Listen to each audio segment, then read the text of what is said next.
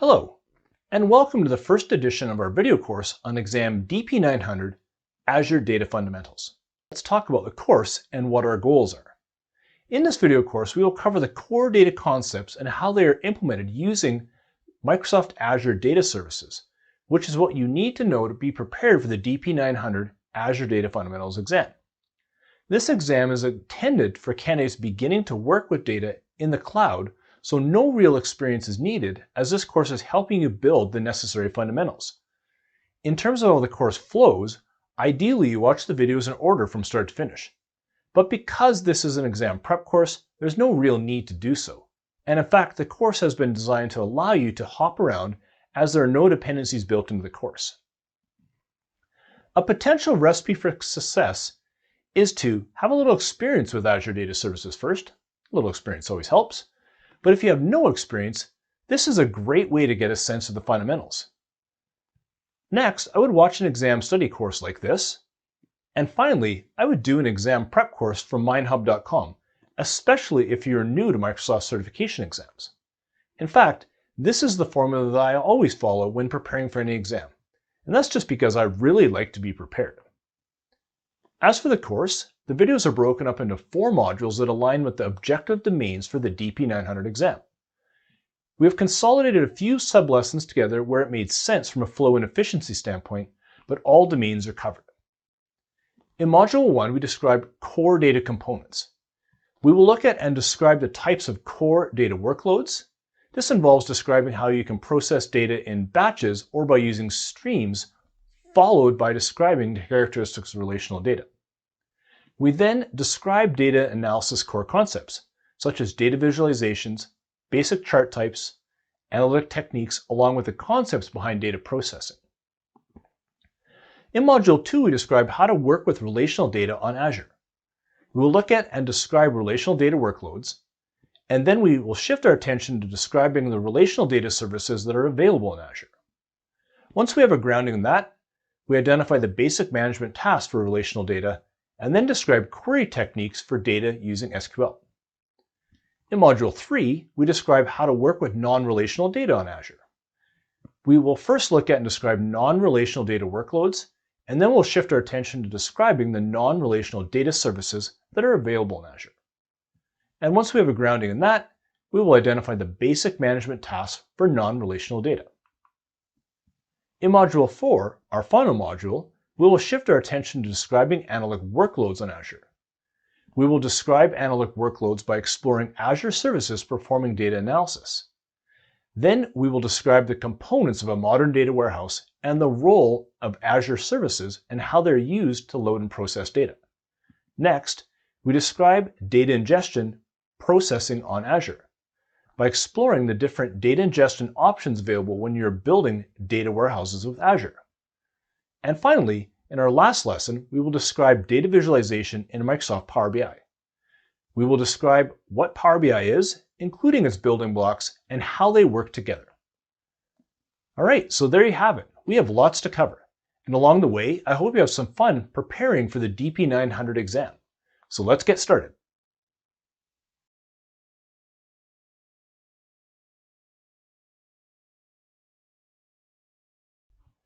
In Module 1, we describe core data concepts. We will look at and describe the types of core data workloads. This involves describing how you can process data in batches or by using streams, followed by describing the characteristics of relational data. We will then describe data analytics core concepts, such as data visualizations, basic chart types, analytic techniques, along with the concepts behind data processing. Let us begin.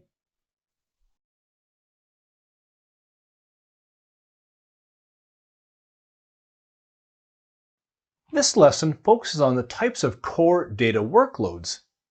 In this lesson, we will describe batch data. We're going to describe streaming data. We'll describe the difference between batch and streaming data. And finally, we'll describe the characteristics of relational data. Let's begin.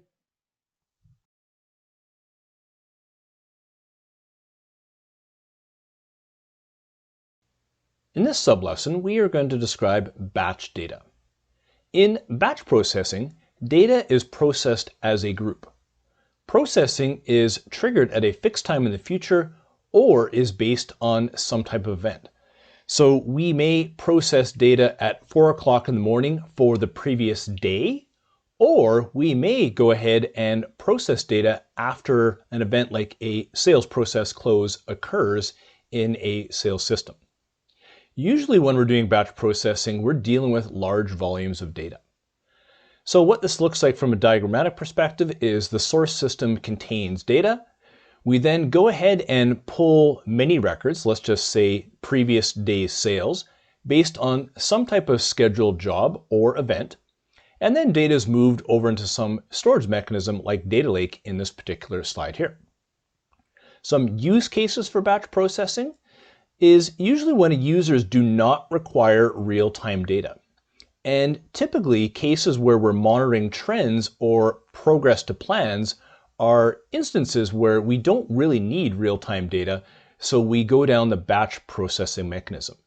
Examples of this are monitoring inventory levels or sales levels compared to where we would expect them to be to some type of plan. All right, so that is the end of this sublesson.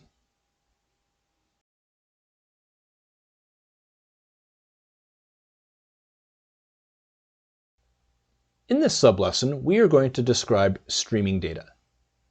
With streaming or real-time processing, data processing typically occurs immediately with latency in the order of seconds or milliseconds. Data volumes are usually small, intended for individual records or microbatches consisting of few records. For example, we may have a web source, such as a currency exchange rate provider, that may send data at predefined intervals, let's say every 5 seconds, or as the exchange rate data changes. So on this diagram here, we have records coming in at different spaces because we don't know when that data is actually coming through, for example. So there may be some type of unscheduled event that is bringing that data through. So data may just be getting pushed to us as data changes or a reading is taken off a system. We then go ahead and store that data in a storage mechanism. In this example, we have data lake being our storage mechanism. Finally, with streaming or real-time processes, there are some use cases we want to discuss. Users of real-time or streaming systems typically require real-time data. And this is because that data usually affects the immediate operations of a business. So for example, we may be getting temperature readings off a delivery truck that may have a certain temperature required of it because of the load it's carrying, or we may be interested in stock prices coming off a ticker. Both those scenarios there require that we have immediate access to data so that we can manage the operations of those particular business processes. All right, so with that, we're at the end of this sublesson.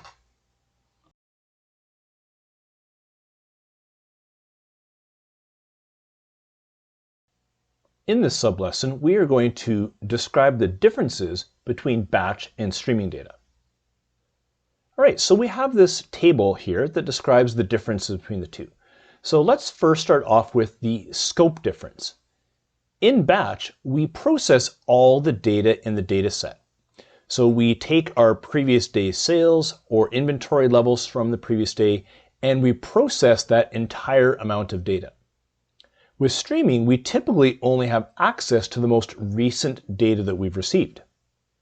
From a size perspective, batch is typically dealing with larger data sets. So we're grabbing an entire day's worth of sales data versus a streaming example where we may be grabbing data from a currency exchange provider as currency exchange rates are changing. And those will be smaller data sets. From a performance perspective, batch has a medium to high latency. And in streaming, we have a very low level of latency. From an analysis perspective, we typically can perform more complex analysis and processing of batch data because we typically have more time to do so. And from a streaming perspective, we typically only find ourselves doing simple analysis and processing, such as finding anomalous data in our data sets. All right, so there we have it. There are the differences between batch and real-time processing. And with that, we're at the end of the sublesson.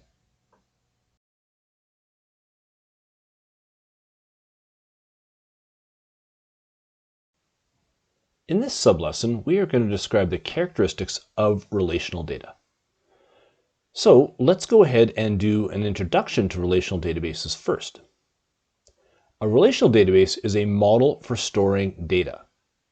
It has query capabilities that enable quick retrieval of data.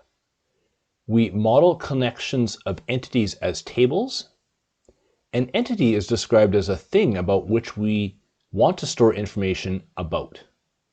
Examples are employees, products, and sales transactions.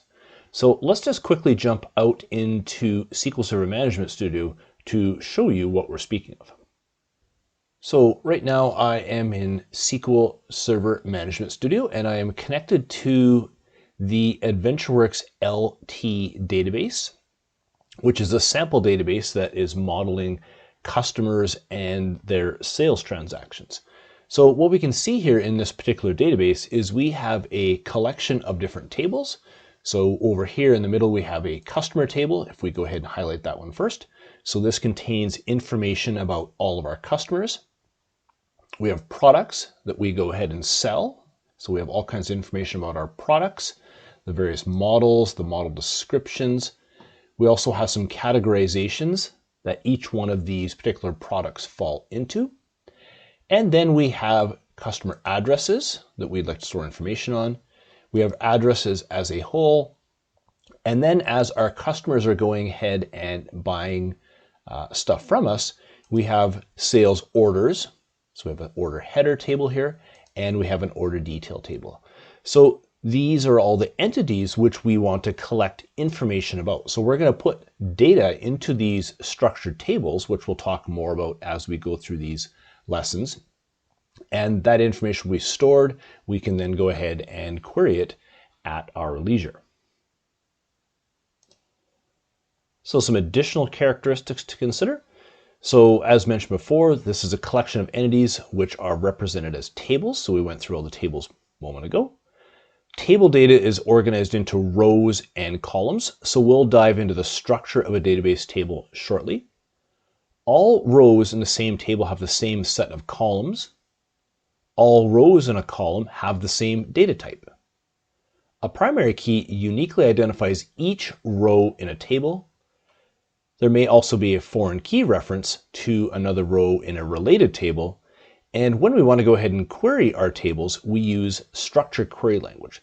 So we will go now back into SQL Server Management Studio to dissect this a little bit more. So what we'll do here is we will focus in on the customer table. So I have my tables folder opened up. So I will go down here to my customer table. I'll open that customer table up. I'm going to see that there are a number of different properties about the table. So I've got my columns here. If I go ahead and open that up, I'm going to see the various columns that I have here that I'm storing information about on that customer. So I've got their title, for example, first name, middle name, last name, perhaps the company name they work for, an email address, phone, all the various attributes of a customer that you may expect to collect. And we'll notice that on each one of these column values is a data type. So every row in this customer table will have the exact same number of columns, and every column will have the exact same data type. From a relationship perspective, we'll notice a few things. In our customer table, we have a primary key which uniquely identifies each one of the rows in the customer table. And then we will have tables where the customer ID is stored as well, but it is a foreign key relationship. So for example, if we take a look at our order header table, as customers place orders, there will be an entry into the sales order header table, and the customer's ID will be stored in that table as well as a foreign key. And if we want, we can hover over top of this line between the two, and this will actually show us the relationship between the customer table and the sales order header table. And we can see the customer ID is right here in that sales order header table. Okay, so let's go now and actually perform a quick query and inspection of this table here. So what I'm going to do is just simply here, because we're going to talk more about the SQL language itself later on. So I'm just going to go in and select the top 1,000 rows out of the customer table. So I can see a query was written here, which we will go into more detail in another sublesson. But if we take a look at all of the different rows that came back out of this table, we can see that we have 847 rows that came back. And here are all the individual columns of data that come along with that. So we can just scroll around here and take a look at all the data that is being stored about the customer. So the next thing we want to take a look at are some transactional data traits. So the traits we have down the left-hand side there are the normalization traits. So typically in a relational database, the data is highly normalized, and we'll show you an example of what that looks like shortly. The schema is on write and it is strongly enforced. So from a consistency standpoint, there is strong consistency and ACID guarantees. And ACID is an acronym that we'll discuss later, but we'll also introduce the terms here. So ACID stands for, the first letter is A, is atomicity, is basically an all or none proposition. So your entire transaction will work or none of it will. Consistency guarantees that a transaction never leaves your database in a half-finished state. The isolation principle keeps transactions separated from each other until they're finished. And durability guarantees that the database will keep track of pending changes in a way that the server can recover from any abnormal termination of transactions. From an integrity standpoint, there's a high degree of integrity within relational databases, largely due to the schema and the consistency. From a workload perspective, there's heavy writes and moderate reads. And from a locking strategy, it uses what's called an available locking strategy.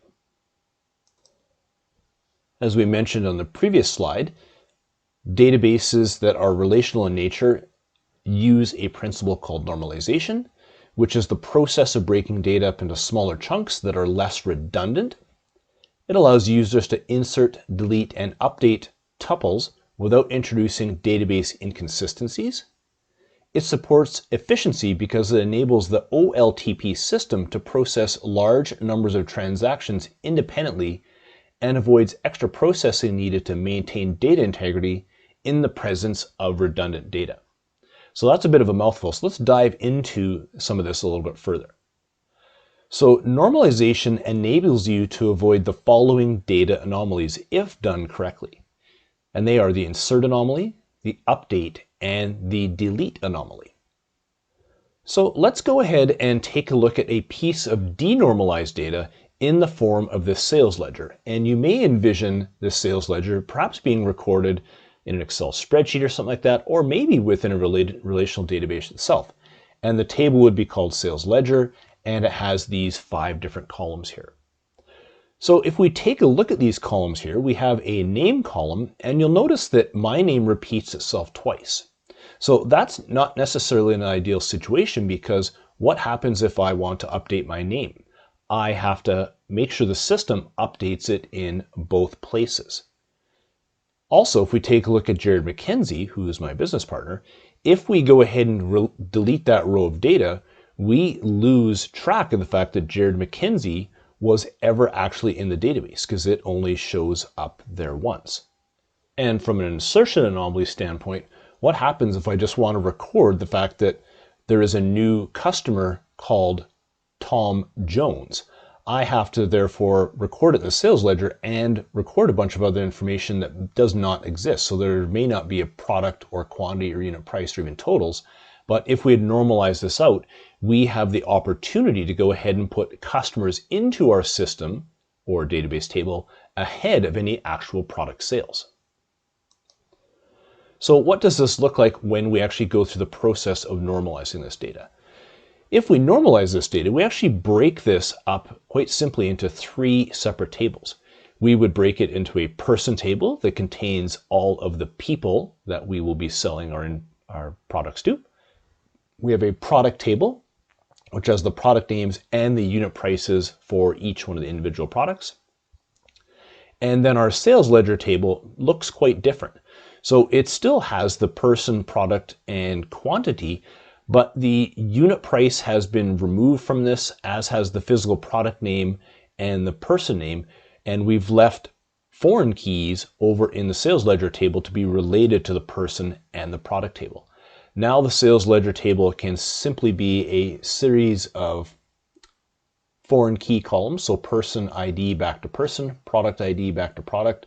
The quantity for that individual line item can be recorded there, and then we're able to take the quantity and the unit price from the related product table to give us a total sales. So this is what the data looks like after we've gone through the process of normalization. All right, so that is it on our description of some characteristics of relational data, and with that, we're at the end of this sublesson.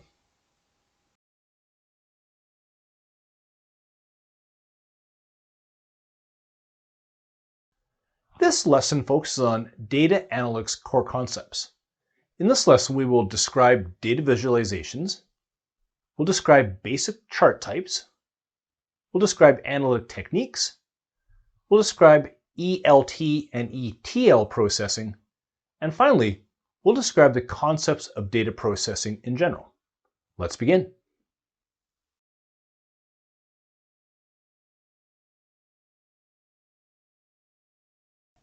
In this sublesson, we're going to describe data visualization. So what exactly is data visualization? It is when we graphically represent our data. By using visualizations like charts, graphs, and maps, data visualization tools provide an accessible way to see and understand trends, outliers, and patterns in our data. Data visualization is the process of taking raw, row and column-based detail data and presenting it in a summarized manner. We can use visuals beyond tables so that information and trends can be digested at a glance. Often, a collection of related visuals are combined to tell a story of a particular subject area. So let's go now and actually do a demonstration of this. So in this particular visualization here, let's just start off with a plain old table. So a very common way of presenting information out to users. In this case here, we can simply got products, years, quarters, months, the countries things were sold in, and the sales and profit that we made on those products. So this is the data being presented as a table. But what if we wanted to do something similar and actually present our data as a line chart? We could go ahead and use a visual like this, which gives people a better sense of the trends over time or changes over time for our particular product sales. So we have all kinds of different ways to go ahead and visualize this information so that people can look at it and spot trends at a glance. And in this case here, doing a comparison between the different quarters to show the relationship of the cost of goods and the profit of each one of those products. So lots of different ways to go about looking at this information. So what we then aim to do is take all of those individual visualizations that we want to use to tell a story and assemble them into various reports that we can go ahead and interact with. So here we have a Power BI report, which I can then go in and do some filtering on. I can change that to Australia. Perhaps I want to highlight on this particular product here to see how that changes our data. And I can go ahead and interact with the data. Then what we do is we can take these individual pieces or visualizations on this report and build dashboards out of it. So let's go ahead and show you what that looks like. So here we are in a sales analysis dashboard that is in Power BI. And once again, I can see individual tiles that were coming from the reports that we had set up earlier. And if I want to interact with these tiles on this particular dashboard, if I click on it, it will take me back over to the report that we were looking at a little bit earlier. And then once again, I can do some further interaction with this information here. If I want, I can actually start drilling into this year called 2012 here, and I can start going down to lower levels of detail. So we can move beyond basic tables, which are hard to spot trends and outliers and anomalies in, move our information into visuals, which makes it a whole lot easier to see different patterns in our data. And then we can take all those individual visualizations and assemble them into stories which are actually telling us in much easier fashion how our business is actually performing if we actually go ahead and design these visualizations properly. All right, so that is it on describing data visualizations, and with that, we're at the end of this sublesson.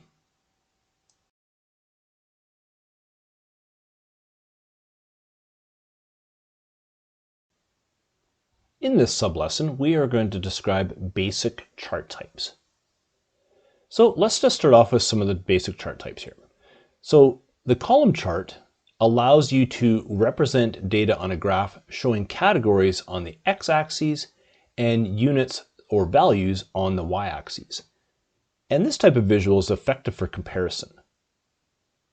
The bar chart, which is like a column chart, but with the categories on the y-axis and units and values on the x-axis, and it is also effective for comparison. Then we have pie and donut charts, which are useful for breaking down the distribution of subcategories within a group or for displaying parts of a whole. Scatter and bubble charts are ideal for detecting outliers in your data. Line charts are often used for tracking changes and trends over periods. And finally, we have tables and matrix. A table is traditional row and column visual, and the matrix allows for drilling into details within those values. All right, so let's actually go ahead and show you these visuals in action.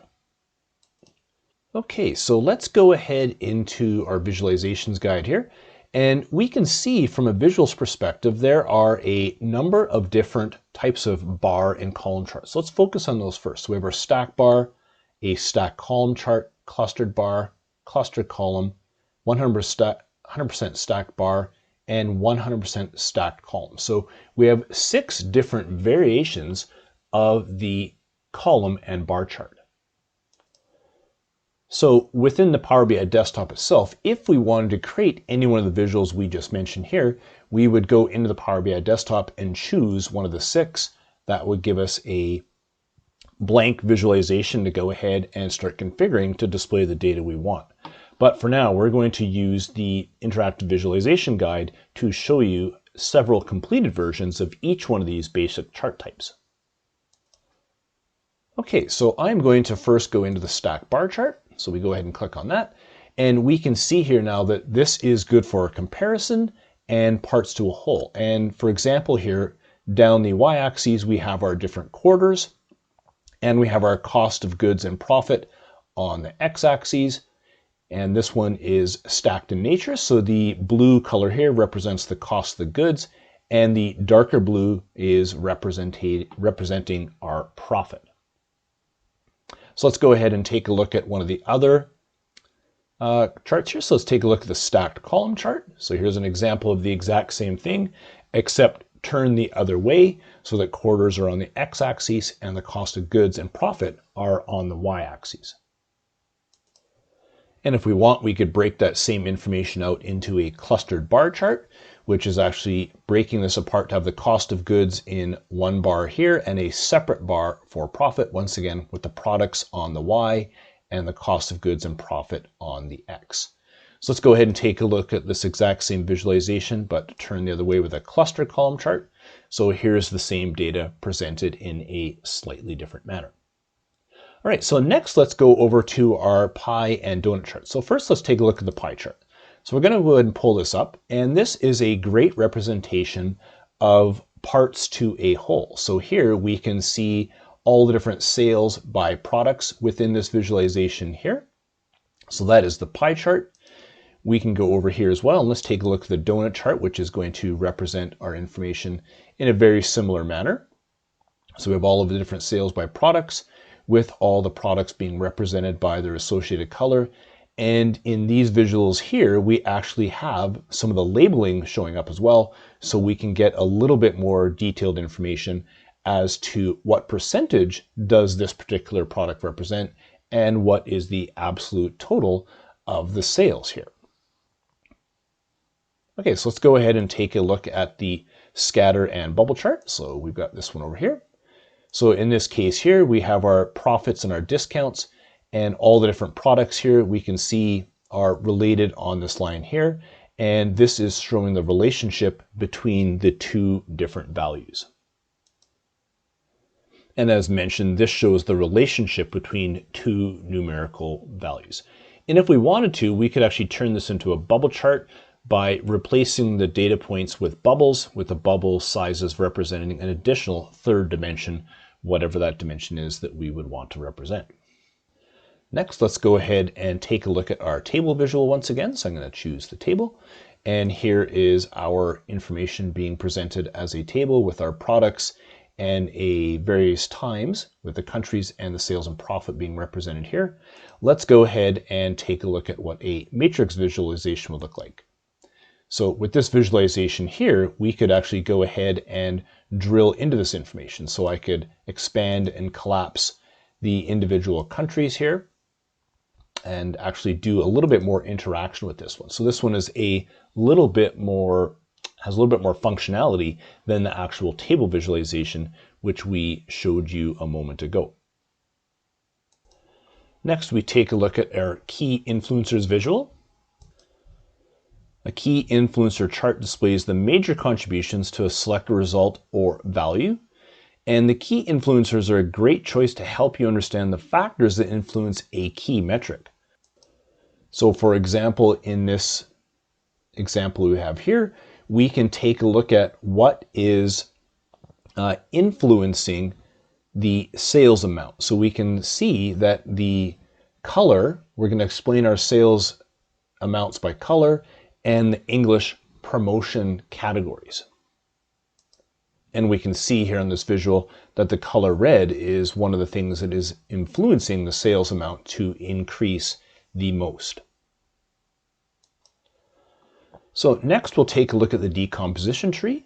So the decomposition tree visual displays your data across multiple dimensions by aggregating the data for you. This enables you to drill down in any order. It is an artificial intelligence visual, and it allows you to find the next dimension to drill into. We use the decomposition tree when we want to conduct root cause analysis or ad hoc explanation. Next, let's take a look at the decomposition tree. So the decomposition tree is an AI-powered visual that allows you to drill down into your data across multiple dimensions. The decomposition tree is used to conduct root cause analysis. And the decomposition tree allows you to analyze a business metric however you choose to analyze it.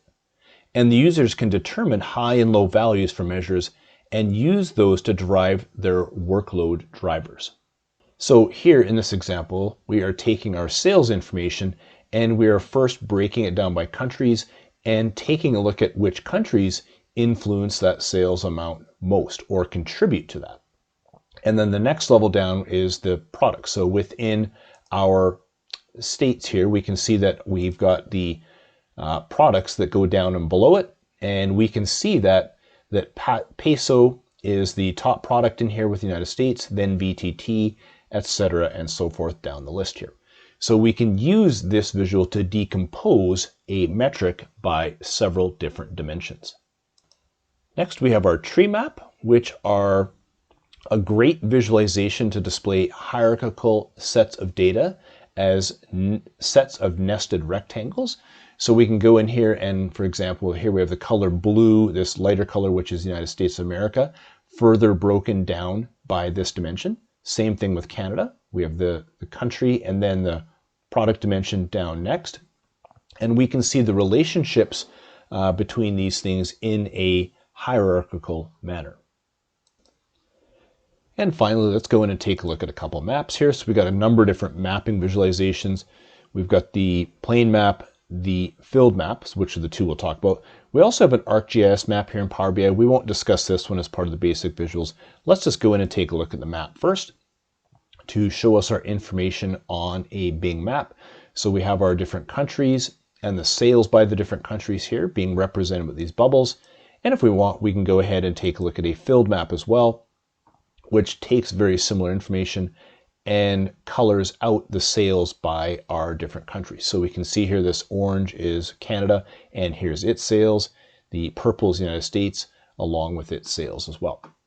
All right, so lots of different ways to visualize data inside of Power BI. We hope we walked you through a number of the basic visualization types for you, and this will set you up for success on your exam. And with that, we're at the end of the sublesson.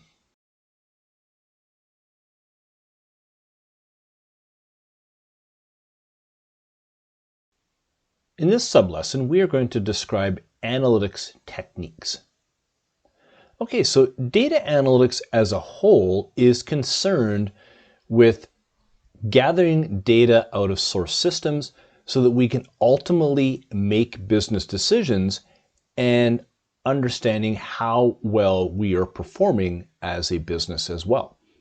So we find ourselves going through the process of extracting information and making it available so that we can do different types of analysis on that data. So let's take a look at some of these analytic techniques. So first off, we have descriptive, which is far and away the most common form of analytics. And descriptive analytics helps answer questions about what has happened based on historical data. So we're taking data from our source systems, taking a look at data in the past to understand what has happened. So taking a look at perhaps what previous month's sales were. Diagnostic analytics helps answer questions on why things happened. So the focus here is on the why, not the what. The predictive analytics side helps answer questions about what will happen in the future. Prescriptive helps answer questions about what actions should be taken to achieve a goal or a target. And finally, cognitive analytics helps to draw inferences from existing data patterns. It helps you to learn what might happen if circumstances change and how you might handle these situations. So some sample questions that we may find in each one of these different forms of analytics are the following. For descriptive, we may say or ask, how are we doing this month versus last month's sales?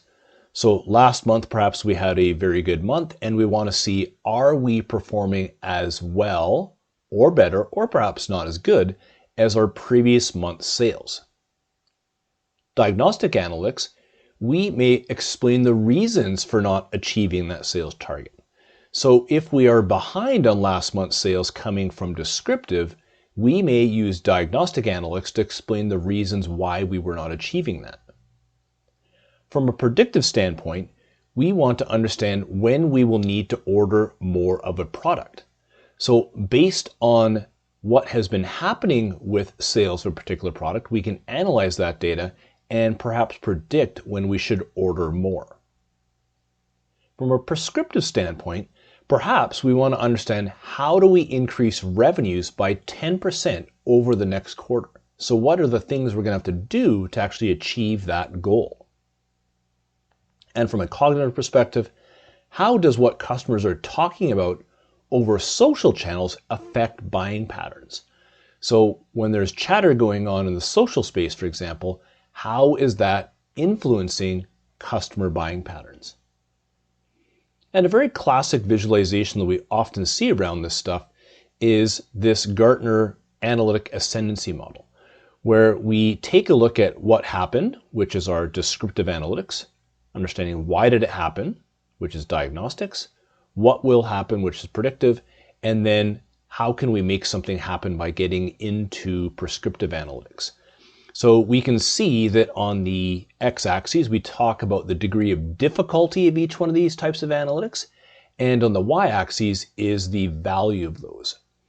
And as you start moving further up the line there, we see that they are increasingly more difficult, but the value is also there if you can actually go ahead and make it work. All right, so that is it on this particular sublesson on describing analytics techniques.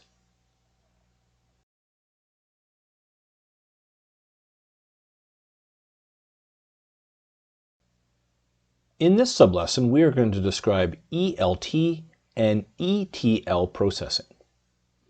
All right, so first off, let's start with extract, transform, and load.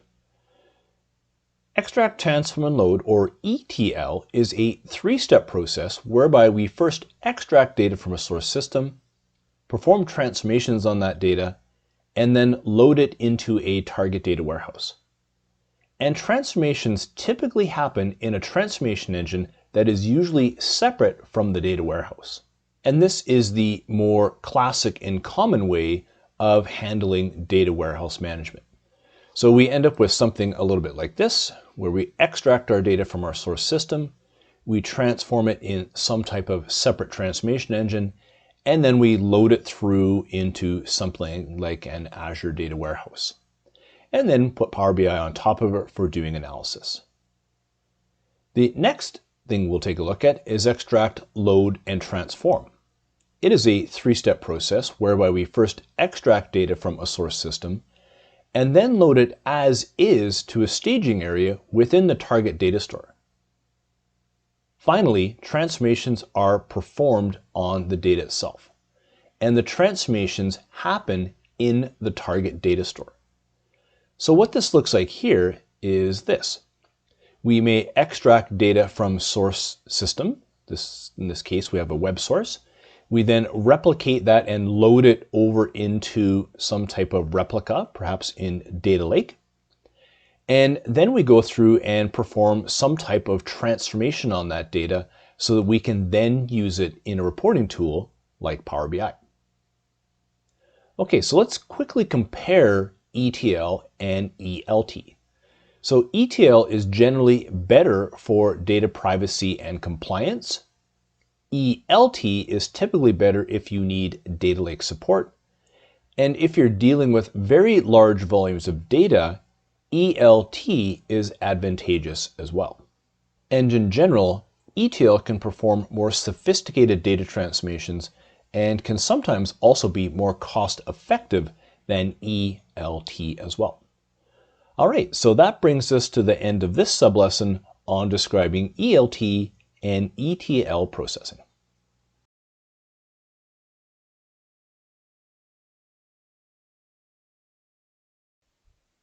In this sublesson, we are going to describe the process of data processing. So first, let's take a look at data ingestion. So data ingestion is the process of obtaining raw data from source systems for loading into a target database. This can be done in a batch or as a stream. So if you recall from an earlier sublesson, we described the differences between batch and stream. So depending on what the end user's use cases are, you will choose one of those two methodologies. We may perform some filtering and or light transformations on the data when we're going through the actual ingestion process. So it looks something like this, where we will take our data from our source systems and go through and ingest it into some type of target system using an extract tool. Data processing is the process whereby raw data is transformed and cleansed in preparation for data exploration and analysis. Often processed into a business model that can be used for general and standardized consumption by our users. So in this stage here, we're actually taking the raw data and doing a little bit more work to it to process it and get it ready for end user consumption. So we want to make sure the data is of high degree of value. We haven't missed any information. There's no data quality issues.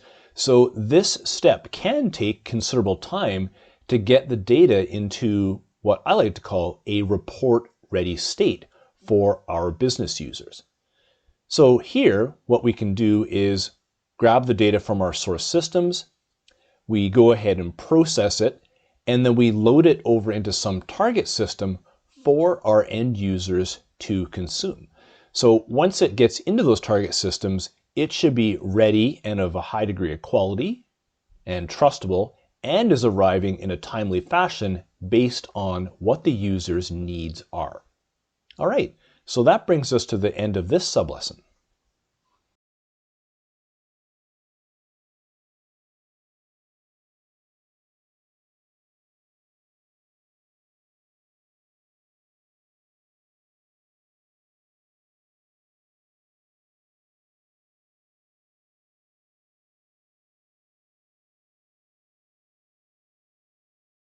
In this module, we will describe how to work with relational data on Azure. We will look at and describe relational data workloads, and then we will shift our attention to describing the relational data services that are available in Azure. Once we have a grounding in that, we will identify basic management tasks for relational data, and then we'll describe query techniques for data using SQL language. Let's begin.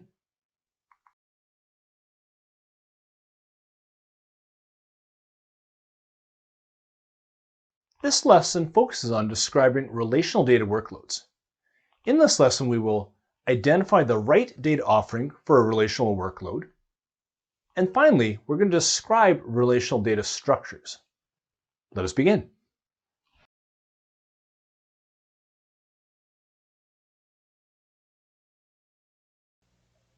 In this sublesson, we are going to identify the right data offering for a relational workload. But before we do that, we need to understand what IaaS, PaaS, and SaaS are first, so that we can then compare and contrast the three so that we choose the appropriate service for the relational workload that we want to deal with. So first off, let's start with infrastructure as a service. Infrastructure as a service is a group of cloud computing services that offers essential compute, storage, and networking resources on demand. So as we can see on the diagram, this typically encompasses your server and storage, networking, firewalls and security, and typically your data center, which you have that hosts your infrastructure. So these three are taken care of under IaaS. When we move to PaaS, or Platform as a Service, it is the IaaS offering plus the operating system, database tools, database management systems, and analytical tools. So we can see that PaaS, or the Platform as a Service, encompasses a little bit more beyond just the infrastructure. And finally, Software Services is PaaS plus any hosted applications. So let's take a look at a couple examples of IaaS, PaaS, and SaaS in the Microsoft ecosystem. So IaaS, some common examples are virtual machines in Azure and SQL Server running on an Azure VM. In the PaaS world, we have our Azure SQL Database, Azure SQL Managed Instance, Azure Database for PostgreSQL, Azure Database for MySQL, and Azure Database for MariaDB. And from a SaaS perspective, we have Office 365 and the various dynamic suite of products, plus many more. Okay, so let's now put these on a visualization here that contrasts the level of administration on the x-axis, and I want to highlight that the higher administration is over furthest to the left on the x-axis, and the lower administration is further to the right. And on the y-axis, we have the cost. So we have a dedicated higher cost down closer to the bottom, and a shared lower cost as we move up the y-axis. So what we can do here is take a look at physical infrastructure first on-premise. So these are SQL Server on physical machines. As they denote here on the diagram, it's considered raw iron. We can then have a virtual environment on-premise where we have SQL Server private clouds, which are virtualized private machines and appliances. We can then start to move over into Azure and take advantage of infrastructure as a service. So we may host our SQL servers in an Azure VM. Next, as we move up a little higher, we could take a look at Platform as a Service, where we have Azure SQL Database, which is a virtualized database. And then we can take a look at SaaS as we move further up the chain as well. So let's compare on-premise and cloud. So if we want full control of our environment, on-premise is the way to go. If we want close control over our data, on-premise as well. If we want scalability, cloud. If we want ease of maintenance, we typically would choose a cloud solution. Speed of provisioning, because provisioning a service, as we will see later on in another sublesson, is very quick and efficient in Azure. And if you could imagine, if you wanted to provision something like this in an on-premise environment, these typically take considerable amount of time to get provisioned. You don't just get a SQL Server database set up within a couple hours. That usually, in most organizations, takes a considerable amount of time. Whereas in the cloud world, we can get that up and running very quickly. Then the big one here, or one of the big ones I should say, is from a capital expenditure standpoint, cloud is the better option. From an operational expenditure standpoint, on-premise is the better option. So when it comes to accounting for the cost of these systems, there are often hurdles that need to be overcome in most accounting departments because there tends to be a preference towards operational expenditures, which has many organizations leaning towards on-premise versus the lower capital expenditures, which we typically see over in the cloud world. So this is always a very interesting one to get organizations to fully get their arms wrapped around, because there are plenty of very good benefits to moving into the cloud and taking advantage of the services there. But the accounting of the environment typically provides one of those roadblocks that we need to just work ourselves around a little bit. All right, so that brings us to the end of this sub-lesson on identifying the right data offering for a relational data workload.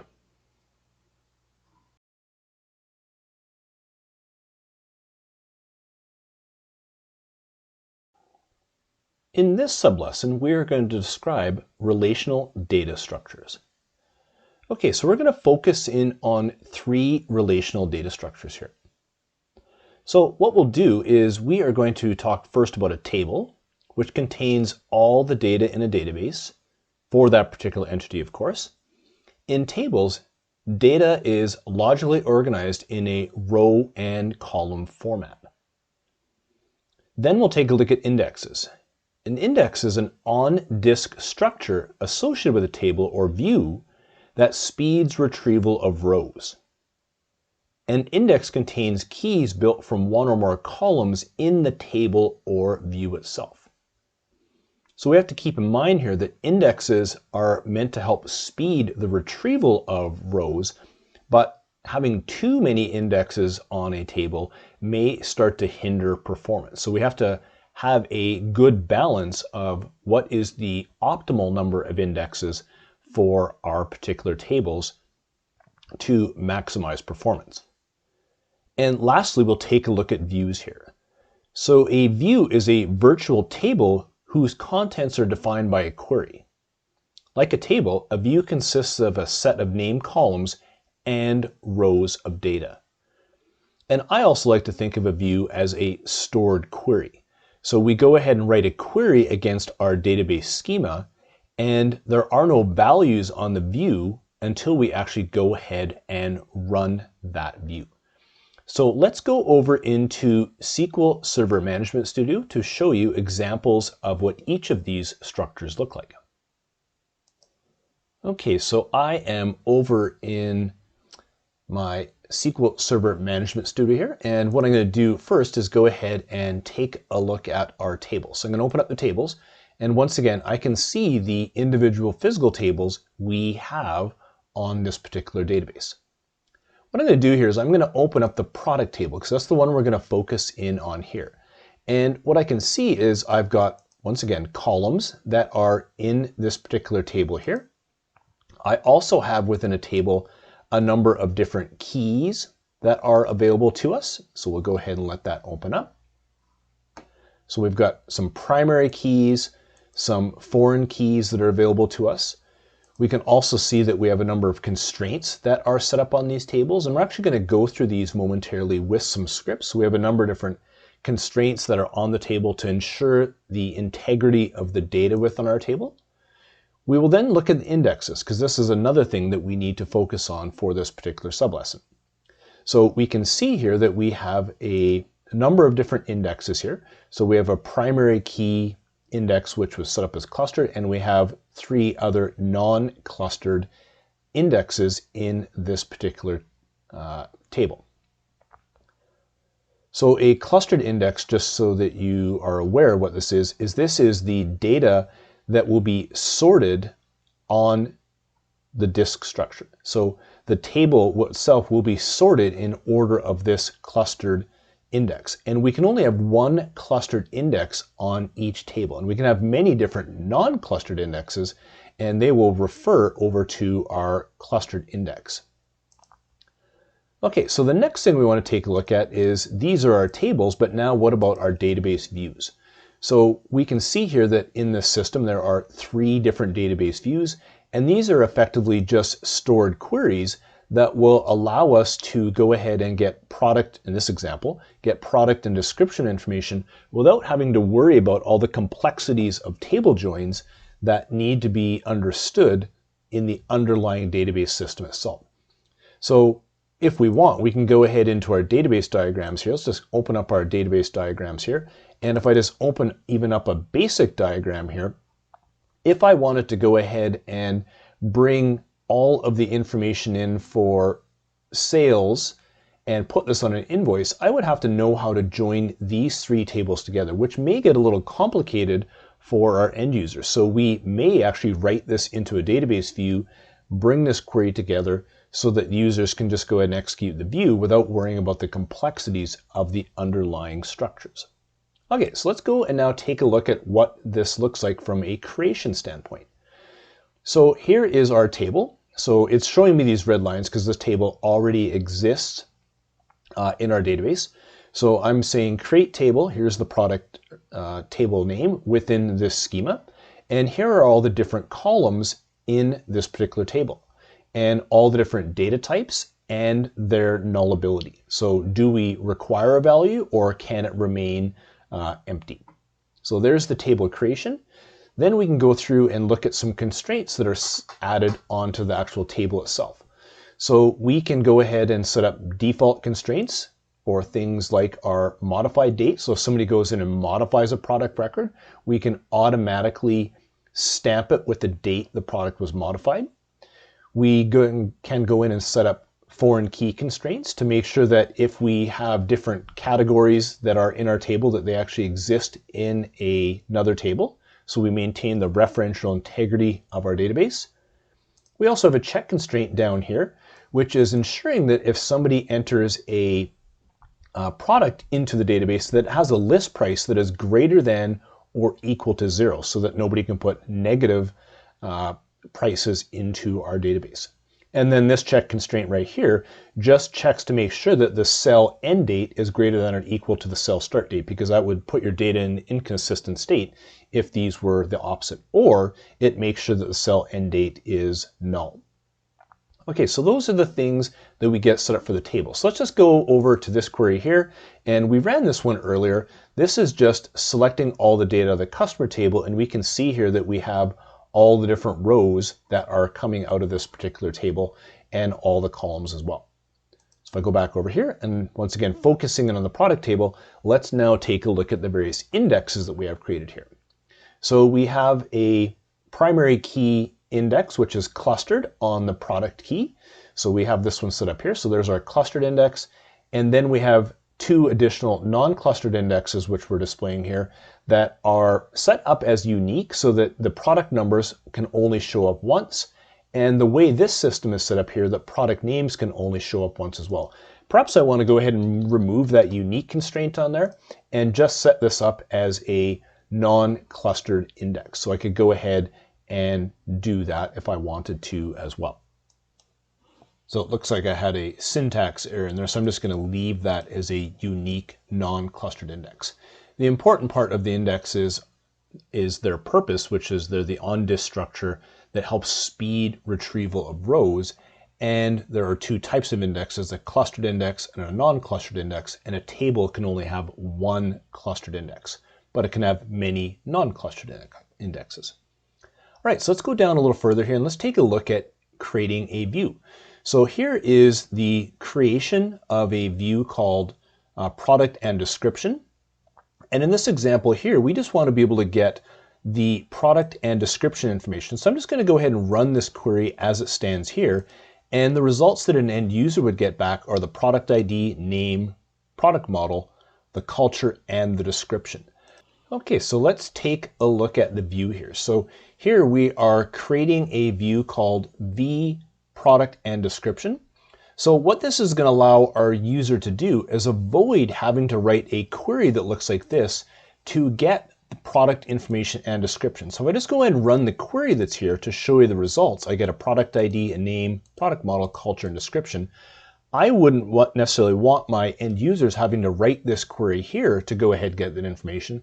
So I, as a developer, may write them a view which has this name, which will actually pull in these columns and actually abstract the complexities of the joins away from our users.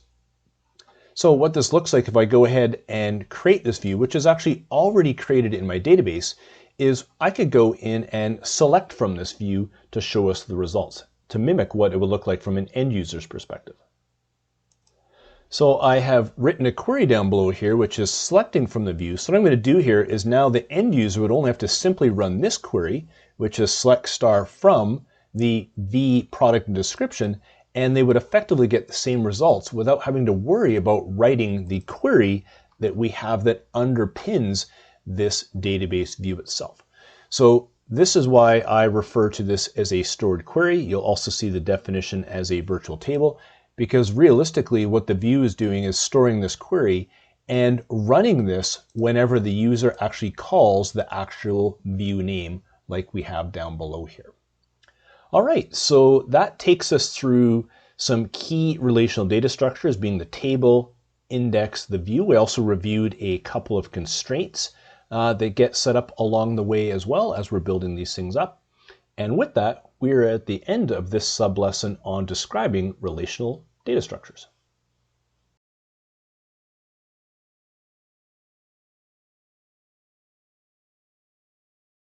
This lesson focuses on describing relational Azure data services. In this lesson, we will describe the Azure SQL family of products. We'll describe Azure Synapse Analytics. We're going to describe Azure Database for PostgreSQL, Azure Database for MariaDB, and Azure Database for MySQL. Let us begin.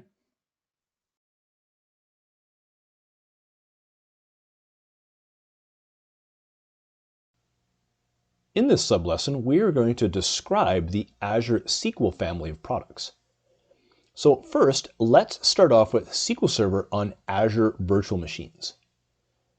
SQL Server on Azure Virtual Machines enable you to use full versions of SQL Server in the cloud without having to manage any on-premise hardware. You can run SQL Server versions other than the most stable and recent version like you were required to do in an Azure SQL database in scenario.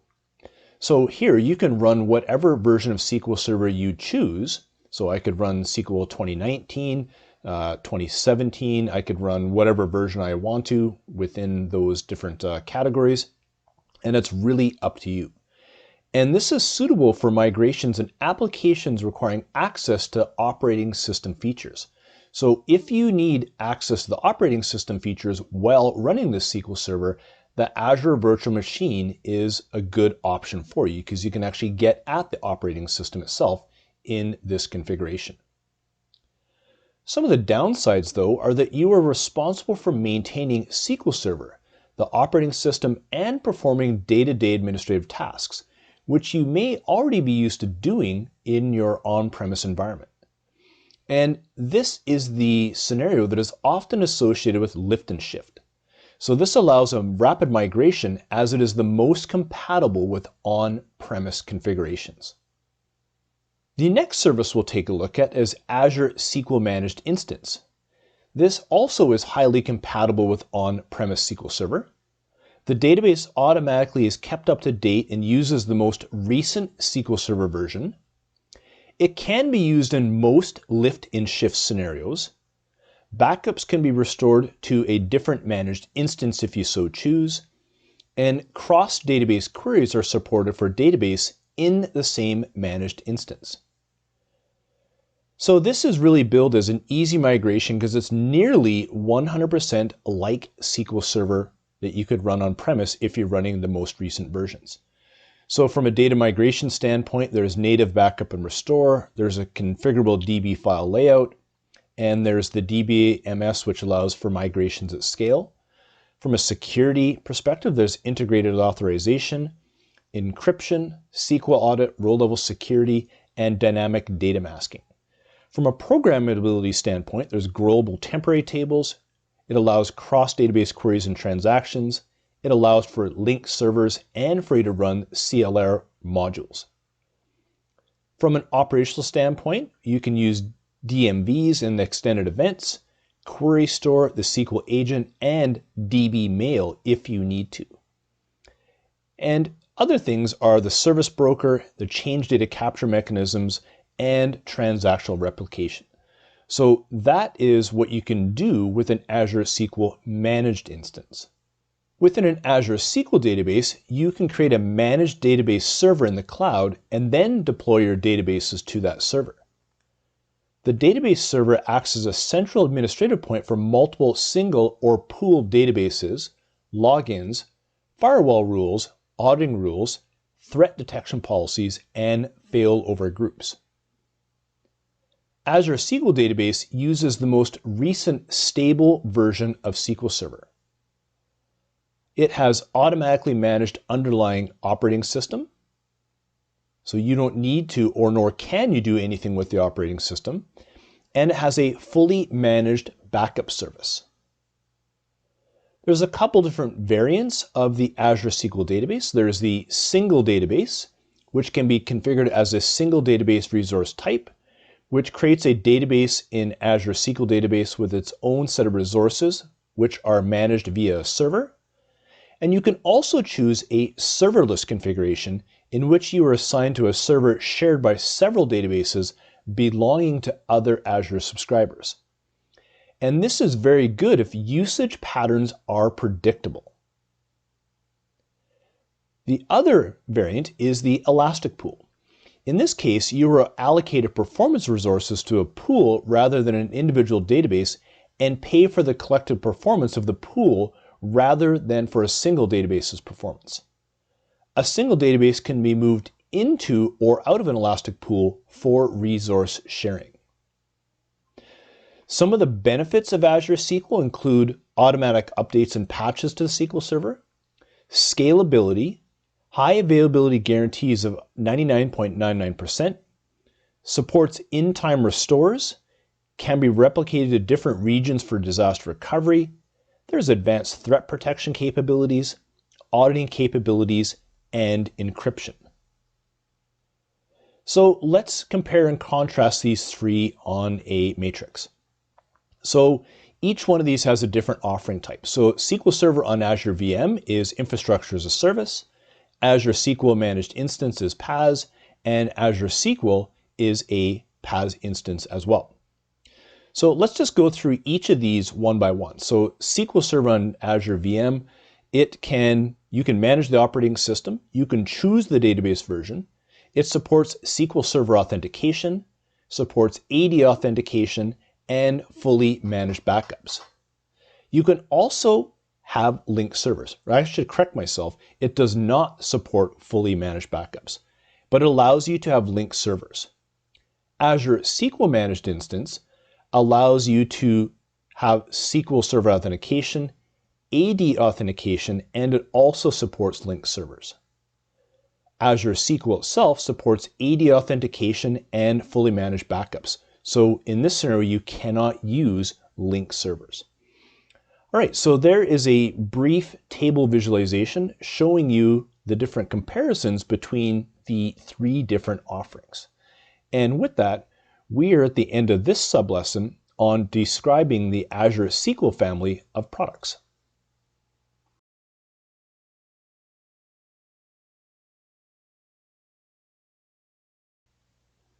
In this sublesson, we are going to describe Azure Synapse Analytics. Azure Synapse Analytics is a limitless analytics service that unites data integration, enterprise data warehousing, and big data analytics capabilities, which means we can bring data from our many different sources that we may have as an organization, be it on-premise, in the cloud, in a SaaS data source, or via streaming, and bring it inside of Azure Synapse Analytics. And through Azure Synapse Analytics Studio, we can go ahead and manage these processes of integration, management, monitoring, and security. We have a couple different choices for our analytics runtimes. We can use a SQL runtime or an Apache Spark runtime. We'll discuss those momentarily. And we can underpin this on Azure Data Lake Storage Gen 2 so that we can then take all this data and work with it through machine learning or within Power BI. So now let's go ahead and take a look at the Synapse dedicated SQL pool. Okay, so Azure Synapse Analytics is an analytics service that brings together enterprise data warehousing and big data analytics. And the dedicated SQL pools, which we're discussing here, are formerly the SQL DW or SQL Data Warehouse. And this refers to an enterprise data warehousing environment that has features that are available in Synapse Analytics. So the Azure Synapse dedicated SQL pools were formerly referred to as SQL DW, and they represent a collection of analytic resources that are provisioned when using Synapse SQL. The size of a dedicated SQL pool, once again formerly known as SQL DW, is determined by your data warehousing units. And once your dedicated SQL pool is created, you can import big data with simple Polybase T-SQL queries and then use the power of the distributed query engine to run high-performance analytics. And as you integrate and analyze data, the dedicated SQL pools will become the single version of the truth for your business that you can count on for faster and more robust analytics. So we can take advantage of this massively parallel processing engine to go ahead and bring data from our different storage mechanisms for applications and users to consume. So we can get very high performing enterprise data warehousing and big data capabilities that is also scalable according to our needs. The Synapse Serverless SQL is an environment that allows your SQL pools to query a service over the data in your data lake. It enables you to access your data through the following functionality. So it has a familiar T-SQL syntax to query data in place without needing to copy or load data into a specialized store. And there's integrated connectivity via the T-SQL interface that offers a wide range of business intelligence and ad hoc querying tools, including the most popular drivers. The serverless SQL pool is a distributed data processing system built for large-scale data and computational functionalities. The SQL Server Serverless pool enables you to analyze your big data in seconds to minutes, depending on the workload that you have in place. So we can query data from our data lake store, Cosmos DB, and even query our Dataverse if we so choose. Synapse Spark Pools, on the other hand, is a managed open source parallel processing service. It is in memory, which offers a boosted performance. It is highly scalable and allows you to query data from your Azure Blob storage as well as data lake. Next is the Synapse Spark pool. So let's go ahead and discuss what Apache Spark is. So Apache Spark is a parallel processing framework that supports in-memory processing that enables you to boost the performance of your big data analytic applications. Apache Spark in Azure Synapse Analytics is one of Microsoft's implementations of Apache Spark in the cloud. Azure Synapse makes it easy to create and configure a serverless Apache Spark pool in Azure. Spark pools in Azure Synapse are compatible with Azure Storage and Azure Data Lake Gen 2 storage. So you can use Spark pools to process your data stored in Azure. So in recap, it's managed open source parallel processing. It is in memory, highly scalable, and can query data from your Azure Storage and your Azure Data Lake Gen 2. So lots that we can go ahead and do with this. Next up is Synapse Pipelines. So this is a data integration service that enables you to move and transform data and handle orchestration activities. Synapse Link is a hybrid transactional and analytical processing engine, or HTAP. It enables near real-time analytics in Cosmos DB. So we can go ahead and query from Azure Synapse Analytics our Azure Cosmos DBs. Synapse Studio is a cloud-based development and administration tool for Synapse. We can develop SQL, Spark notebooks, pipelines, and data flows, and monitor and manage our SQL pools, Spark pools, and various pipelines. All right, so with that, we are at the end of this sublesson on describing Azure Synapse Analytics.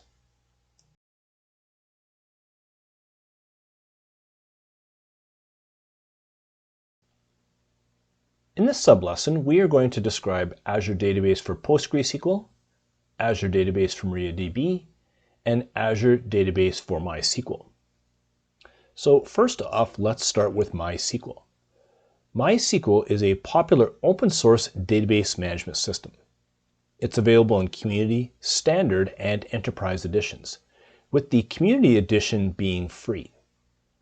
Azure Database for MySQL is a PaaS implementation of MySQL, and it is based on the MySQL Community Edition. Some of the benefits of Azure Database for MySQL are the following: built-in high availability, data protection using automatic backups and point-in-time restore for up to 35 days, automated maintenance for underlying hardware, operating system, and database engine to keep the service secure and up to date. Predictable performance using inclusive pay-as-you-go pricing, elastic scaling within seconds, and cost optimization controls with the ability to start and stop the server. It also has enterprise-grade security and industry-leading compliance to protect sensitive data at rest and in motion. And finally, it has monitoring and automation to simplify management and monitoring for large-scale deployments. There are certain operations which are not available, and those are primarily concerned with security and administration. And Azure manages these aspects of the database server itself. It does come in two deployment options: single server and flexible server, which currently is in preview. Next, let's look at PostgreSQL. PostgreSQL is a hybrid relational object database. It can store data in relational tables, and it enables you to store custom data types with their own non-relational properties. It enables you to run extensible code modules, which can be run by queries, and you can store and manipulate geometric data. Azure Database for PostgreSQL is a relational database service in the Microsoft Cloud, and it is based on the Community Edition of PostgreSQL.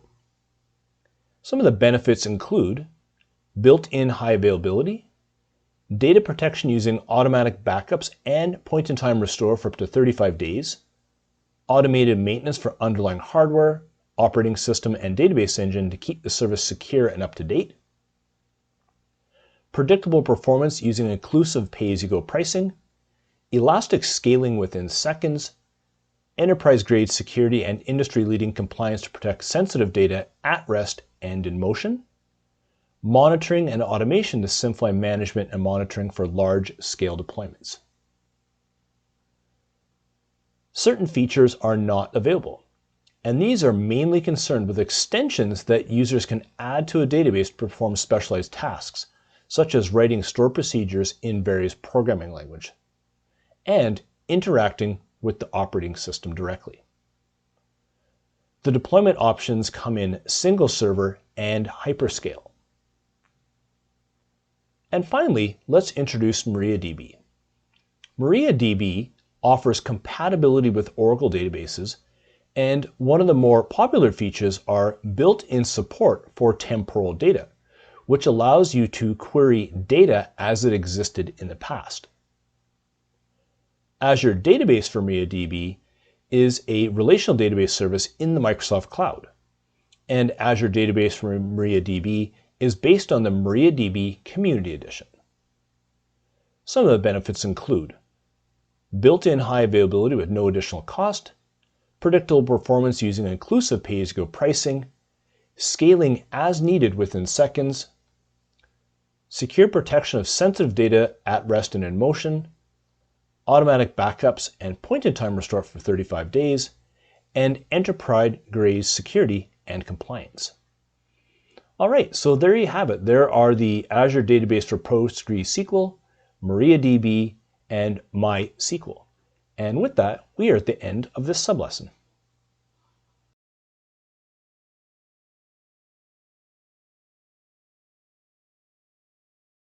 This lesson focuses on identifying basic management tasks for relational data.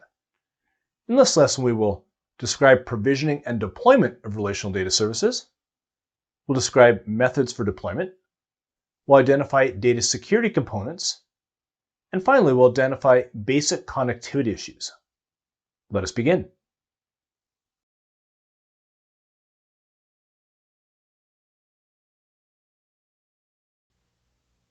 In this sublesson, we are going to describe provisioning and deployment of relational data services.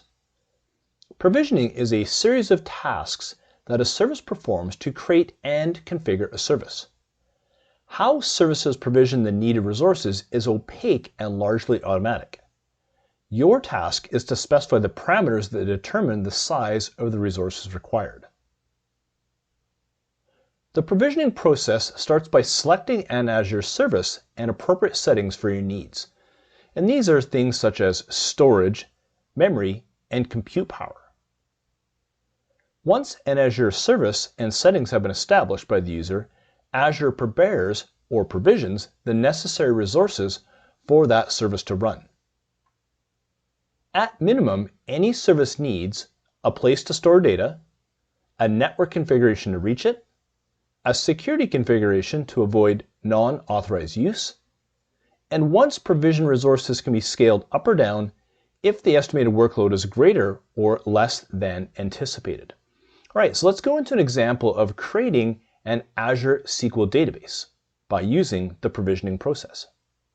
Okay, so I am in my Azure portal right now, and I want to go ahead and create a new resource so that I can go ahead and provision it.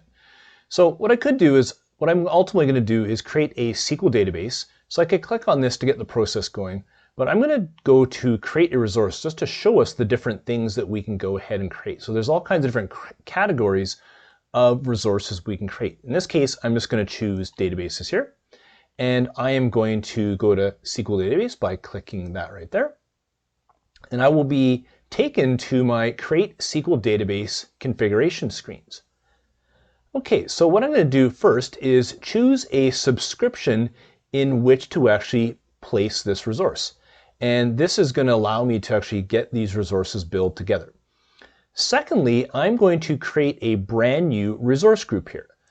And this is going to allow me to gather up a number of resources that have common properties. So I'm just going to add this resource group here, and I'm just going to call this resource-dp-900 exam, like that. I'm going to go ahead and click OK. So now I have a new resource group. I'm going to go in here and give my database a name. So I'm just going to call this DP-900 exam-SQL DB, like so. I want to select a server to put this on. So what I'm going to do here is create a brand new server here. So I'm going to go ahead and get this all configured here. So I have gone through and given my server a name, an administrator login. I've got a password set up here, and I've picked a location for these resources. All right, so I'm just going to go ahead and click OK. So now I have my new server. Next, what I'm going to do here is I get a chance to choose, do I want to go ahead and use the SQL Elastic Pool, which we have discussed in these particular lessons here. So I'm just going to say no here. Then I go ahead and I choose the type of compute and storage levels I want. So I have to choose a SQL service tier and performance level that best fits my application needs. So I can see here it has chosen a general purpose Gen 5 2V cores, 32 gigs of storage, which is probably a little much for what I need here. So I'm just going to go ahead and click Configure Database. When I go ahead and click Configure Database, I have a number of additional properties that I can go ahead and get set up. I can see that if I go ahead and take this configuration as it is, it's giving me an estimated cost of $545 for a given month, which is a little much here. So what I'm going to do here is I'm going to go up into my service tier, and I'm just going to choose a basic service tier here. And I can see now that my estimated cost per month has come down to $7.02 per month. So what we can do here is go into the different service tiers and make a decision as to which one is most appropriate for the workload that we are going to be doing here. So I'm just going to go ahead and click apply because I'm happy with this configuration as it stands.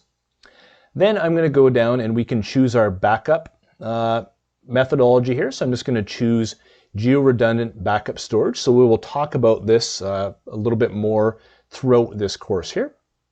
Next, I'm going to go ahead and choose the networking protocols that I want to go ahead and get set up. So this will allow me to configure connectivity to the service.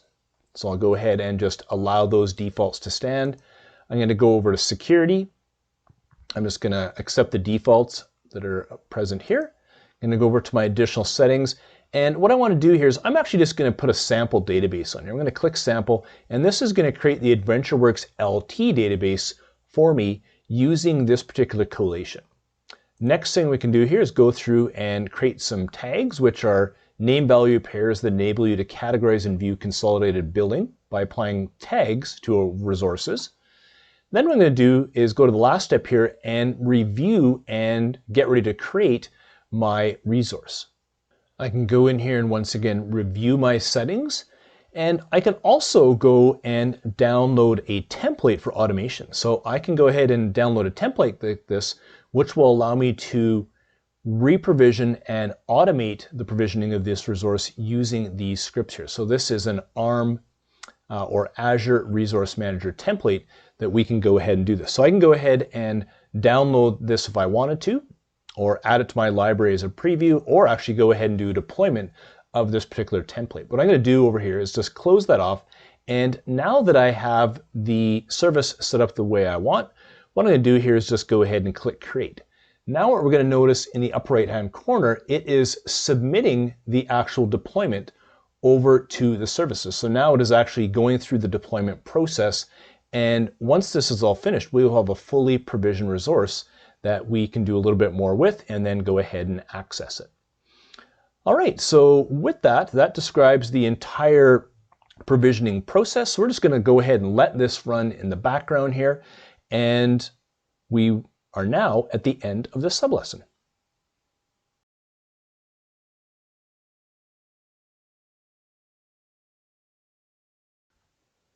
In this sublesson, we are going to describe a method for deployment. Azure provides several tools you can use to provision services, including the Azure portal, which we took a look at in the previous sublesson and used to deploy our Azure SQL database. You can also use Azure Resource Manager templates, or what are referred to as ARM templates. You can either create them from scratch if you'd like, or if you recall at the end of the previous sublesson, when we were deploying using the portal, at the very end, after we had done all of our configurations, we could have downloaded an ARM template to go ahead and save off for future deployments. You also have the ability to use Azure PowerShell and the Azure command line interface. As we saw in the Azure portal, it contains various service-specific pages with guided forms for the settings that are required. This also includes validation steps for the user selected settings before deploying the provisioned service. We can go ahead and also use Azure PowerShell. This utilizes commands to script and automate administrative tasks. Azure provides a series of commandlets, which are Azure-specific commands, that you can use in PowerShell to create and manage Azure resources. You can create Azure Resource Manager templates, or ARM templates, which is defined as services to be deployed in a text-based JSON format file for consistent and reproducible deployments. And finally, we can use the Azure Command Line Interface, or Azure CLI. This is a set of commands used to create and manage Azure resources. It can be run from on-command prompt, from the operating system, or from Cloud Shell in Azure Portal. The commands help in the creation and management of resources with an emphasis on automation. The scripts can be stored for reuse. So let's go ahead now and take a look at these different options. So if you recall from the previous sublesson, we can use the Azure portal where we can go through and configure each one of the settings in here, moving through all of the different screens one by one. These are used to gather up the configuration information for the particular service that you are trying to deploy. And as mentioned before, it actually does some validation of the different parameters that you're going to go ahead and put in here as we get this set up. We also pointed out at the very end of this particular service, we could actually go ahead and download a template for automation. So if I went ahead and did this, I would end up downloading a couple of template files that look like the following, which I will open up in Visual Studio. So here I have a template JSON file and then a parameters JSON file, which is going through and giving some of the configuration settings that we want to go ahead and allow to be in existence for that particular provisioning. So this is an example of the ARM template. So here I have pulled up my Azure Cloud Shell and I'm allowing it to go ahead and run via PowerShell. So I could go ahead in here and type in various commandlets that will allow me to manage and create resources. And finally, if you have the Azure CLI or Command Line Interface installed on your machine, you can go ahead and run that through the command prompt within Windows as well to once again connect into Azure and manage and create resources as you see fit. So once again, a number of different ways to go ahead and manage deployments over into Azure. And with that, we're at the end of this sublesson.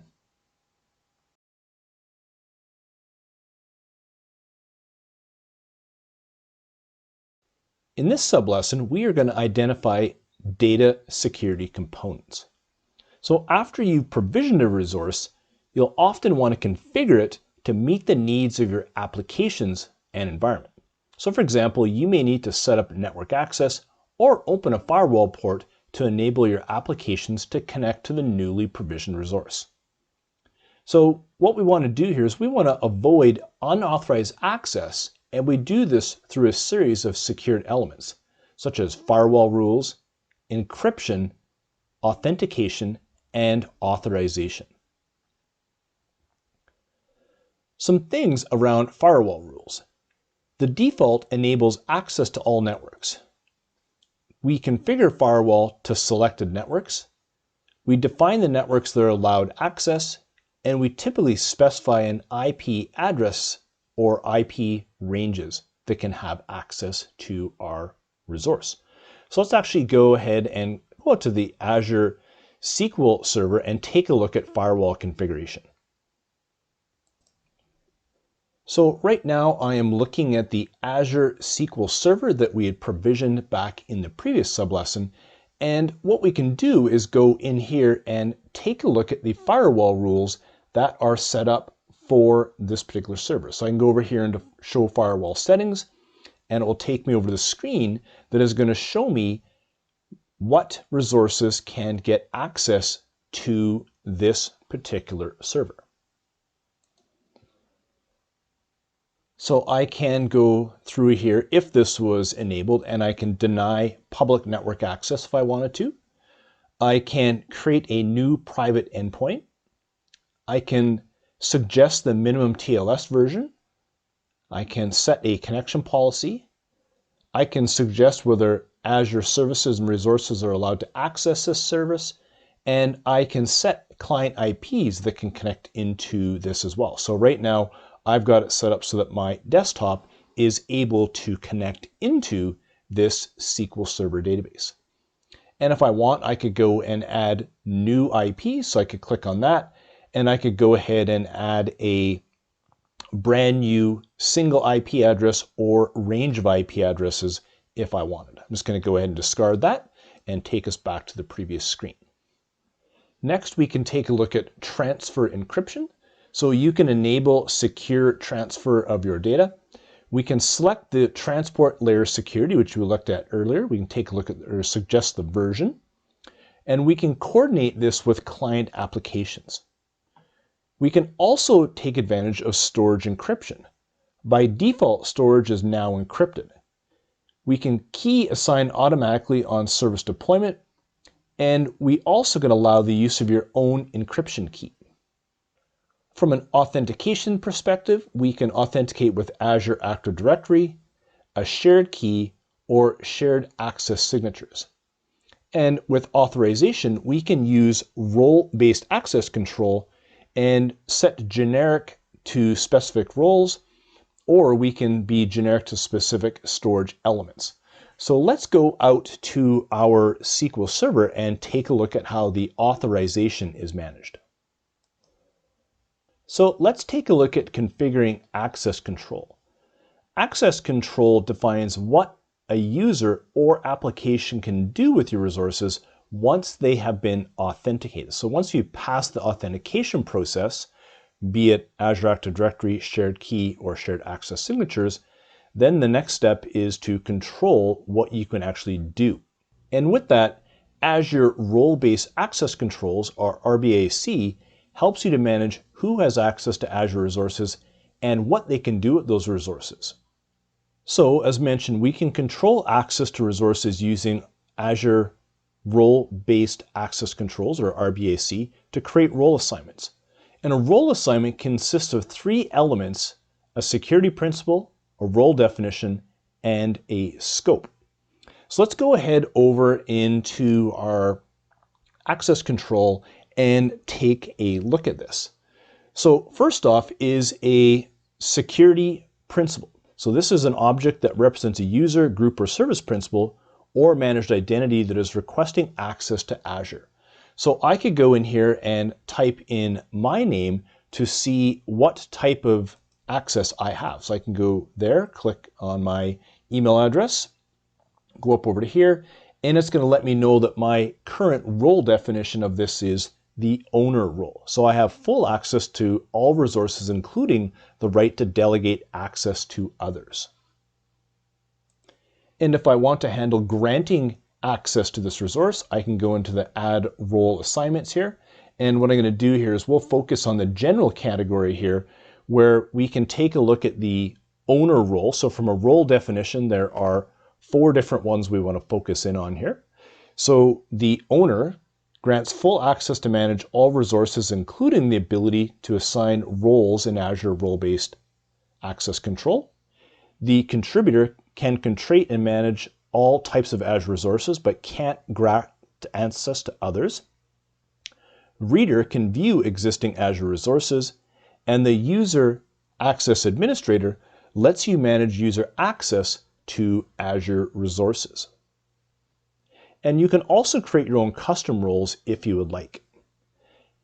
And the final piece of role assignments is the scope.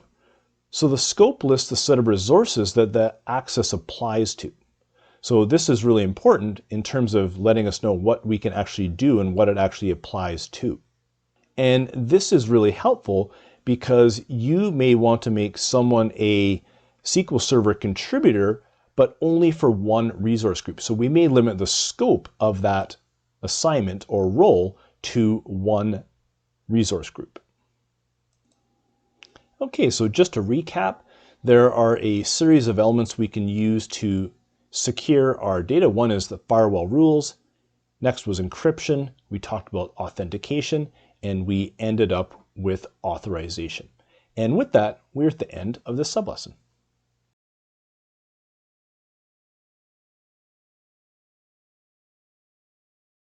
In this sublesson, we're going to identify basic connectivity issues. There are several types of connection issues that a user can experience. Some things to consider are: where are you accessing data from? Are you allowed to authenticate to the data source? And are there any firewall rules in place? Below are some of the types of error categories you can come across. The first is network and instance specific errors, such as issues establishing connection to server. The second are transient fault errors, caused by the dynamic reconfiguration of Azure infrastructure. There can be internet connection failures, such as are there any internet connection problems within your connections? Perhaps you have a firewall blocking your IP address. Is your IP address listed in the firewall rules? Has your IP address recently changed? Or have the firewall rules themselves changed? From an authentication perspective, do you have access to this resource? Are you using the correct authentication mode for this resource?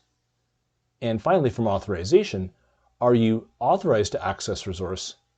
And are you authorized to access this element of that particular resource? All right, so these are some of the things you may want to consider if you are having connectivity issues into your Azure resource. And with that, we're at the end of this sub-lesson.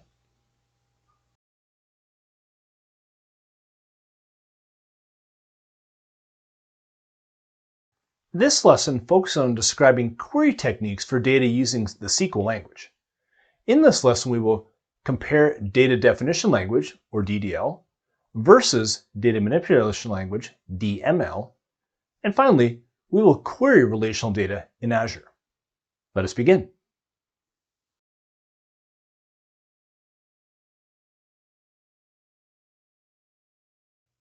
In this sub-lesson, we're going to compare data definition language, or DDL, versus data manipulation language, or DML. All right, so SQL statements are divided into three different categories. They are DDL, which is data definition language, DML, which is data manipulation language, and data control language, which is DCL. We are going to talk about the first two there and ignore DCL for purposes of this exam. All right, so some common DDL statements are create, alter, drop, rename, and truncate. So let's go out now to SQL Server Management Studio to take a look at a demo of each one of these statements.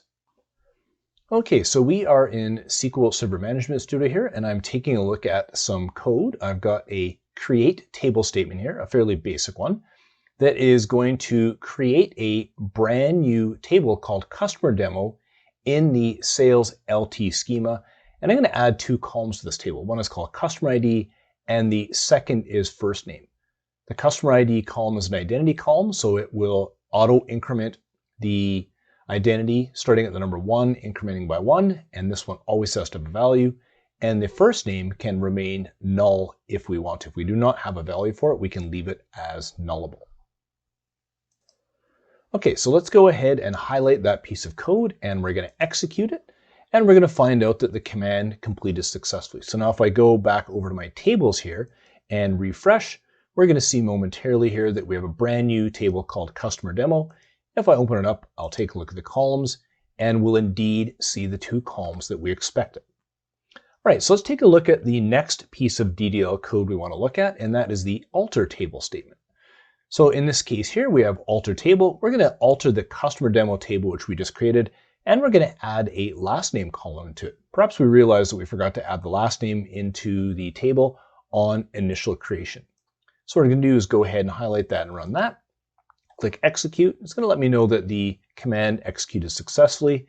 If I go over to my sales LT demo table, and let's just go ahead and refresh it, and momentarily here we'll see that the new column will show up. So if I open up the columns, we'll now see that the last name column indeed appears. All right, so if we actually had data in this table, we could go ahead and run this truncate statement, which would go ahead and remove all the data out of the table. So perhaps what we'll do is we'll actually go down to our data manipulation language statements, which we'll talk about more here in a moment, and we're going to add a couple rows into our database table. So I'm going to add those two rows there. We're going to see it succeeded. We'll select from that table and see the two rows here. So what I'm going to do with my DDL statement in the form of the truncate statement is I'm going to go ahead and run this, and this will get rid of the data out of the customer demo table. So if I go ahead and run that, it's going to let me know my command completed successfully. And if I go back down here to select from that table, we'll see that there is no data in that table. So that's what the truncate table statement did. And lastly, what we'll do is we'll take a look at the drop table statement. So if I got the drop table, we can go ahead and run this, and this will go ahead and get rid of the table completely out of our database. So if I now go and refresh the tables in this particular schema, I can see now that the customer demo table has indeed disappeared.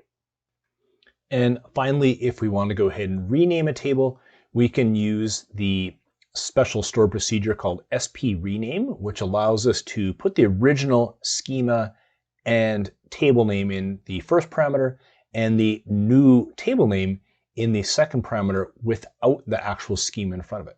So what I'm going to do here is we're going to rename the customer demo table to customer demo renamed. Okay, so let's go ahead and highlight this statement here and execute it. So we'll find in a moment here that we'll go into our tables list here, and we're going to see that this has been renamed to customer demo renamed. And if I want, just to show you here, I can actually drop a table from the Management Studio window Objects Explorer here as well. So I can go over here and say delete. It will go ahead and ask me if I want to go ahead and delete that. I could actually script this out if I wanted to say, let's script out that delete. I'm just going to click OK.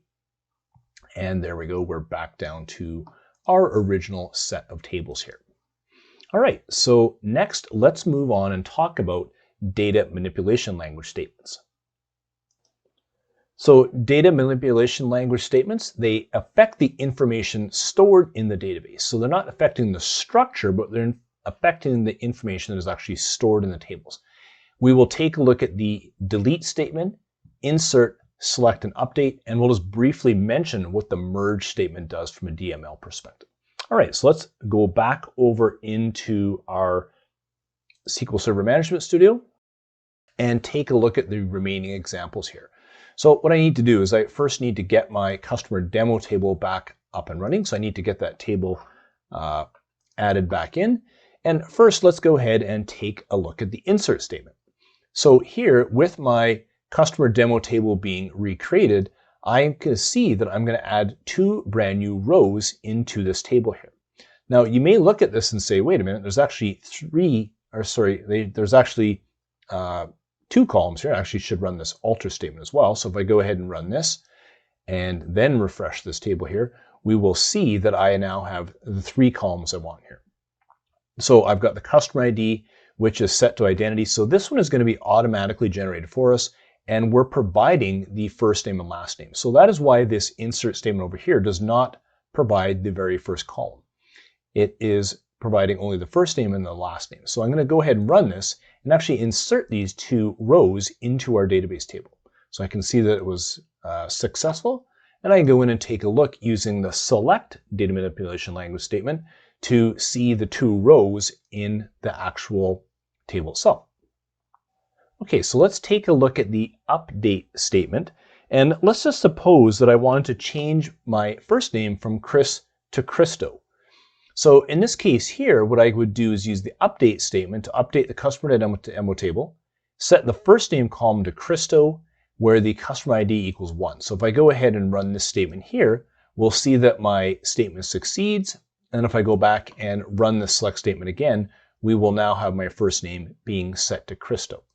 All right, so we've gone through and talked about the select and the update and the insert so far. Let's take a look at deleting. So let's just suppose that we did not want customer ID number 2 in here anymore, which is Jared's row. What I could then do is run a delete statement, which will say delete from the customer demo table where the customer ID equals 2. So if I go ahead and run that statement there, we'll see 1 row was affected. If I go back in and run my select statement again, I'm back down to 1 row, which is the Christo row. Finally, we'll just briefly mention here the merge statement. So the merge runs insert, update, or delete operations on a target table from the results of a join with a source table. So for example, we may synchronize 2 tables by inserting, updating, or deleting rows in one table based on differences found in another table. And the merge statement is very good for combining these all operations into one. So those operations being insert, update, or delete. All right, so that brings us to the end of this sublesson on comparing DDL and DML.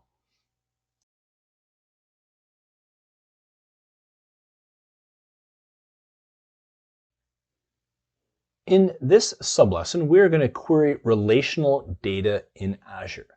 So we're going to do two things. We're going to query some data, and we're also going to look at the different query tools that we can use to perform those queries against our various databases. So first off, we're going to take a look at querying Azure SQL databases, which we've been doing in a few demos already. So the query tools that are available to us are the query editor in the Azure portal, which we'll demonstrate in a moment here, the SQL command utility from the command line or inside the Azure Cloud Shell, SQL Server Management Studio, which once again we've demoed numerous times now, Azure Data Studio, which we will show you as well, and you could also use SQL Server Data Tools from within Visual Studio. So let's go ahead and show you a couple of these demos. So right now I am inside of my SQL Server database here. And what I want to do is down here inside Query Editor, which is in preview mode, I can click on this and then connect into my database so that I can perform a query on it. So after I have connected in, I can see that I have access to the tables. I can take a look at the database views that are in my database, and maybe I want to go ahead and run a top 1000 rows on the customer table. So I've got that there, and now I can see down below, I have got the top 1000 rows from the customer table. What I'm going to do here is I'm just going to grab this select top 1000 from the customer table, and we are going to quickly go out and show you doing this using Azure Data Studio.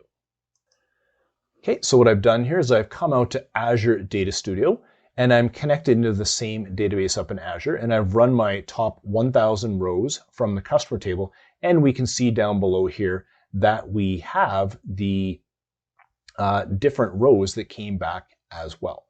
And then finally, let's just show for completeness sake, we could go ahead and run something very similar over here inside of SQL Server Management Studio. So I go ahead and do that, and effectively, we have got the exact same results out of each one of these tools.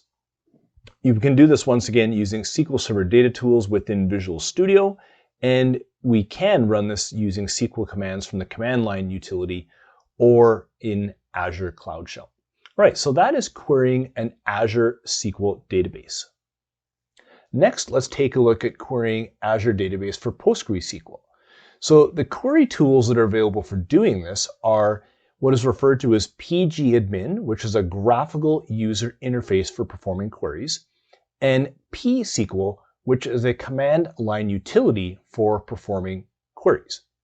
You can also use Azure Data Studio. So the same Azure Data Studio that we showed you connecting into our Azure SQL database, we can use to connect into a PostgreSQL database.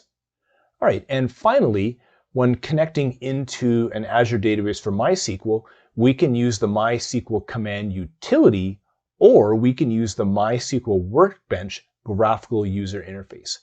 So there are a number of ways that we can go ahead and connect into these different databases. Just want to call out that with this, as this recording is occurring, you cannot use Azure Data Studio for connecting into a MySQL database. But as you recall back in the previous two slides, we can use that for connecting into a Postgre database and the Azure SQL database. And if we're querying Azure database for MariaDB, we can use the same tools we have listed here for MySQL as well. So we can use the MySQL command line utility and MySQL Workbench to query our MariaDB. All right, so with that, we are at the end of this sublesson.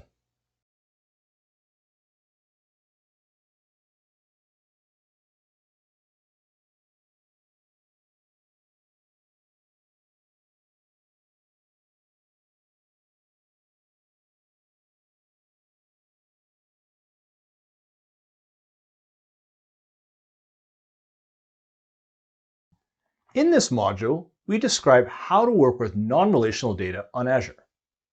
We will first look at and describe non-relational data workloads, and then we'll shift our attention to describing the non-relational data services that are available in Azure. And once we have a grounding in that, we will identify the basic management tasks for non-relational data. Let us begin.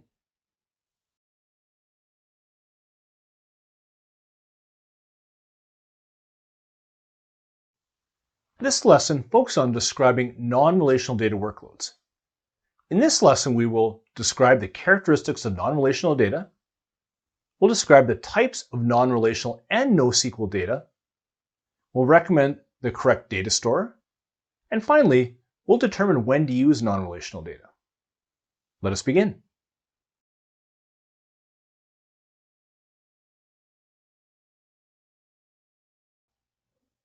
In this sublesson, we are going to describe the characteristics of non-relational data. In the real world, data is messy. Data structures are highly variable.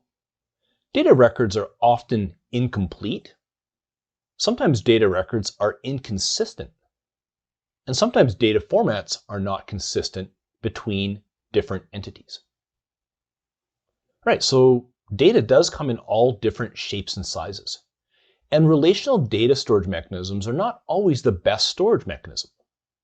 But for years, it was the most common and often only option available to many data professionals. But over the years, better options have emerged to store data that does not match a relational structure. So some scenarios for non-relational data. What if you want to ingest data quickly, but don't want to have to worry about getting it into a perfectly formatted form first? You just want to ingest it and get it stored. What if you do not know the structure of your data? So we're not quite sure what the structure of the data actually looks like, but we still want to go ahead and process it and look at it. What if those structures change over time, which happens very frequently in the world of data? What if the data formats vary for a given attribute? So some examples of this are customer data. We may have many customers in a system, but not all customers will necessarily have addresses. Some may have multiple addresses. With that would then come no zip codes or postal codes, and sometimes multiple postal codes. And then keeping in mind that zip and postal codes have different data formats. And same thing with phone numbers. Phone numbers over time have increased. Take a look many years ago, typically people just had a home phone number and a business phone number. Now, most customers or people have multiple different phone numbers. And those phone numbers may have a different type. So some characteristics of non-relational data. It's not structured as a set of tables. It's not based on tables, rows, and columns. It may be semi-structured or have a loose schema that helps define it. And it also may be unstructured with no schema at all and has little to no relationship to other data. Some examples of non-relational data are HTML files, JSON files, XML, images, videos, music, and Word or Excel documents. Some attributes of non-relational databases. They can store data in a very flexible manner, and data can be stored in its natural state. But one thing that is very important is that the data should be self-describing. Some data retrieval characteristics. They can vary between systems, but entities should have a unique key. Entities are usually stored in key value order, and more advanced non-relational systems do support indexing, as does Cosmos DB, which we will discuss in a later sublesson. Some use cases for non-relational databases are the following: web and mobile apps, gaming, IoT, and retail marketing. With that, we're at the end of this sublesson on describing the characteristics of non-relational data.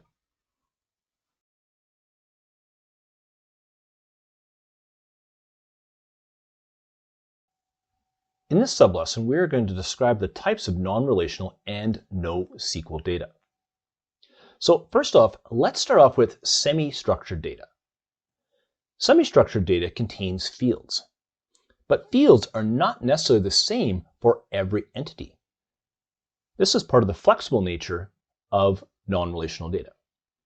data must be formatted in such a way that an application can parse and process it. So we do need to make sure this data is self-describing. Some example files are JSON files, HTML, Avro, ORC, and Parquet files. So let's take a look at JavaScript object notation, or JSON files. These are semi-structured data. JSON data is organized as objects which contain name-value pairs. JSON objects always begin with the curly braces and end with curly braces. Name and values are separated by a colon. And if you want to put more than one name-value pair in your JSON, you separate them with commas. So let's go out and actually show you an example of a JSON document. Okay, so I am here in Visual Studio and I have two different JSON documents opened up. But let's go through and take a look at the characteristics of this first. So we have the opening curly brackets right here, and we have the closing curly brackets for this particular document. So we can see in here that we have some type of ID field, and then it has a value of number 2, and then it's separated by the colon right here. So we have one field here called ID with this value. It's followed by a comma, and then the next name value pair, which is the name of Gail Erickson, followed by another comma. We can see here that for a telephone, there are multiple values for Gail here. So we can see that the name right here is called telephone, followed by the colon, but then we have these square brackets right here, which allow us to have fields with multiple values, or arrays. Within that array, we surround stuff with our curly braces and then followed by a comma for each item on the list. So we can see here for Gail, she has got two different types of phone numbers. She has a home and a business. And then down below for the address information, we can see that she has one address. And the address is of type home, and here are the attributes of that particular address. So now let's compare and contrast it with the second JSON document we have over here, which is for Terry Duffy. So she has the ID of 1, and we don't need to review the stylistic conventions here again. Her name is Terry Duffy. She has a telephone attribute, and it actually has 3 different values. So it has home, business, and cell. So unlike in a relational database where we would have to go through and define these things, we can just go ahead and add the different types of phone numbers as we go ahead and please in these types of documents. Now, what you will notice here, which we haven't discussed yet, is the fact that these are actually self-describing. So when an application comes along to parse these documents, it will easily be able to tell what are the different names that we are keeping track of, the attributes, and their actual values. And then we can see down below here that for the address here, we have multiple addresses. So Terry has an address here in Bothell, which is a home address, and one which is a business address, which is in Seattle. You'll also notice here that the country is not stored in either one of these names. So there are differences here. So these are two perfectly valid JSON documents, but they both collect different attributes for this particular document. Okay, so next we're going to take a look at unstructured data. This is data that does not contain fields. It is an amorphous blob of binary data, and you can't search for specific elements. Examples are music, video, and image files. There are broad types of unstructured data. There's what's known as key value, document, a column family, aka columnar database, and graph. In the key value, each record has 2 elements, a key and a value. The key uniquely identifies the record. The value holds the data for the record. And the value cannot be searched as it is opaque. Write operations are restricted to inserts and deletes, and the focus is to read and write data very quickly. Search capabilities are secondary, and this is a great option for data ingestion. From the document perspective, records can have many elements. Each document has a unique key, Fields are defined at time of use, and field values can be searched. Document databases typically store data in a JSON format. So we can see on the left-hand side here, we have the keys, and then we have the actual document value, and those documents are stored using JSON. Typically, a document contains all data for an entity. A single document may contain information that would be spread across several relational data in a relational database management system. A document store does not require that all documents have the same structure. The focus of a document database is its query capabilities. Next up, we have the column family. Data is organized into rows and columns. Each is a set of logically related columns called a column family. There is logically related rows that contain a row key, and these are optimized for data that is sparse. The most widely used column family database management system is Apache Cassandra. Azure Cosmos DB supports the column family approach through the Cassandra API.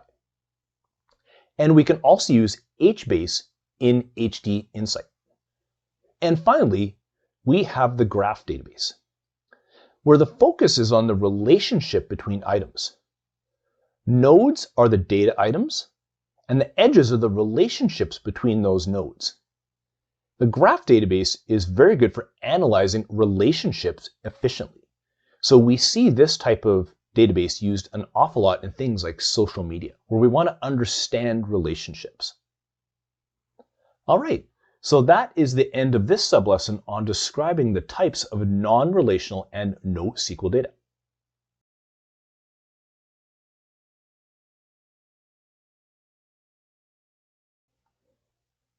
In this sublesson, we are going to recommend the correct data store.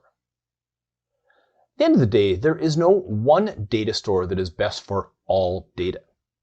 And you may need to use more than one across an application. And it really depends on the use case that you have in front of you. You may need to use semi-structured, unstructured data in a single application. We may require consistency across transactions. It will depend on the size and shape of the data, the volume of data you have, and the scale that the data looks to achieve. So let's take a look at the key value data first. This is highly optimized for applications performing simple lookups, but are less suitable if you need to query data across different key value stores. It has limited search based on the key only. It's not optimized for querying by value. It enables narrow data on the key value, supports small data sizes in the kilobyte size, and is very scalable all the way into the petabytes. From a workload perspective, data is accessed using a single key, like a dictionary. There's no joins, lock, or unions. There's no aggregation mechanisms used. Secondary indexes are generally not used, and it supports simple query, insert, and delete operations.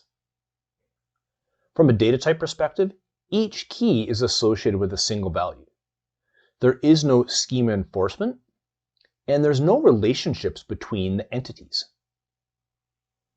Some example uses of key value are data caching, session management in applications, user preference and profile management in applications, and product recommendation and ad serving. Azure services that are available are Azure Table Storage, which is a great example of key value store, and Cosmos DB, which implements a key value store using the Table API. From a document data perspective, it is semi-structured data with a loose schema. It's searchable field values. It enables wide data with many fields being allowed. It supports data in the range of small kilobytes to medium, low megabyte data size, and overall is very scalable into the petabytes. The workload is as follows. Insert and update operations are common. There is no object relational impedance to mismatch. Documents can better match the object structures used in application code. and individual documents are retrieved and written as a single block. And data requires index on multiple fields. From a data type perspective, data can be managed in a denormalized way. The size of individual document data is relatively small, and each document type can use its own schema. Documents can include optional fields as well, and document data is semi-structured, meaning that data types of each field are not strictly enforced. Some examples of this type of data are product catalogs, content management, and inventory management. And the following Azure services support a document database, and that is the Azure Cosmos DB using the SQL API. Next up, we have the column family form of data. It's semi-structured data based on a loose schema. It has searchable field values. It allows for wide data with many fields being allowed. And it supports data in the kilobytes to low megabytes in data size. And from an overall system perspective, it's very scalable into the petabytes. Its workload is as follows. Most column family databases perform write operations extremely quickly. Update and delete operations are rare. It is designed to provide high throughput and low latency access. It supports easy query access to a particular set of fields within a much larger record, and it is massively scalable. From a data type perspective, data is stored in tables consisting of a key column and one or more column families. Specific columns can vary by individual rows.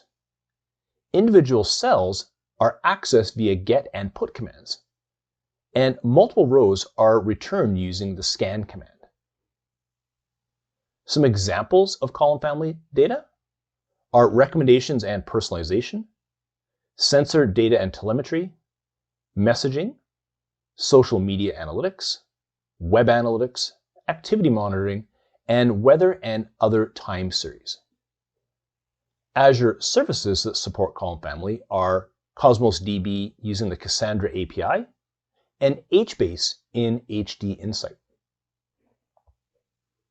Next, we'll look at the graph data.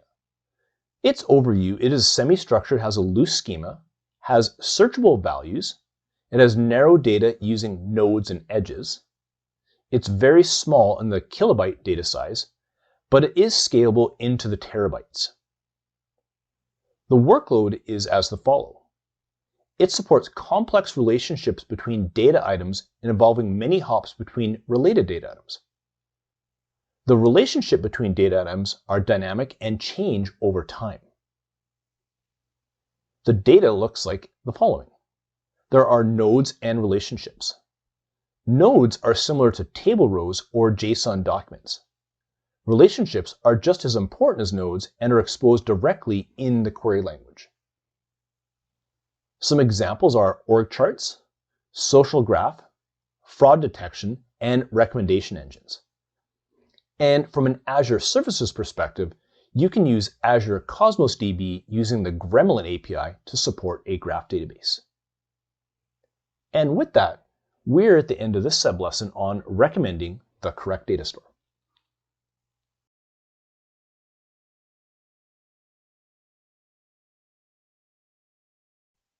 In this sub-lesson, we want to determine when to use non-relational data.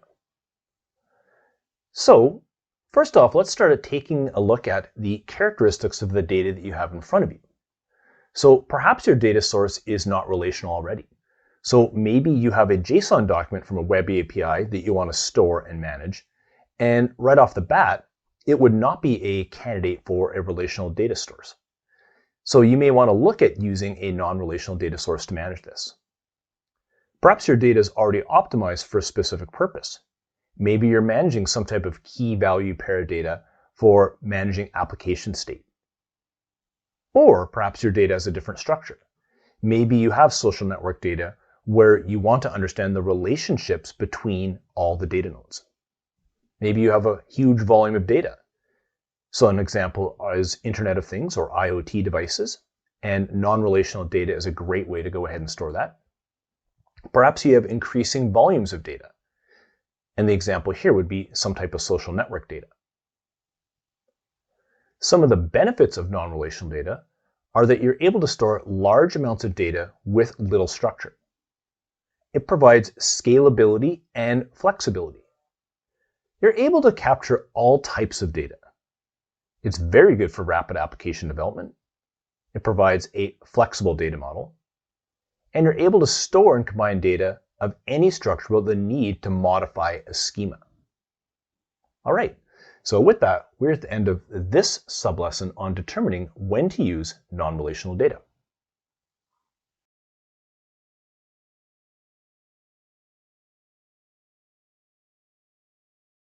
This lesson focuses on describing non-relational data offerings on Azure. In this lesson, we will identify Azure data services for non-relational workloads. We'll describe Azure Cosmos DB APIs. We'll describe Azure Table Storage. We'll describe Azure Blob Storage. And finally, we'll describe Azure File Storage. Let us begin.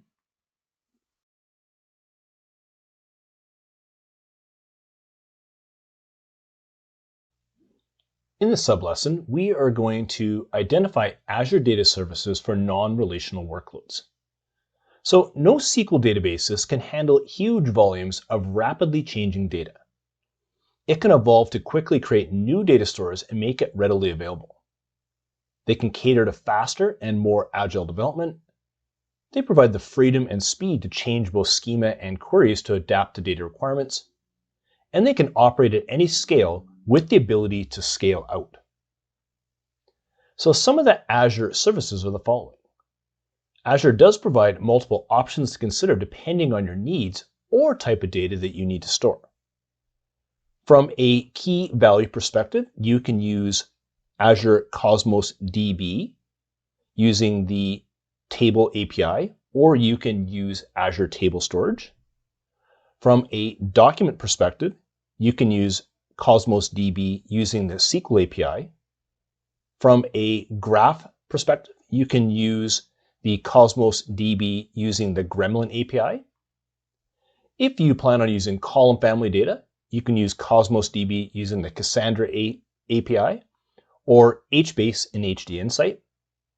And if you have object data, you can either store it in Blob or Table, which we'll discuss in a subsequent sublesson. And finally, if you have file-based data, you can use file storage within Azure, which we'll also discuss in a subsequent sublesson. All right, so with that, we're at the end of this sublesson on identifying Azure data services for non-relational workloads.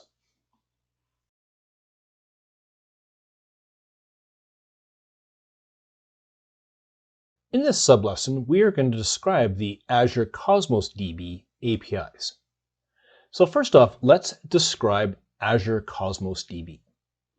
It is a non-relational database storage engine. It is enterprise grade, highly scalable, has global accessibility, methods to enable guaranteed throughput, and it supports indexing. It supports many different data structures from graph to document to table to column family, and it's compatible with established APIs such as Cassandra, MongoDB, Gremlin, and so forth. The default API for Cosmos DB is the core SQL API. It's like a traditional NoSQL document store.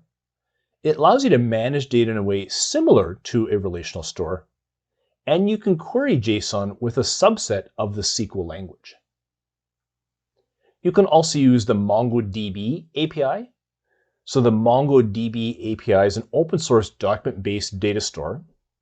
Cosmos DB can host MongoDB repositories, and entire MongoDB databases can be imported. It supports the same syntax used by MongoDB without any changes. It also supports the Cassandra API, and Cassandra is an open source column family data store. Cosmos DB can host Cassandra column family. Cosmos DBs can directly import a Cassandra data store, and it fully supports Cassandra Query Language or CQL v4. It also supports the Gremlin API. Gremlin is an open source graph database query language.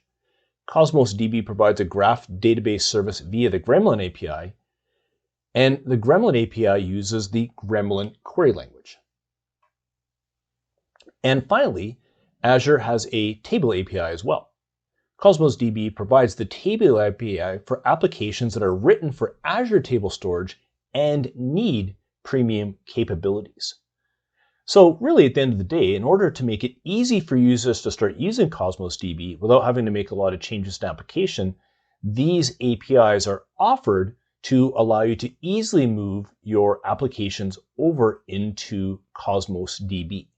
So let's go out to the provisioning mechanisms here within Azure and show you how this is all done. Okay, so I am in my Azure portal right now, and I'm getting ready to create a resource. And what I'm going to do here is I'm going to go to Azure Cosmos DB and click on Create. Now, here is where we can go and choose the API which best suits our workload. So we can see here that the recommended API is the core SQL API, which is Azure Cosmos DB native API for working with documents. It supports fast, flexible deployment with familiar SQL query language and client libraries for .NET, JavaScript, Python, and Java. As mentioned, there is the Azure Cosmos DB for DB API for MongoDB. It is a fully managed database service for apps written for MongoDB. And it's recommended if you have an existing MongoDB workload that you plan to migrate to Azure Cosmos DB. And also keeping in mind that MongoDB is also a popular document database. We can see that the Cassandra API is supported, so which is the fully managed Cassandra database service for apps written using the Apache Cassandra. It's recommended if you have an existing Cassandra workload that you plan to migrate over to Azure's Cosmos DB. And once again, Cassandra is a very great column database. We have our Azure table. So this is a fully managed database service for apps written in Azure table storage. And so once again, recommended if you have existing Azure table storage workloads you plan to migrate to Azure Cosmos DB, but you don't want to rewrite your application using the SQL API itself. And finally, the Gremlin API is the fully managed graph database service using the Gremlin query language based on Apache Tinkerpot project. It's recommended for new workloads that need to store relationships between different data. Okay, so what we're going to do here is look at going into and creating a API option here. So we're going to create an Azure Cosmos DB account using the core SQL. So what we can do here is we would go through and choose a subscription that we want to put this in. We would then go ahead and choose a resource group that we want this to show up in. We would give it an account name. We would give it a location as well. And then some important things as well is we would choose a capacity mode. So we can choose to use provisioned throughput if we understand what the throughput needs of our application could be. And we could also take a look at using serverless. So the provision throughput is best suited for workloads with sustained traffic requirements that require predictable performance. If you plan on using serverless, this is very good for workloads with intermittent or unpredictable traffic and low average to peak traffic ratio. So how this all works is for provision throughput, for each of your containers, you provision some amount of throughput expressed in request units per second. Every second, this amount of request units is available for your database operations. Provision throughput can be updated manually or adjusted automatically with autoscale. So with provision throughput, you can do this manually or by taking advantage of autoscale. In a serverless scenario, you run your database operations against your containers without having to provision any capacity. From a geo-distribution standpoint, provision throughput is available in an unlimited number of Azure regions, but from a serverless perspective, it's unavailable. Serverless accounts can run in only one Azure region. So there are some restrictions on the serverless side. The maximum storage per container in provision throughput is unlimited, and it's 50 gig on the serverless side. And from a performance perspective, there's under a 10 millisecond latency for point reads and writes covered by the SLA. And for the serverless, it is below 10 milliseconds latency for point reads and below 30 milliseconds for writes covered by the service level objectives. And finally, from the billing perspective, billing is done on a per hour basis for the request units provisioned, regardless of how many request units were consumed. So the key thing here is this is done on a per hour basis. And finally, for serverless, billing is done on a per hour basis for the amount of RUs consumed by your database operations. So next up after this, we will go and choose our global distribution. So here we can configure global distribution and regional settings for our account. So we can go through and choose geo redundancy. So this enables global distribution on your account by pairing US West and US East, given this current configuration. So we can add more regions to our account later if we want. And it also supports multi-region write. So multi-region write capability allows you to take advantage of the provision throughput for your database and containers across the globe. So you may ask yourself, why is this important? And really, Azure Cosmos DB is designed to be a globally distributed database system that allows you to read and write data from the local replicas of your database. Azure Cosmos DB transparently replicates the data to all regions with your Cosmos account. And Azure Cosmos DB is a globally distributed database service that's designed to provide low latency, elastic scalability of throughput, well-defined semantics for data consistency, and high availability. So in short, if your application needs fast response times anywhere in the world, if it's required to always be online, and needs unlimited and elastic scalability of throughput and storage, you should build your application using Azure Cosmos DB. So we can take advantage of this global distribution model within Cosmos DB itself. All right, so what we'll end up doing is later on when we talk about provisioning of sources, we will go through and carry the rest of this example through so we can go through and do all the different configurations here and also recap some of the things that we've talked about here in this particular sublesson, but we'll save that for the lesson on provisioning services. So with that, we are at the end of this sublesson.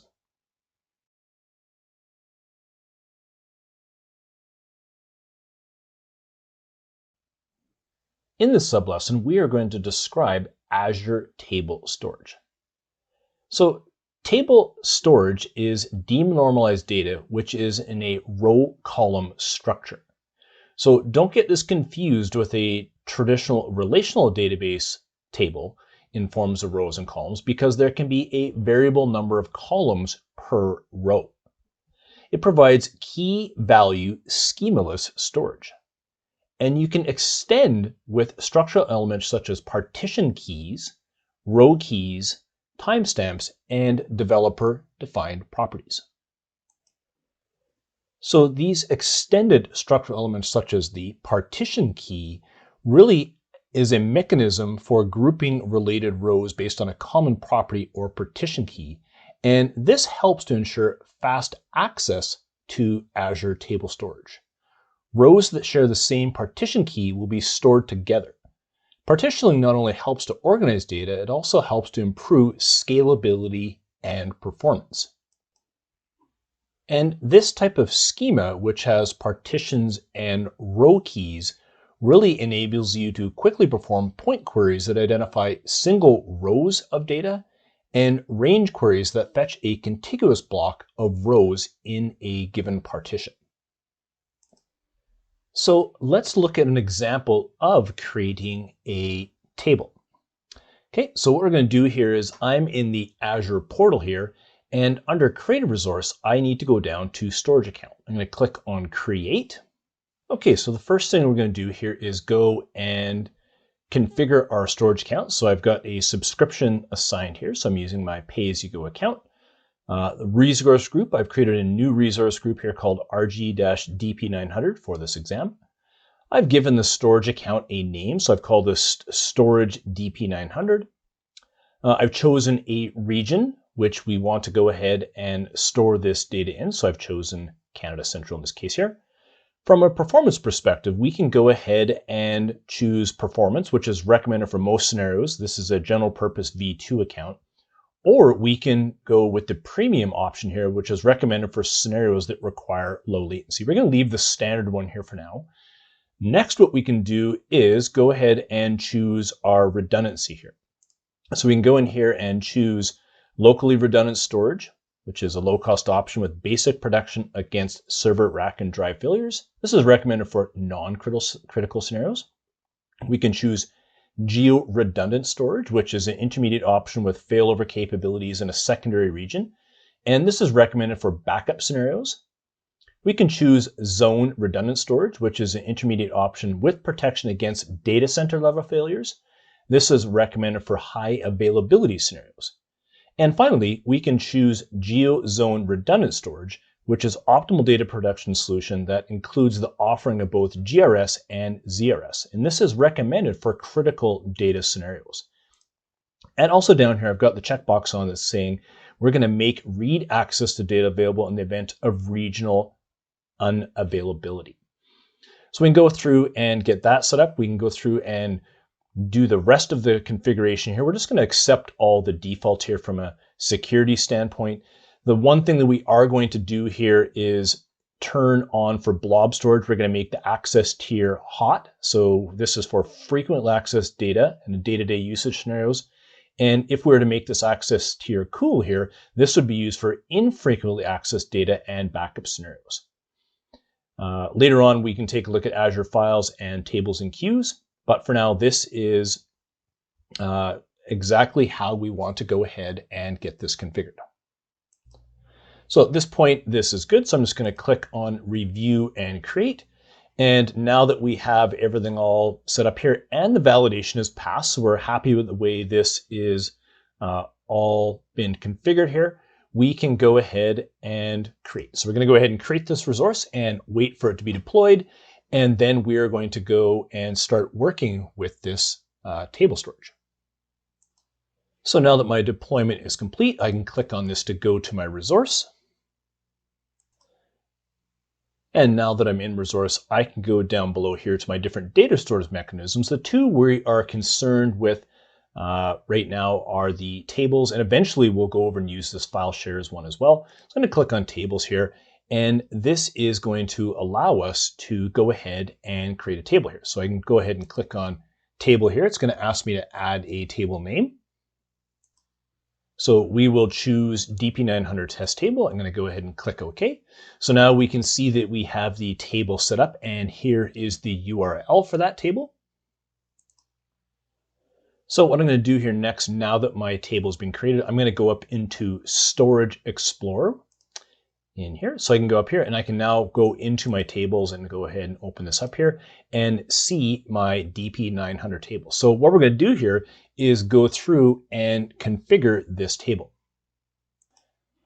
So here I have gone and added an entity in. So I'm using my partition key. It is of type string. I've given the value of partition 1. I have a row key here. It's been given a value of row 1. And I've gone through and added two properties in here, the name, which I give my first name, and my favorite color, which is blue. So now I've got an entity ready to be added. So I'm going to go ahead and insert this into my table. And we're getting ready to add a second entity. So I'm going to do this as partition 1, row key is 2, and this one is name of Joan, color is red, and I've actually added an additional property into this one, and this one is called band, and the value is Beatles. So I'm going to go ahead and insert this one into my table as well. So I have my two different values added. So I've got my partition key, the row key, the timestamp as we mentioned before, plus then all of the field names and their respective values. So next I could go out here and query this if I want. So I can go ahead and run my query and go ahead and set something up like this. So maybe I want to go ahead and pull in the partition number 1. So I go ahead and run that. So here's my criteria, and I end up with this row right here within partition number 1. So to summarize here, we're going to use table storage to store and query huge sets of structured non-relational data. So in the example here we have on the screen, we've got two different tables. We've got a customer table and a photos table, and we have the table name. In this case, the first one is customer, and then the various entities that are within each. And if you remember back to our example moments ago, we created two different entities. We took advantage of the partitions and the rows, and each entity had a different number of fields in it. So we can go ahead and set this non-relational data up in a table and then enable ourselves to go ahead and query this huge amount of data. All right, so with that, we're at the end of this sublesson.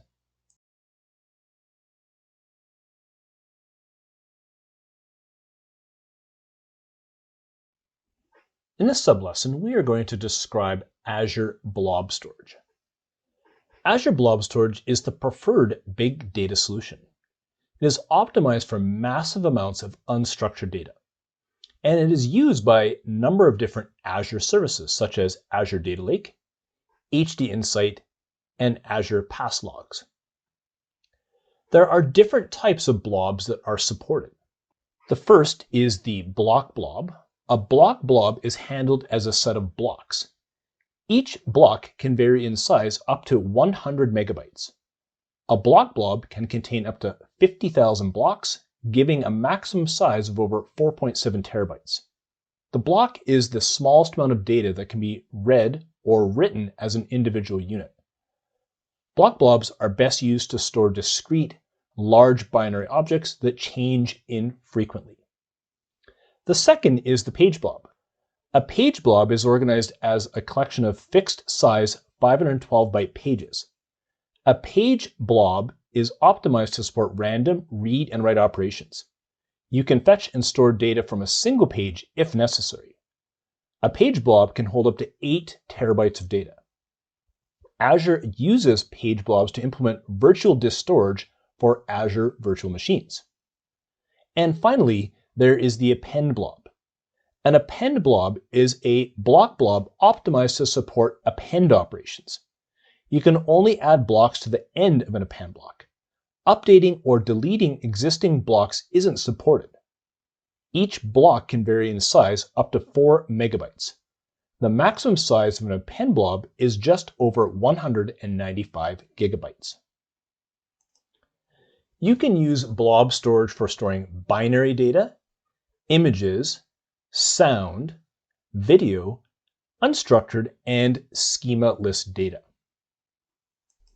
And from a usage perspective, it is great for data analytics, supporting artificial intelligence, and Internet of Things scenarios. Because it is used for high volumes of data, and a blob can store up to 5 petabytes of data, which is an incredible amount of data. Thousands or millions of different objects can be stored. We organize the data element into containers. Developers define the structure of the blob storage, and developers can define the access. So inside an Azure storage account, you create blobs inside containers. A container provides a convenient way of grouping related blobs together, and you can organize blobs in a hierarchy of folders similar to files in a file system on disk. You can control who has read and write blobs inside a container at the container level. And blob storage provides 3 access tiers, which help to balance the access latency and storage costs. The hot tier is the default. You use this tier for blobs that are accessed frequently. The blob data is stored on high-performance media. The cool tier has a lower performance and incurs reduced storage charges compared to the hot tier. Use the cool tier for data that is accessed infrequently. It's common for newly created blobs to be accessed frequently initially, but less so as time passes. In these situations, you can create the blob in the hot tier, but migrate to the cool tier later on. You can migrate a blob from the cool tier back to the hot tier as needed. And finally, there's the archive tier. This tier provides the lowest storage costs, but with increased latency. The archive tier is intended for historical data that must not be lost, but is required only in rare circumstances. Blobs in the archive tier are effectively stored in an offline state. Typically, reading latency for hot and cool tiers is a few milliseconds, but for the archive tier, it can take hours for data to become available. To retrieve a blob from the archive tier, you first must change the access tier to hot or cool. The blob will then rehydrate. Then you can read the blob only when the rehydration process is complete. And you can create lifecycle management policies for blobs in a storage account. A lifecycle management policy can automatically move a blob from hot to cool and then to the archive tier as it ages and is used less frequently. The policy is based on the number of days since modification. And a lifecycle management policy can also be used to arrange to delete outdated blobs. So let's go ahead and set up some containers to store some blob data. So I'm over here in my data storage. I've chosen container. I'm going to go over here and add a new container. So I'm going to go ahead and click that. And let's just call this recordings. Okay. And then I can go ahead and set my public access level. Do I want this to be private so there's no anonymous access? Do I want this to be anonymous read access for blobs only? Or do I want to set the container for anonymous read access for containers and blobs? So I can go ahead and get that set. I'm going to leave it private. And we can also go in and set up some advanced steps as well in terms of the encryption scope. In this case here, I don't have any selections available, but there are some advanced options we can go ahead and look at. So I'm going to set up this container called recordings. I'm just going to go ahead and do that. And now we can see that we have successfully created this container. So with my container created, I can go in here to the container level itself, and let's just go ahead and find a file for us to upload. And I've gone and chosen the file called ChrisSpeaking1, which is a Trek file, which is a Camtasia file. And I can say overwrite if this file already exists. And then I can go through and configure a number of other properties about this particular blob. So I can go through and change my authentication type from Azure AD user account or account key. I can go through here and change the type of block from block to page to append. I can choose the block size, the access tier, which I would like to use. I could put this in a folder if I want. So I'm just going to put this in a folder here called level 1. So let's just go ahead and click the upload here. And we can see here now that the upload process has been completed, that inside of this particular container called recordings, I've got a folder here called level 1. And if I go in here, here is the block blob that I have set up. So Chris speaking, this is my Trek file, when it was modified, what access tier it's sitting in, and the type of blob that it actually is.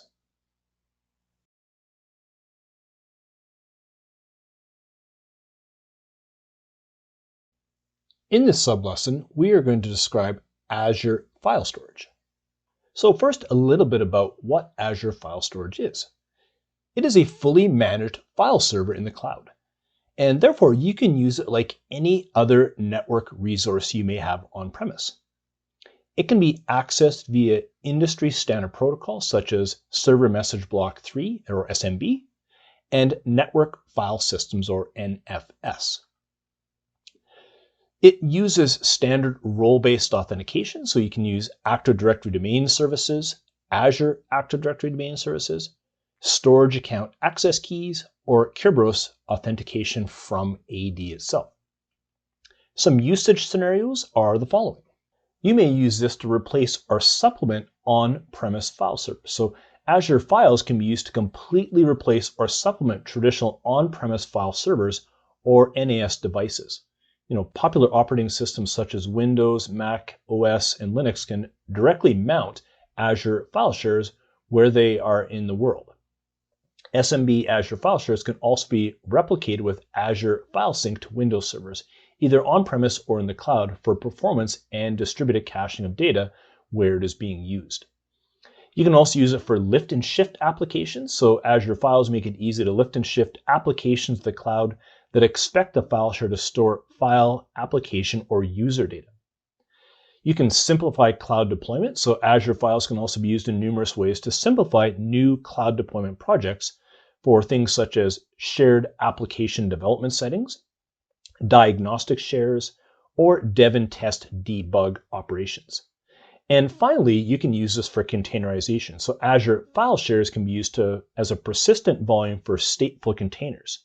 Containers deliver build once, run anywhere capabilities that enable developers to accelerate innovation, and file shares can certainly help out with this.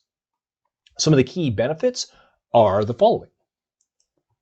Shared access. So Azure file shares support the industry standard SMB and NFS protocols, meaning you can seamlessly replace your on-premise file share with Azure file shares without worrying about application compatibility. It's fully managed, so Azure file shares can be created without the need to manage hardware or an OS. This means you don't have to deal with the patching the servers, OS with critical security upgrades, or replacing faulty hard disks. Scripting and tooling, so PowerShell commandments and Azure CLI can be used to create, mount, and manage Azure file shares as part of the administration of Azure applications. From a resiliency perspective, Azure Files has been built from the ground up to always be available. Replacing on-premise file shares with Azure Files means you no longer have to wake up to deal with local power outages or network issues. So resiliency is very important. And familiar programmability. So applications running in Azure can access data in the share via file system IO APIs. Developers can therefore leverage their existing code and skills to migrate existing applications. All right, so those are some of the key benefits. Let's now go to the Azure portal and look at creating a file share. So I am here in the Azure portal, and I'm using the storage account that I created previously. And under data storage, I've gone over to the file share area. So what I'm going to do here is I'm just going to click on this file share, and let's go ahead and create ourselves a brand new file share. So what I've done here is I've given it the name DP-900 file share. I can then go down to the tier here and choose what type of tier I want to put this in. So I can, if it was available, I could choose premium. The premium file shares are only available for premium file storage accounts. So I did not set the storage account up as being premium, so this is not available. It can be transaction optimized, which enables transaction heavy workloads that don't need premium level latency. This is great for applications that require file storage as a backend store. There is the hot level, which is optimized for general purpose file sharing scenarios such as team shares and Azure File Sync. And there's cool, which is optimized for online archive storage scenarios. So let's just go ahead and leave it here at transaction optimized. And I'm just going to go ahead and create this file share. So we can see now that we have a file share here called DP-900 file share. So I can go into this file share here, and I can look to go ahead and upload a file, which I'll do now. So I've gone ahead and uploaded a file here called icon, and I can also go ahead and add directories in here too if I want. So I can go ahead and add additional directories. So I can maybe just call this sub or something like that. And now I have this brand new directory in here as well. So I could also go in here and change some of the properties of this particular file share. So if I wanted to, I could go down into this icon here and perhaps change the tier. So if I wanted to, I could change the tier for this file share at this point in time. So I'm going to leave that alone here. And if we no longer need this, we could go ahead and delete this share. So I'm just going to go ahead and click delete, and it's going to make sure that I confirm the deletion here. So I'm just going to go ahead and type in the exact name that I have right here, click OK, and then that file share will disappear. Okay, so with that, we're at the end of this sublesson on Azure File Storage.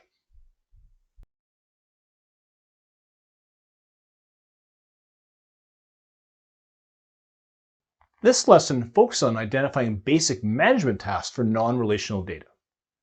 In this lesson, we will describe provisioning and deployment of non-relational data services. We'll describe the methods for deployment. We'll identify data security components, examples, firewalls, authentication, encryption. We'll identify basic connectivity issues. And finally, we'll identify management tools for non-relational data. Let us begin.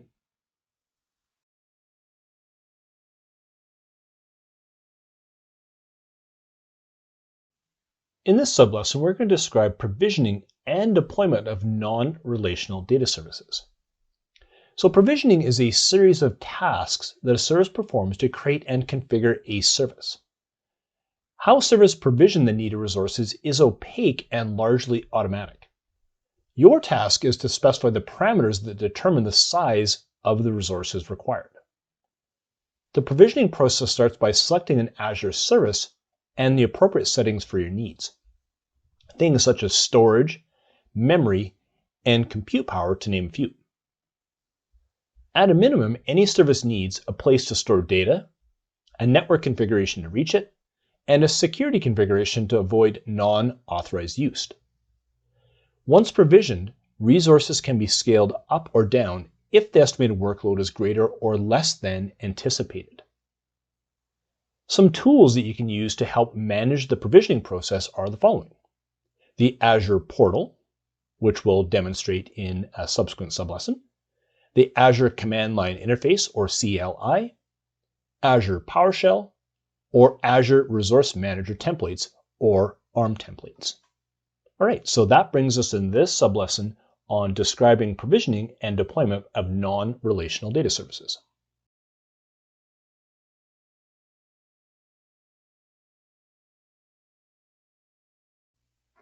In this sublesson, we are going to describe a method for deployment.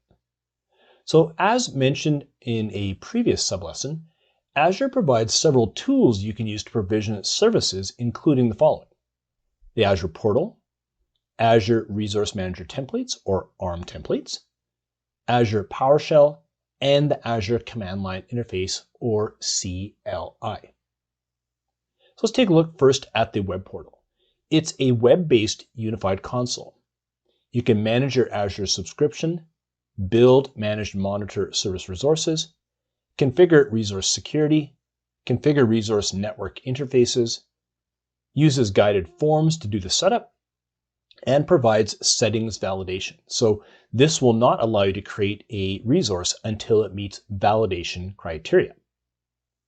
PowerShell is a task automation tool. PowerShell is a command line scripting language, and Azure PowerShell extends scripting languages into Azure.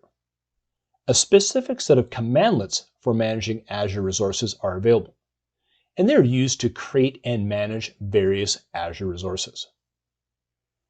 Azure Command Line Interface, or CLI, is a set of commands used to create and manage Azure resources. It can run from the command prompt on your computer, it can run from the Cloud Shell within the Azure portal, and the emphasis is on automation through reusable scripts. Azure Resource Manager templates are services that are defined using a JSON text file. Templates used by Azure PowerShell or Azure CLI.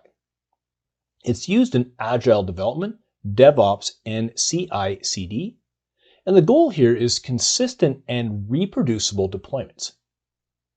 All right, so let's go ahead and go out to our Azure portal and let's look to deploy an Azure Cosmos DB.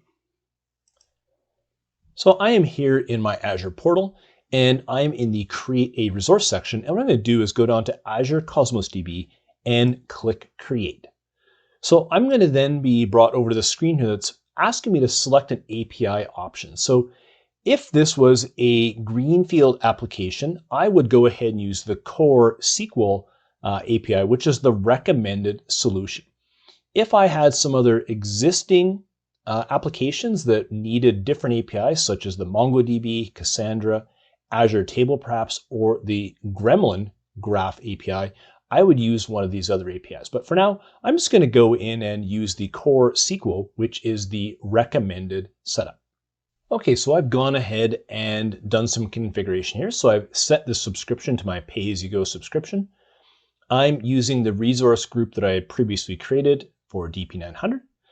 I set up the account name to be DP-900-CosmosDB.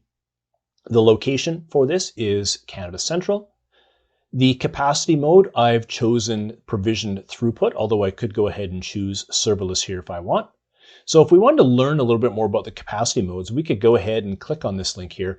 And this is one of the really nice things about the Azure portal is there's all kinds of guidance that you can go ahead and take a look at to help you make these decisions if you're not familiar with these. In fact, I would invite you to go to some of these resources to learn a little bit more about some of the stuff in detail. We talked about the difference between provisioned and serverless in a previous sublesson, so I'm not going to go into this in too much more detail, other than the fact that this is a great resource for diving into some details that you may want some more information on. And keeping in mind that a lot of times the configuration changes or new features are added into the Azure portal. So by the time you come to do this course, the portal may look a little bit different. Okay, and here I can actually apply a free tier discount because within this subscription, I do not yet have a free tier discount, so I can go ahead and apply this, which I'm going to go ahead and do. And this is just letting me know that we'll get the first 1,000 RUs or request units and 25 gigs of storage for free in the account.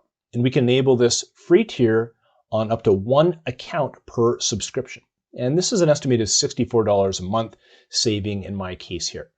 So what I'm going to do here now that I've got that configured is we're going to go over to global distribution.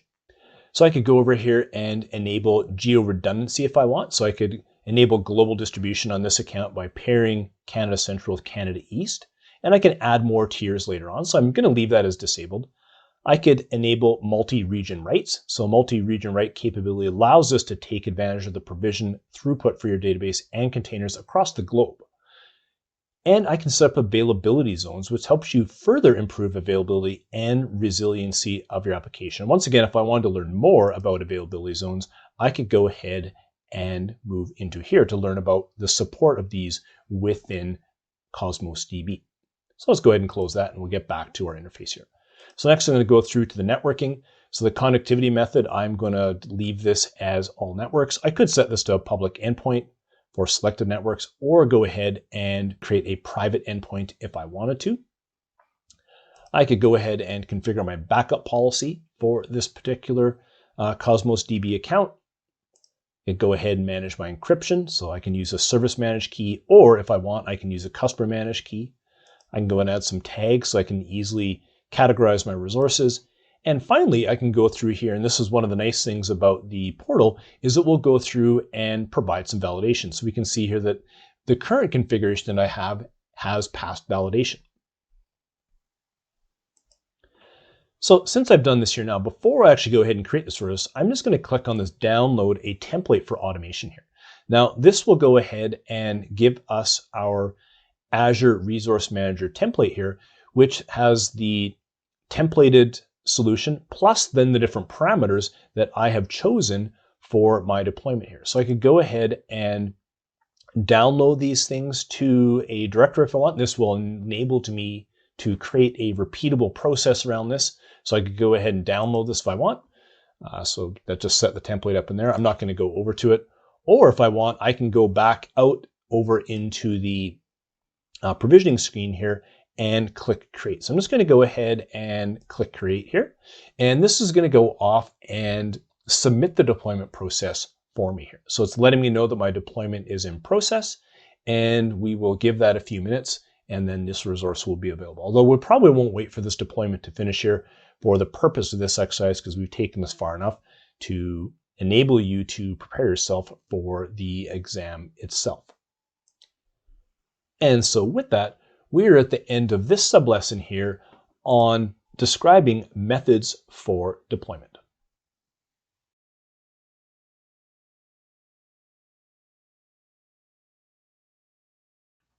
In this sublesson, we're going to identify data security components.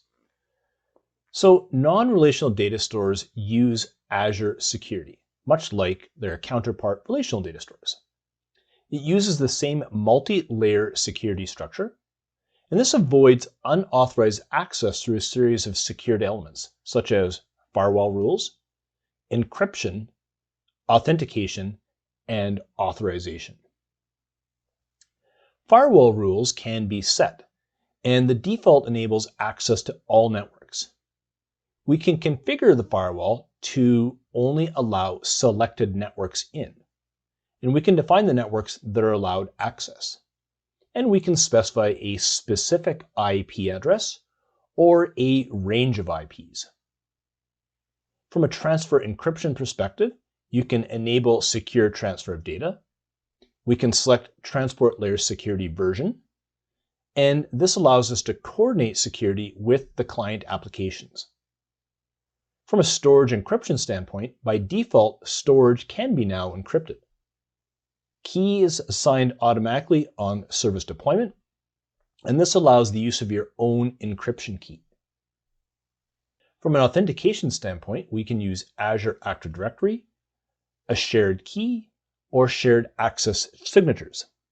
From an authorization standpoint, we can use role-based access controls, and these can be generic to specific roles or generic to specific storage elements. So we can mix and match as we need to. All right, so with that, we're at the end of this sublesson.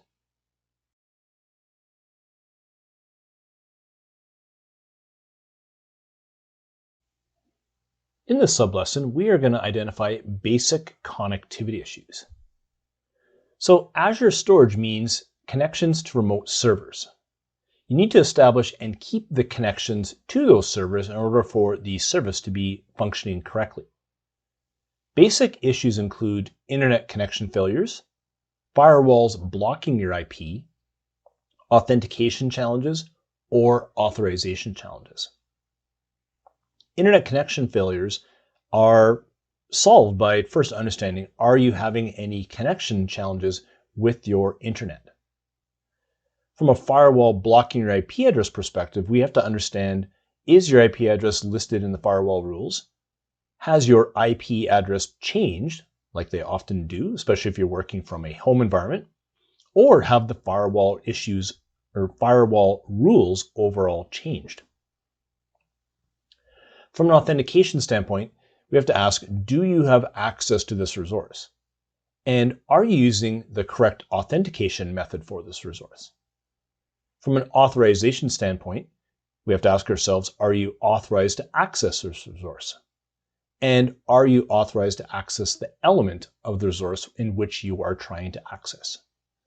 All right, so these are some of the common things that we see causing challenges with access into the services. And with that, we're at the end of the sublesson.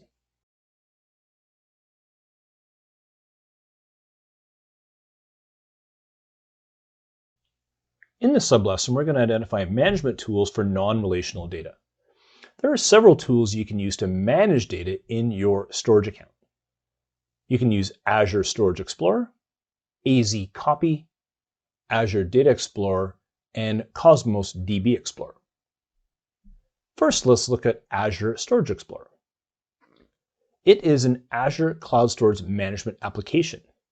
We can upload and download data from our storage accounts, and we can manage permissions and access to blobs, files, tables, and data lake entities. AZ Copy is a command line utility. We can use this to copy blobs or files. And we can do this to and from a storage account. We can use Azure Data Explorer, which is an Azure cloud-based service. We can do real-time analytics on our big data, collect, store, and analyze unstructured data. It is highly scalable and integrates with other major services. And finally, we could use Cosmos DB Explorer. It is a standalone web interface. We can use this to view and manage data in Cosmos DB. Like the Data Explorer tab with expanded capabilities, like full screen, we can go ahead and grant access to other users and share query results. And with that, we're at the end of this sublesson.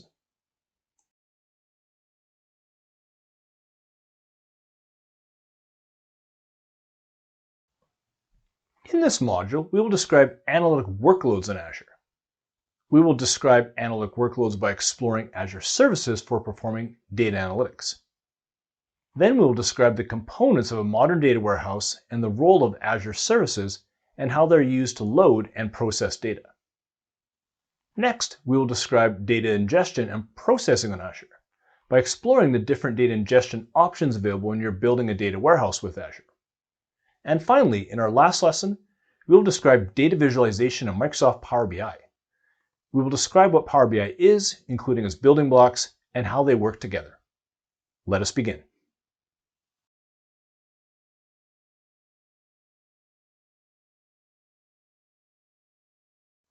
This lesson focuses on describing analytic workloads.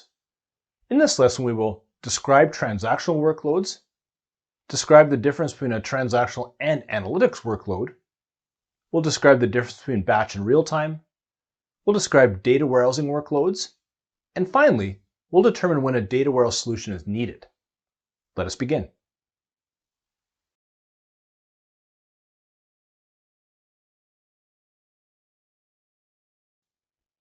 In this sublesson, we are going to describe transactional workloads. All right, so let's consider this diagram, because we're going to actually talk about this diagram over the next two sublessons, including this one, and focusing on the flow from data all the way from the transaction processing system side, which we'll discuss now, all the way over into the online analytical processing side and talk about the analytics side of the equation. So we're going to talk about this in conjunction over these two sublessons, but what we'll do here now is focus in just on the transactional processing side of this equation. So at the very high level here, we have different client applications which we can use in transactional processing systems to gather information or record information in an OLTP system, or what is referred to as an online transaction processing system. And these OLTP systems classically are things like SQL databases, SQL Server databases on a VM. Maybe it's an Azure database for MySQL or some type of Azure database for PostgreSQL. So either way, we have some type of relational database generally under the covers in behind the scenes to help record the transactions from the client applications. So let's consider the end-to-end flow of a grocery store. So let's think about our client applications going all the way from front to back with the activities that a grocery store would undertake. So a grocery store first needs to have stock that they can sell. So somebody needs to go in and actually order stock for the grocery store. So there's likely some type of client application that allows them to go in and say, here's what we would like on our next shipment. I'd like more boxes of cereal, we'd like some milk, whatever it happens to be. There is an ordering process where somebody would request what needs to be ordered. That would get recorded into a transaction processing system. The warehouse would receive that order and then attempt to fulfill that order. So the warehouse would have their own transaction processing systems to manage that whole process. So then all of a sudden, a truck arrives the next day and you receive your stock. So there's a stock receiving process. So we may have requested 10 different items, let's say milk and cereal or whatever the grocery store needs, but maybe you only got 9 of the 10 items. So it's incumbent on the person doing the receiving to actually scan and keep track of what's actually coming in the door to say, hey, we didn't actually get that last item because maybe it never got picked by the warehouse, or maybe it got missed by the warehouse. So along the line, there can be misses and data quality issues that we need to account for. So likely the warehouse that was actually giving you or fulfilling your order, they may have said, hey, we can only give you 9 of those 10 items that would show up on an invoice. You would see that, scan it, and match to that invoice and say the process is finished. But maybe they said, hey, we gave you 10 of the 10. The items get to your store and you realize there's only 9 of 10, so you record it and there's one less item that you need to pay for. So lots of transaction processing systems need to be in place to actually make that whole process work. So once the stock has been received by you as the grocery store, then we put our stock on the shelves and then we go through some type of process of selling that stock to our customers. So we then look to perhaps do online orders. So, last little while, a lot of people have been ordering groceries online, or they may come in the grocery store to place those orders. So there would be transaction processing systems and client applications built around each of those. From an online ordering perspective, there would be some web application that somebody would be able to go into and say, here's what I want to order for my groceries. That Client application and transaction processing system would have to rely on accurate inventory counts because we wouldn't want to say we can give you 12 cans of soup when we're out in the grocery store. So we need to rely on accurate inventory levels in those transaction processing systems. So once the order has been placed, then we go into other transaction processing systems that help support this, like the payment system. You're going to pay with a debit card or a credit card or some other form of payment. And before we actually accept the order, we need to ensure that you have the funds to pay for that order. So there's a whole set of transactions that happen around the payment. There's also transactions that happen around the point system. So if you earn points for every $100 spent at your grocery store, there's likely some transaction processing systems in behind the scenes that are recording those amounts as well. And then if you go in store to do your shopping, you need to rely on accurate inventory counts because I'm sure you've probably gone into a grocery store before and said, hey, I noticed that you're out of spaghetti, this brand of spaghetti. Do you have any more? The stock person comes along and says, yeah, let me take a look on my computer. They pull it up and realize, yes, we've got an extra box set in the back room. They go grab it and fill it in, or they say we're out. So they will rely on a number of different transaction processing systems to help you get through that. And then from a payment and point system perspective, they're exactly the same as we just mentioned in the online world.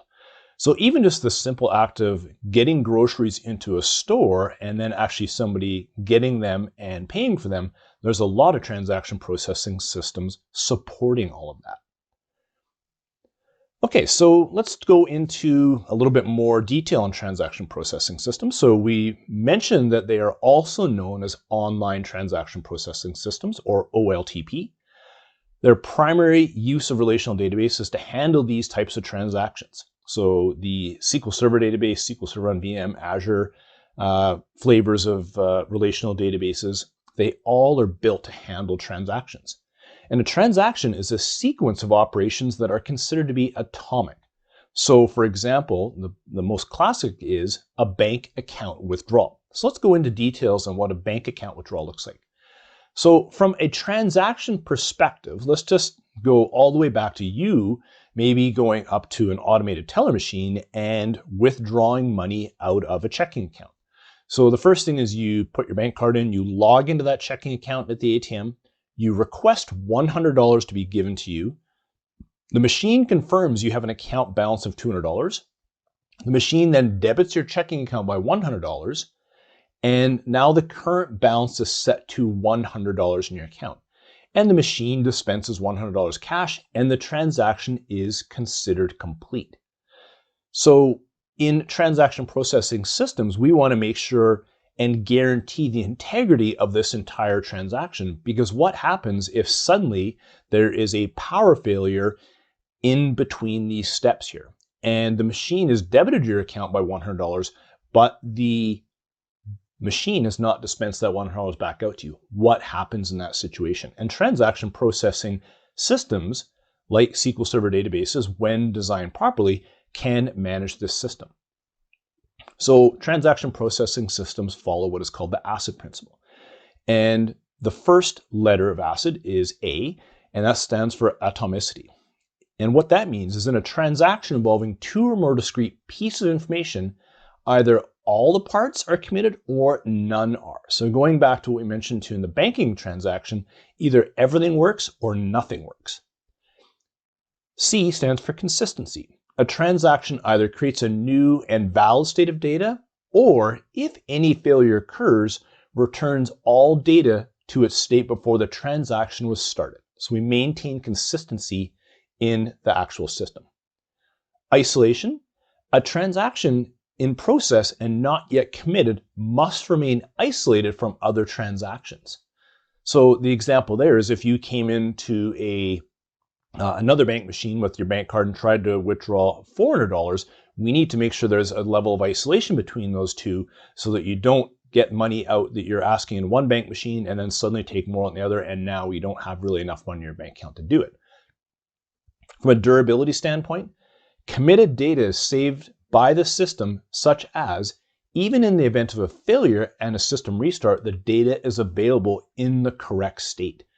So even during power failures or some type of system failure, we can get our system back into the correct state. And this is really important. Some other considerations is transaction processings need to manage concurrent users.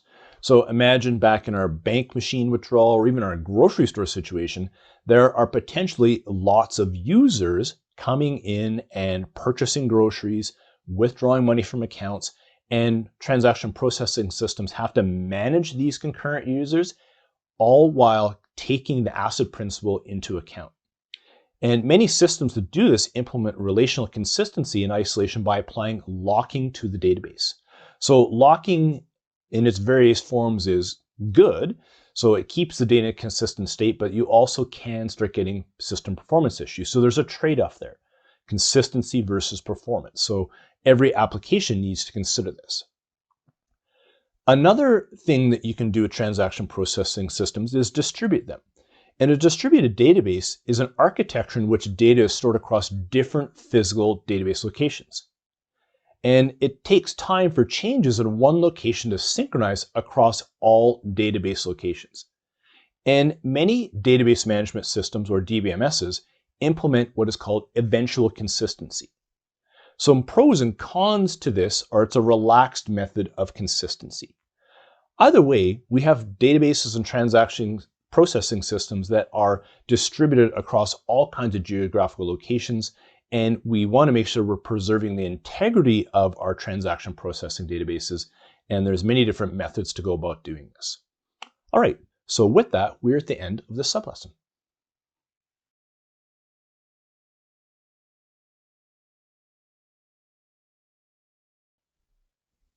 All right, in this sublesson, we are going to describe the difference between a transactional and an analytics workload. So let's once again go back to our diagram here, which talks about the high-level flow of data. And this time what we're going to do is concentrate on the OLAP systems box, the analytics and reporting box, and the orchestration blocks down at the very bottom here. So in the previous sublesson, we talked about transactional workloads and transactional processing. We framed that around a grocery store. So let's continue the grocery store analogy here and frame the analytics workload along those lines as well. So previously we had talked about stock ordering and the transaction processing system that would support it.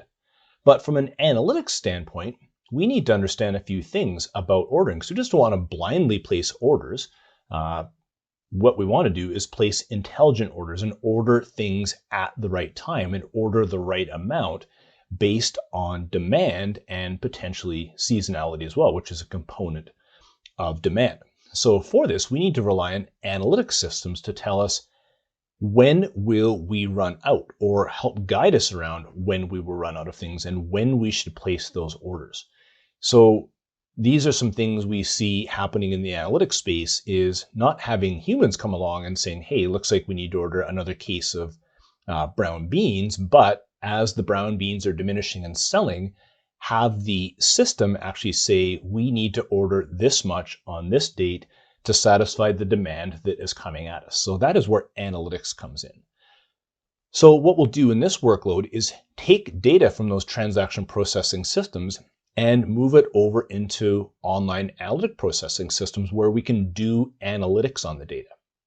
So we will use orchestration tools such as Azure Data Factory, and this diagram is a little older, so it references SQL Server Integration Services, but we'll talk more classically in this course around Azure Data Factory as the engine to orchestrate data from the transaction processing systems over into our OLAP systems, and then taking the data from those OLAP systems and doing analytics and reporting against it. So in this diagram, don't so much concentrate on the systems we have in here, but concentrate more on the client application, the OLTP system, the OLAP system, the analytics and reporting, and the orchestration box down below, because this is the overall flow of data. This flow has remained consistent for many, many, many years, and my prediction is it will continue to remain the same going forward. What has changed over time, and more recently quite rapidly, is the tools underneath that actually help support that. And those are some of the fundamental things that we're learning in this class here, are the different relational systems that support OLTP and the different relational and non-relational systems that can help support the overall OLAP and analytics process. So that's really the crux of this course here. Okay, so let's continue on with our example here and think about, well, how long does it take to get our various products in? So if we know we're running low on a product, a component of when we should order it is, does that product get in quick? Can we get it next day? Does it take a week to get that product? Does it take a month to get that product? So we need to understand the lead time to actually get those products in as well. So now we're marrying up lead time and the seasonality and what is happening in the market to bring all that data together to help let us know when we should actually be bringing those various products in. And this is where we can then tie back into our data analysis concepts around descriptive analytics, diagnostic analytics, predictive, prescriptive, and cognitive analytics. So in an analytics system like this, descriptive would help us answer questions about what has happened based on historical data. So how many sales of beans did we do yesterday? Or what was the total sales for our given store over the last week? Or what was the overall sales for our district over the past month? So the descriptive analytics would help us answer those questions. And we would likely source that information from our analytic processing systems over here. Diagnostic analytics, so that helps answer questions about why things are happening. So perhaps there are some changing market conditions that are happening, or something is going on with the weather, or some type of trend that is maybe happening on social media, which is causing our grocery supply to diminish faster than we had thought, or maybe slower than we had thought. So diagnostic analysts can help us answer the questions as to why things happen. And then we can get into predictive, prescriptive, and cognitive to start looking forward into the future about what we can do around that. And some other analytics we can do here too is, if we had a daily sales forecast set up for a given month, and maybe a forecast total we wanted to achieve for a given month, on a daily basis, we can measure how well we're doing to that forecast. And when it comes to some of the things that we are looking at from a predictive standpoint is, do we need more employees in the store and when? So if we're anticipating a surge of demand based on some data that has been coming our way over the last couple of days, we may anticipate that we need to have more employees in our store to handle that demand that is coming our way. So all kinds of different things happening in this workflow here, all the way from gathering the initial transactions and then taking those transactions and doing some analysis of them. A very key difference between transaction processing systems and analytic processing systems is the amount of data that is encompassed in each one of those original transactions. So when somebody is purchasing groceries, you can think of maybe 9, 10, 12, or 50 items going through. So very little data actually going through at a time. But when it comes to doing analytic processing over in the OLAP systems, we are generally pulling in tens of hundreds of thousands, if not millions of rows of data to help understand and answer the business questions that we're trying to get after. So the workloads of the two are very different. So let's move on to the next piece here. So to summarize a little bit what we talked about here, analytic workloads are also known as online analytics processing, or OLAP. They're primarily used for data analysis and decision-making, which is what we just talked about. And they help support complex queries. We're not taking small amounts of data and transactions and adding them into a system. We're actually going to take massive amounts of data out of the analytic processing systems to help us make decisions. Another thing to note from an analytics workloads perspective is we often have many years of historical data. And we want to store it at a granularity that is useful for analytics. And analytic workloads are typically read-only. Typically, we want to just read the data analytic processing system, and there's not really a lot of write activity that's happening aside from the initial loading of the data over into our analytics systems. And analytics systems are usually sourced from our OLTP systems, as we saw back in our previous diagram. So what this looks like, if you want to consider this in whole, now this moves to a different example here, but we may have critical device data, financial transactions, point of sale data, and we have a data ingestion process happening. We store that data in some type of repository.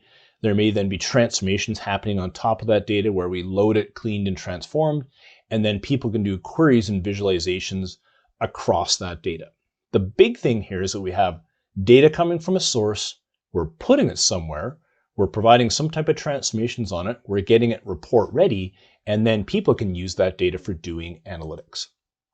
So what is granularity? Granularity refers to the level of detail the data is stored in a storage structure. The lowest level of detail available is usually limited to the level of data that is stored at the source system. So let's take a look at this level of detail here. So this is perhaps us just recording the sale of a product, how much that product was worth on a given day. So this may be the lowest level of detail we have in our transaction processing system. So here on this slide, we may aggregate to the day and product level. So we're aggregating to the June 6th and the individual products and summarizing the amounts there.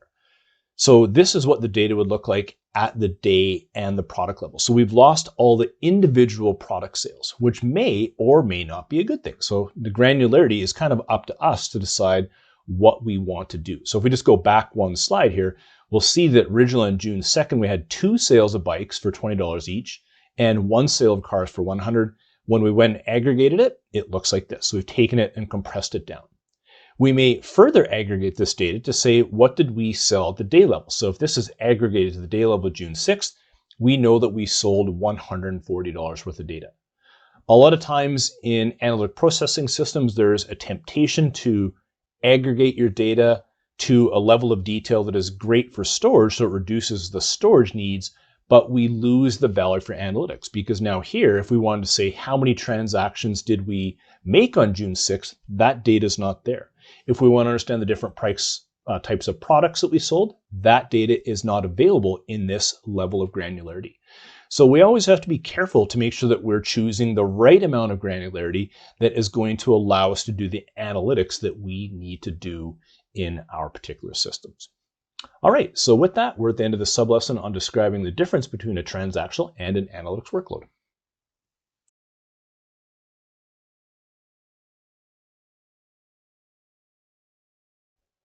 In this sublesson, we're going to describe the difference between batch and real-time.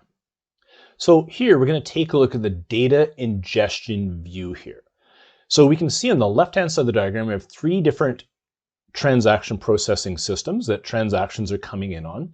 One of those being a critical device system, so maybe some type of device in healthcare, which is streaming data constantly over into our repository. We may have a financial system hooked into it, so we may be streaming data in real time off of that because that is something we need to understand in real time. And at the very bottom of the screen there, we have point of sale data, which we're just bringing in perhaps on a nightly basis using a batch mechanism because we don't have a need for streaming data coming out of that process. So in an organization, we may have all kinds of different data coming at us at different speeds with different business requirements that we need to either stream or batch in. And if we go back to our grocery store example, we may have some systems that need to stream data in, such as the freezer temperature that we have. Maybe we're doing counts of the number of customers going in and out of the store for customer counts. And maybe that type of stuff we want to stream in for some reason. And then we have our batch data, which could be our daily sales transactions and how we're doing on a monthly basis, which we would bring in using the batch methodology. On the right-hand side of the diagram, which we're going to talk a lot more about in later sublessons, is the process we'll go through to take that data and transform it and make it valuable for analytics by putting it into a cleaned and transformed repository so that our end users can ultimately use that data for queries to help understand the business and perhaps visualization so we can see where things are going, so we can digest that information in a more quick pace or at a glance nature. So in order to support these different types of data loading, we have this notion of what's called the Lambda architecture. So we have our different data sources, and along the top, we may have the batch processing route where we take data from our sources, we store it, we then go through some type of batch processing mechanism, and maybe from there it goes directly into analytics and reporting, or it goes into an analytics data store. On the lower part of the diagram there, we have real-time messaging. So data sources that are giving information and streaming it. So real-time messaging, we have stream processing, which then moves data directly over into analytics and reporting. And the way that we design those systems and the different technologies that we use to help support these processes across both are different. So that is something that cloud architectures have certainly made it a lot easier for organizations to do, is actually bring in both of these different types of processing into organization at a reasonable cost.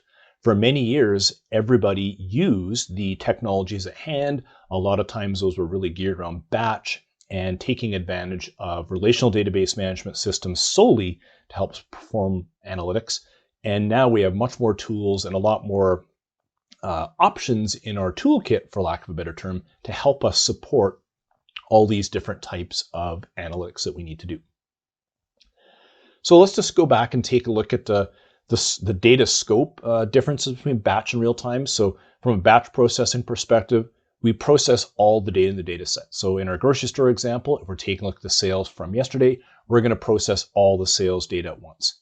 In a stream processing scenario, we typically have access to the most recent data received or some type of rolling time window. So for our freezer example, if we're taking freezer temperatures, maybe once a minute, the freezers are giving us a temperature reading, and we take that data once a minute and we say, hey, well, this freezer is now starting to get outside of bounds of where it needs to be, maybe too high, too low. And if it consistently goes that for too long, maybe we need to have somebody go take a look at that particular freezer unit. From a size perspective, data size differences between data batch and real time are the following. So batch processing is suitable for handling large data sets efficiently. So you may take a day's worth of sales, which could be hundreds of thousands of rows all at once, and processing this. So batch can handle that easily. From a stream processing perspective, it's really intended for individual records or micro batches consisting of a few records. So the way it processes data is it wants to do things in smaller pieces. So designed very differently. From a latency perspective, there's performance differences between batch and real time. Batch processing, the latency for it is typically ranging from a few hours to a day. So maybe you're pulling daily sales in a couple times a day, or maybe just once a day, but the latency is at a different level. From a streaming process perspective, typically we process data immediately with latency in the order of seconds or milliseconds. So we want to process our data quite quickly. And finally, from a complexity standpoint, batch processing typically is used for performing complex analytics, and stream processing is used for simple response functions, aggregates, or calculations, such as rolling averages. So if we go back to our freezer example, making sure we're staying within some type of bounds over a period of time, otherwise we're going to raise some type of alert. So we're performing some basic aggregations and basic calculations on it to let us know, do we need to do something about that data at a moment's notice. So batch processing, we can go ahead and take data from our sources, ingest it, and extract it using something like Data Factory on some type of scheduled job. We may move that over into some type of SQL database using Data Factory, then perform some transformations on it, and then move it over into SQL Data Warehouse or an Azure Synapse-based system for further analytics. From a real-time processing perspective, maybe we're getting data off some type of web source, bringing that data in one record at a time, processing it through an event hub using some type of unscheduled event, and then we process that data potentially with Stream Analytics and load it over into Azure Synapse Analytics or Power BI. All right, so with that, we're at the end of this sublesson.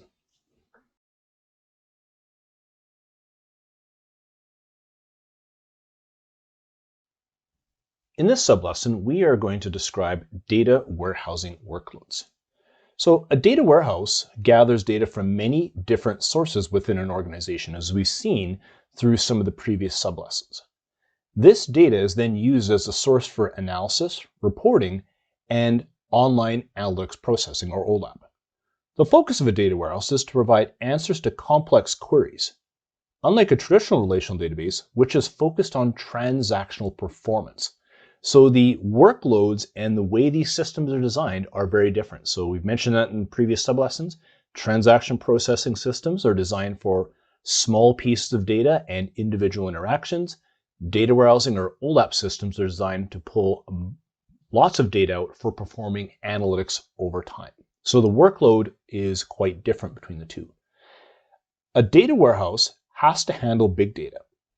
And big data is the term used for large quantities of data collected in escalating volumes at higher velocities and in a greater variety of formats than ever. And this is where having multiple different technologies in your toolkit is very helpful from a modern data warehousing perspective, because now we can take care and manage all the ingestion processes and analytics processes that are happening because we've got more fine-grained tooling at hand now in the form of some of the cloud tools that we're talking about here in this course. And it can be historical data, meaning we store it, or it can be real-time, streamed from the source. And businesses are typically dependent on their big data to help make critical business decisions.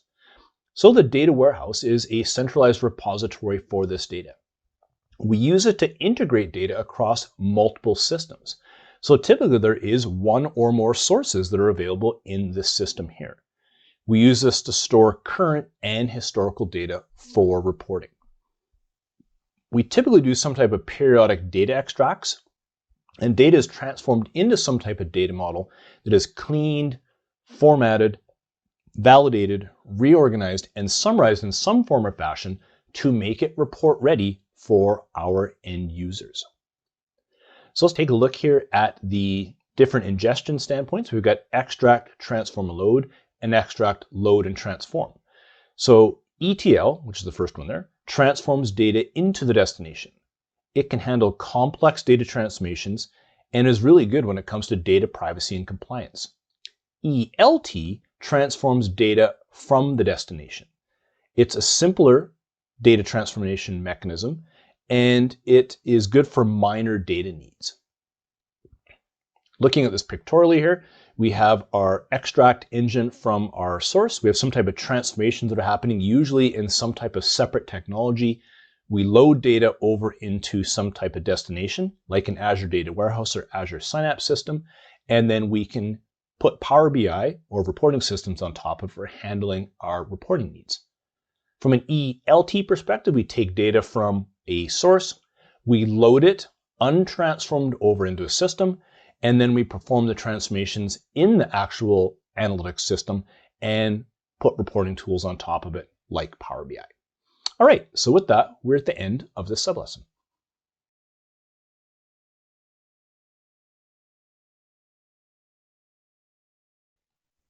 In this sublesson, we're going to determine when a data warehouse solution is needed. So typically we choose a data warehouse solution when we need to do the following. Transform operational data into something easier to understand and report on. Not all transaction processing systems are that easy to actually build reporting on, and perhaps the reporting tools that are being used with those systems aren't very flexible. So many times what we'll do is take data from those systems and put it over into another system, i.e. the online analytic processing system or warehouse system, so that we can make it easier for people to do work on from a reporting perspective. Another reason we do this is to often remove the query burden from OLTP systems. Keeping in mind that we're doing analytic queries, we're typically asking for huge volumes of data.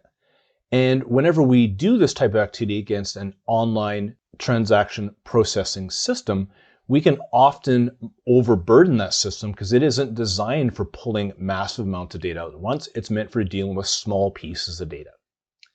Sometimes we do this to simplify table relationships, and that somewhat does tie into point number one, but in a transaction processing system, often the data has been normalized or spread into multiple tables, but when people want to do reporting, they want data brought back into a denormalized state so that they can do reporting off it. So we often will build warehousing systems to make the process of bringing the information back together simpler by removing a lot of the relationships between those tables.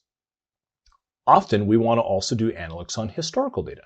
So transaction processing systems may only keep a smaller period of data or enough data to actually manage the transaction processing environment, But after that, it has no need for it, and perhaps that amount of data starts slowing down the transaction processing system. So then the question comes as to where should we put that? And often it gets moved into a data warehouse solution so that we can keep it around for historical reporting purposes.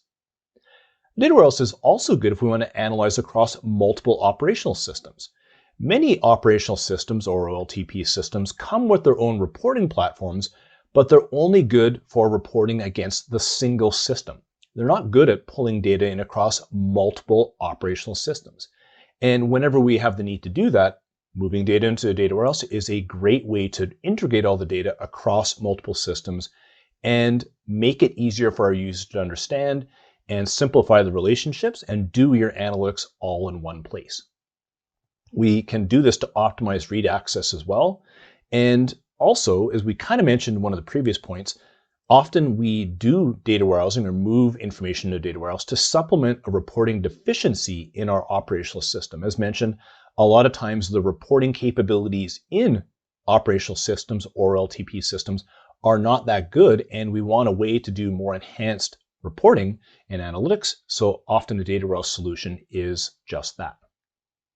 So specifically, we can choose Azure when we want scalability for storage and processing. So if we have massive amounts of data and we have lots to process, we can handle this at scale in Azure.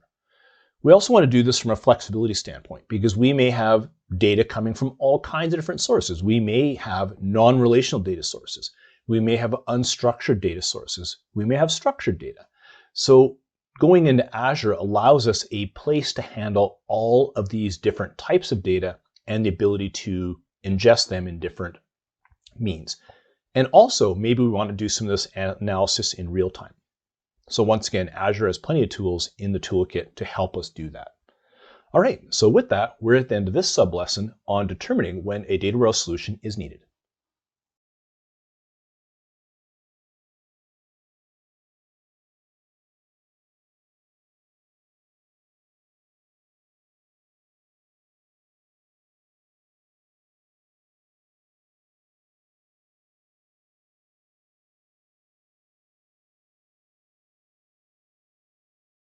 This lesson focuses on describing the components of a modern data warehouse.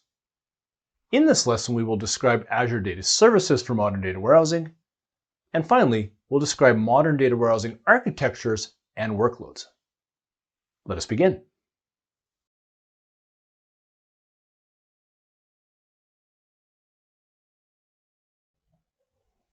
In this sublesson, we will describe Azure Data Services for modern data warehousing.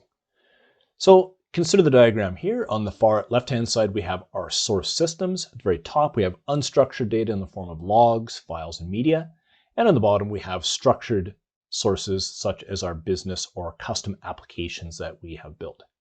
We could then use Azure Data Factory to ingest data from those systems and combine it and potentially store it directly into Azure Data Lake storage.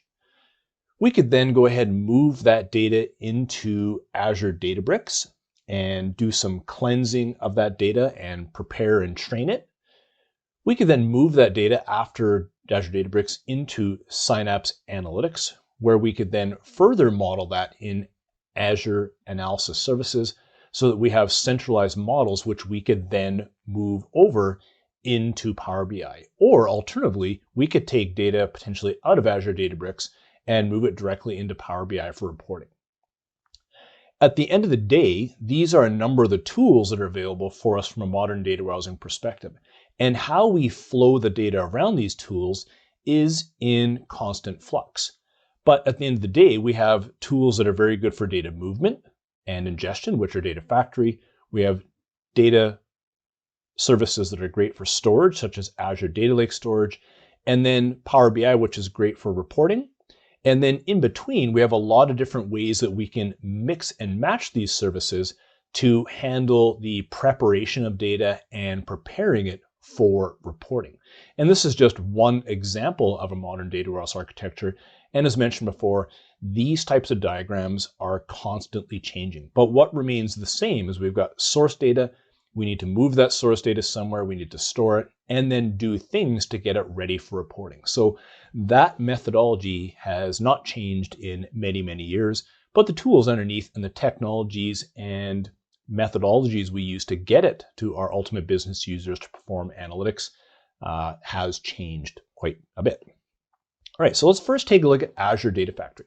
So Azure Data Factory is a cloud-based ETL and data integration service that allows you to create data-driven workflows for orchestrating data movement and transforming data at scale. Using Azure Data Factory, you can create and schedule data-driven workflows, which are called pipelines, that can ingest data from disparate data stores. Azure Data Lake is a set of capabilities dedicated to big data analytics, built on Azure Blob storage. It provides file system semantics, file level security, and scale. It is a very low-cost tiered storage with high availability / disaster recovery capabilities. Data is typically raw and unprocessed, so it is very fast to load and update. It enables hierarchical namespace compatibility with Hadoop Distributed File System, or HDFS. It supports role-based access control, or RBAC, at the file and directory level. And the storage hierarchy is resource group, storage account, container, and database. Azure Databricks is an Apache Spark environment running on Azure to provide batch, big data, streaming, and machine learning processing. It is a highly efficient data processing engine that can consume and process large amounts of data very quickly. And it provides an interactive workspace for exploration and visualization. Azure Synapse Analytics is a limitless analytics service that brings together data integration, enterprise data warehousing, and big data analytics. It can perform very complex queries and aggregations on large data sets. And we use Azure Synapse pipelines, and these will take advantage of Azure Data Factory, and we can use Azure Synapse Spark, which is like Azure Databricks. So many of the features and functions that we see across the other services are slowly being wrapped into Azure Synapse Analytics. Azure Analysis Service is an analytic data engine called the Vertipack engine and is used in decision support and business analytics. It provides enterprise-grade semantic data modeling capabilities for business intelligence, data analysis, and reporting applications such as Power BI, Excel, reporting services, and other visualization tools. And finally, Azure HD Insight is a managed full-spectrum open-source analytics service in the cloud for enterprises. You can use open-source frameworks such as Hadoop, Apache Spark, Apache Hive, LLAP, Apache Kafka, Apache Storm, R, and more. And we can provision Hadoop, Spark, HBase, Storm, Interactive Query, and Kafka clusters as well. All right, so that brings us into the sub-lesson on describing Azure Data Services for modern data warehousing.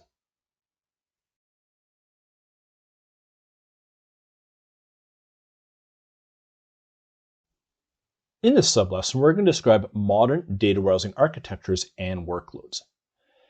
So in this particular diagram here, this modern data warehousing architecture is very similar to the diagram we saw back in the previous sub-lesson, but now we have some technology differences here. So you'll notice on the ingestion side, instead of mentioning Data Factory only, we're talking about using pipelines within Azure Synapse Analytics to then move data over into our Azure Data Lake storage. And once we put it into Azure Data Lake storage, then we can do preparation and training of that data using Azure Synapse Analytics and specifically the Apache Spark components of that particular environment. Then we can take that data and model and serve it using Azure Synapse Analytics once again, using Synapse SQL, and then taking advantage of Azure Analysis Services for building out models that can be consumed by our users over in Power BI. And even within Azure Analysis Service and Power BI, over the course of time, we're seeing some slow blending of those two products as they start to overlap with each other. So watch for this diagram over the course of the next 6 to 12 months to see how it even shifts. But for now, from an exam perspective, between the two diagrams we've talked about here, this gives us the survey of the different services that are available in Azure and how they may be put together to form a modern data warehousing architecture. The last point that we want to make here is the difference between SMP and MPP based systems. So we have several options for implementing a data warehouse. We can take advantage of symmetric multiprocessing systems, which are SMP systems, and those are systems like Azure SQL Database and SQL Server in a virtual machine. And if we want massively parallel processing systems or MPP-based systems, we can take advantage of a number of different services in Azure. We can take advantage of Azure Synapse Analytics, which is formerly known as Azure SQL Data Warehouse. We can take advantage of Apache Hive on HD Insight and Interactive Query, which is Hive LLP on HD Insight. So we have a number of different systems that are available for massively parallel processing. All right, so with that, we're at the end of this sublesson.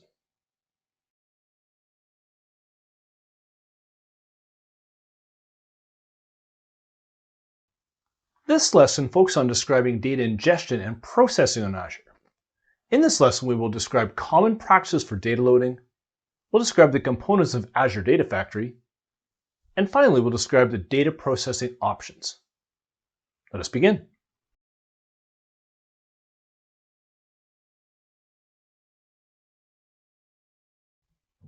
In this sublesson, we're going to describe common practices for data loading. So when we take a look at data orchestration, we're bringing data in from external systems, or sometimes what are called source systems. And we do this through a series of transformational steps, and we want to land this into an end data store. And often Data Factory is the tool of choice for doing this within our Azure services. Azure Data Factory features are the following. It allows us data workflows to move data from A to B. We can perform data transformations on our data. We can create and schedule jobs. And if we want to compare it to on-premise tools, it's a cloud version of SQL Server Integration Services, or SSIS. Some Azure Data Factory features are the following. We can create data sets, activities, pipelines, and triggers. And the relationship is as follows. So we can create an activity to consume a data set. So we go ahead and define a data set, which may be a table or a file. Then we have that activity consuming that data and then producing some type of new data set. And a pipeline is a logical grouping of different activities. So let's take a look at Azure Data Factory activities. We define actions to perform on your data. There's three groupings of activities. We have data movement activities, data transformational activities, and control activities. Azure Data Factory pipelines are a logical grouping of activities that perform a task. And we can have multiple pipelines. And a pipeline can have multiple activities. Pipelines can run sequentially, and they can run in parallel as well. So there's a lot of different ways that we can go about organizing our pipelines. Data Factory triggers run an instance of a pipeline execution. Pipelines can be triggered manually, and triggers can be set up to run on a schedule basis, on an event, or some type of tumbling window. All right, so with that, we're at the end of this sublesson on describing common practices for loading data.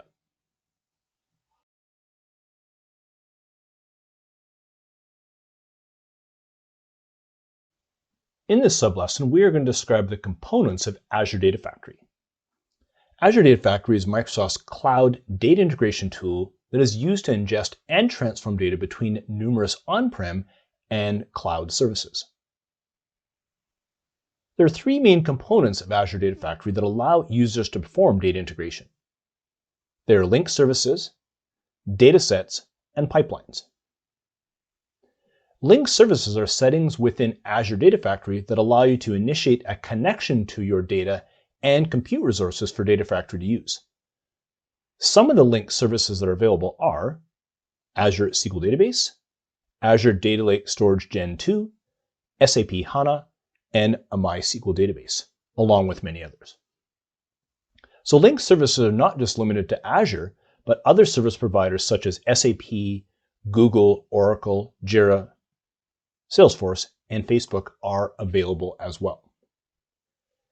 Datasets are entities within Azure Data Factory that use link services to access a specific table or file in the source or destination data store.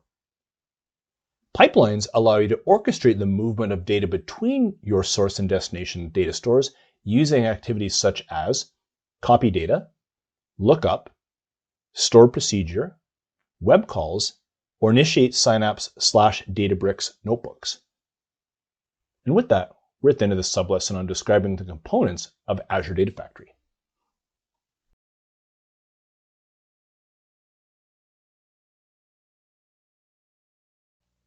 In this sublesson, we're going to describe data processing options. In Azure, there are several services available for doing data processing. First, let's start off with HD Insight, which is a managed open source analytics service. It is a cloud distribution of Hadoop, and it uses open source processing frameworks such as Apache Spark, Apache Hive, and R. Azure Databricks is an analytics platform optimized for Azure Cloud. It has a SQL environment, a data science and engineering environment, along with a machine learning environment. Azure Data Factory is the cloud-based ETL and data integration service, which has data-driven workflows, allows for data transformations, and provides a data orchestration mechanism where we can call other data processing options as we see fit.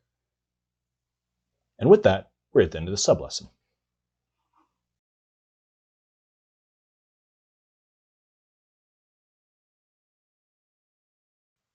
This lesson focuses on describing data visualization in Microsoft Power BI. In this lesson, we will describe the workflow in Power BI, we'll describe the role of interactive reports, we'll describe the role of dashboards, and finally, we'll describe the role of paginated reporting. Let us begin.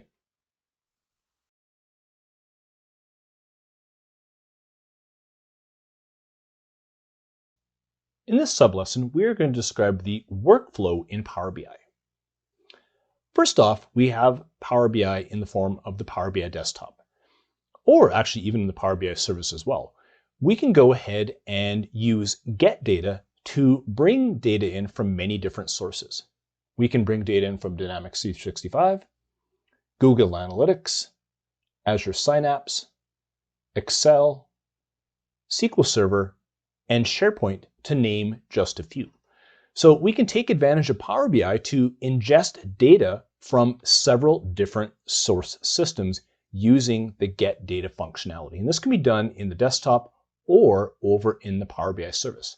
Now, in general, you get a whole lot more power and abilities inside of the Power BI desktop versus the actual service itself. Okay, so let's take a little deeper look into the workflow within Power BI. So typically, we start off with the Power BI desktop, and that is a tool that we can install locally on a laptop, workstation, or wherever we choose to do our work. Now, I want to point out down the middle of the screen there is a dotted line that divides on-premise from the cloud. So we want to keep that in mind as we're going through this architecture.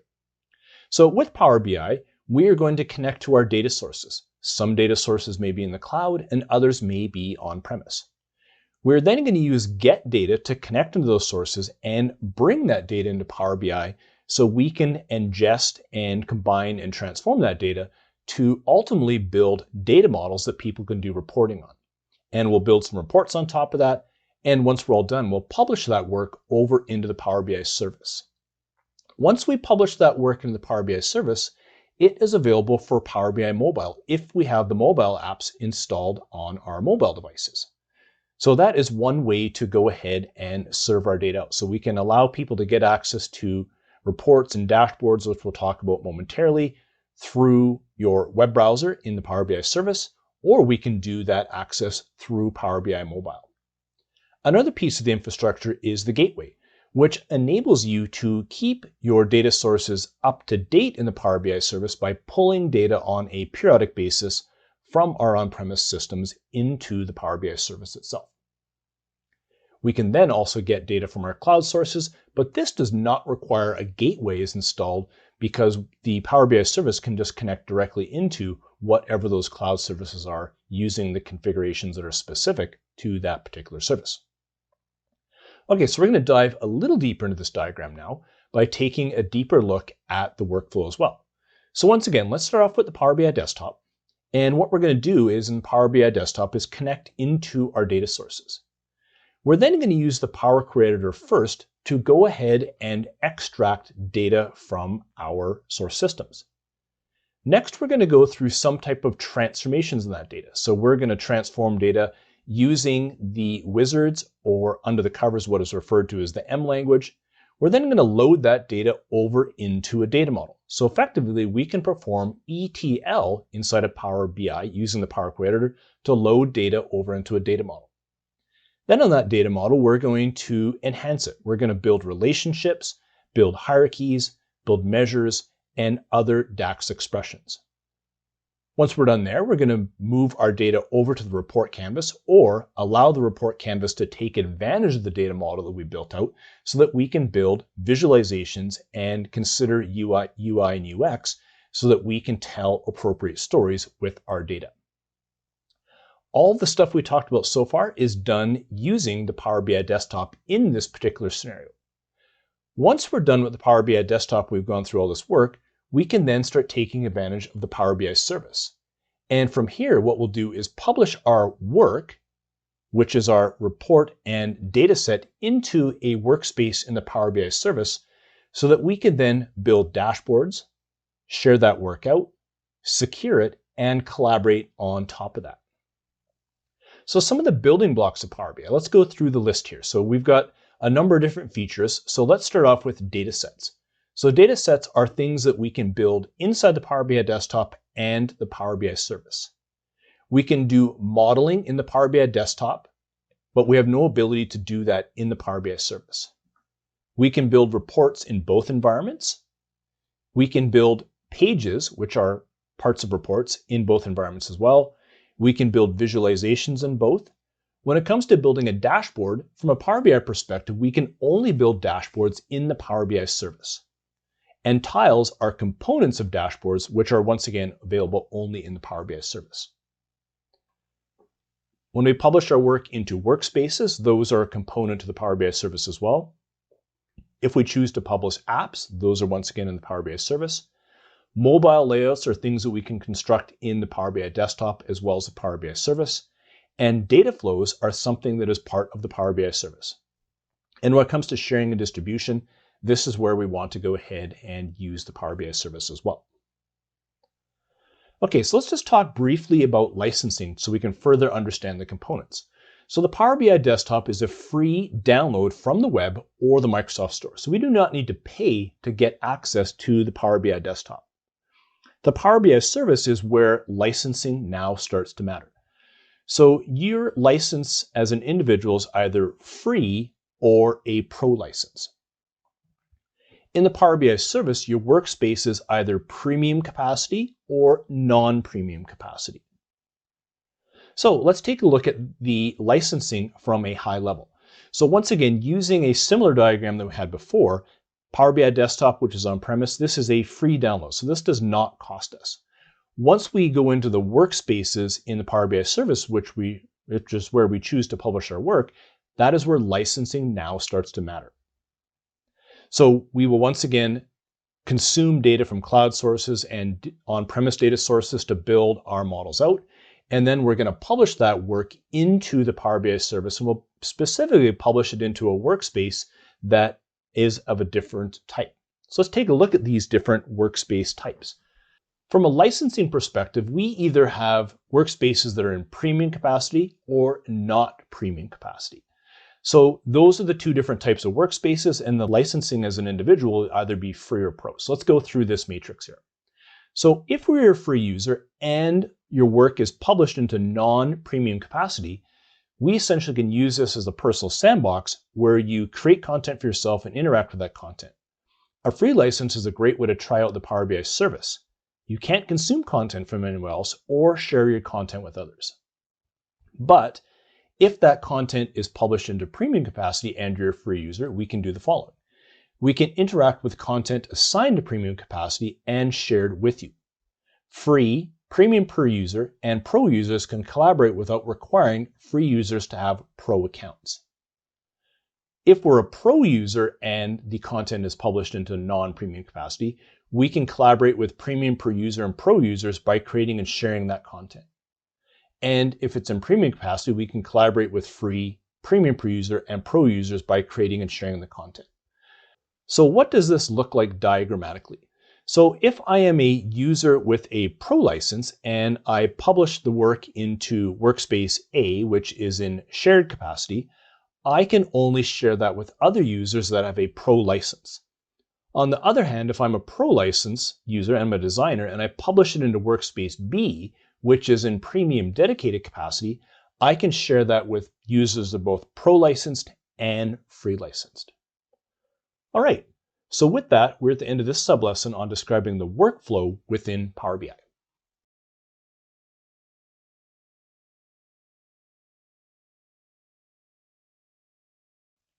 In this sublesson, we're going to describe the role of interactive reports. So first what we're going to do is we're going to discuss a PBIX file, which is the file extension for a Power BI desktop file, and it is called sales. So we're going to take a look at the parts of this file here. So what we have is the sales.pbx file, and it contains a data set and a report. And a report can contain multiple pages. It needs to contain at least one page, and then each page can contain 0 or more visuals.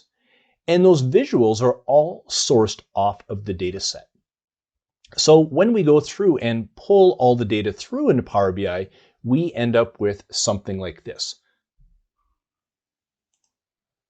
So going back to our workflow in Power BI, after we've consumed data from our sources, gone through the ETL process in Power Query, built up our data model, which gives us a data set, and then started building some reporting on top of it, we would end up with the model that we had just shown you. So let's go back to that.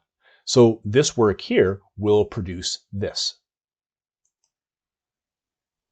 And then what we will do is once we're all complete this work here on the Power BI desktop and we've built our data set out, we've built our report out, the report has multiple pages potentially and visualizations, we're then going to take that work and publish it up into the Power BI service. But for now, let's focus on the actual Power BI desktop called sales.pbx. So I'm just going to go into the Power BI desktop and we'll break this apart. So I am on the Power BI desktop here now, and we have this PBX file open called sales. And within this sales, you can't see it here in this particular file the way we have it here, but there is a data set in this and there is a report. And right now we're showing you one of the pages on the report. So across the bottom here, we can see we have many different pages. In fact, there's 11 pages within this report. And all these different pages will have any number of visualizations. And some of the pages are visible and some pages are not. So this one here called order quantity, this one is invisible. So when we go to use it in the Power BI service later, we will not be able to see it.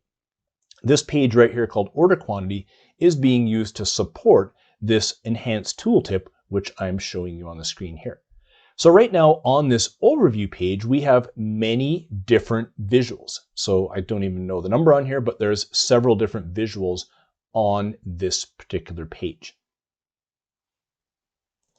And these visuals can all interact with each other. So we can go in here and choose Australia and have these visuals interact. We could then click on maybe this visual here and drill down into 2012. Let's take this down a level by going like this.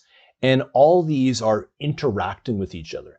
And these visuals all come together to hopefully tell a story that is of interest to our business users and allows them to navigate their way around this data set in whatever level of detail that they see fit. And Power BI itself, using the Power BI desktop, is great for doing analytics style reporting, building dashboards when we're eventually in the service, and summarizing your data. In a couple sublessons from now, we're going to take a look at Power BI paginated reports, which allows us to build reports that are pixel perfect and formatted and serve a very different style of reporting. But for now, let's focus in on the Power BI desktop here for doing the classic style of Power BI reporting.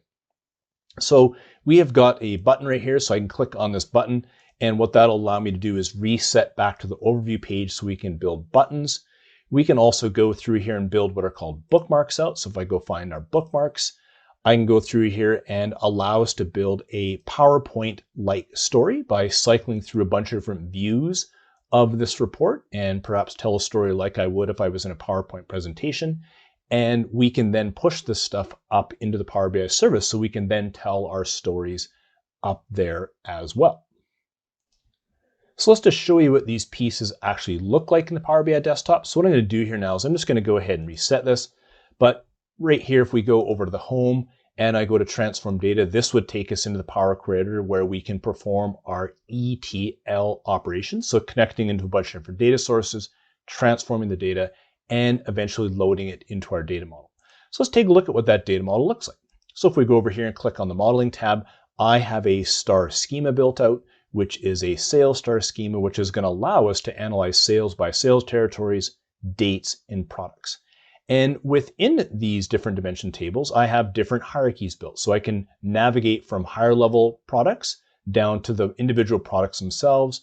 I have similar things over here in the date dimension, which will allow me to move from individual days to months and then to years to aggregate my data in different manners. And in fact, I have the same thing over here in sales territories as well.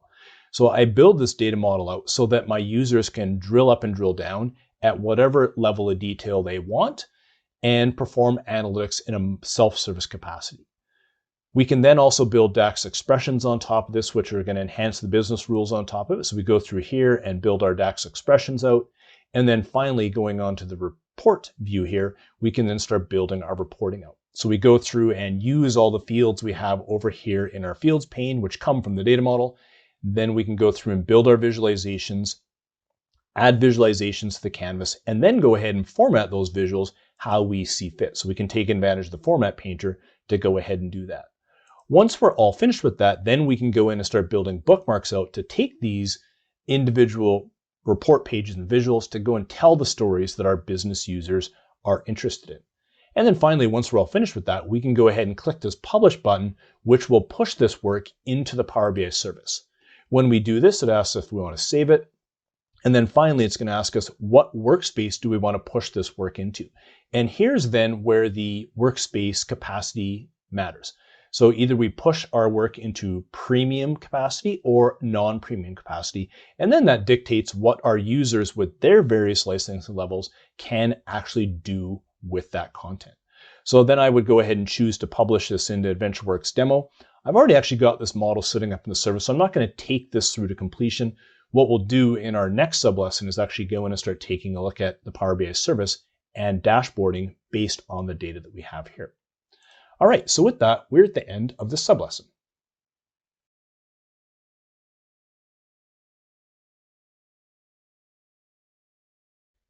In this sublesson, we are going to describe the role of dashboards. Okay, so let's first take a look at what happens when we run that publish process. So back in the previous sublesson, we were working with our sales.pbx file, and if you recall, we mentioned that there is a dataset component of that, which will be called sales, and a report, which will also be called sales, because both of these get their name from the PBX file itself. And we're going to go ahead and run the publish process. So publishing will push this into a workspace, so whatever the workspace is. In this case, I'm saying it's my workspace in the Power BI service.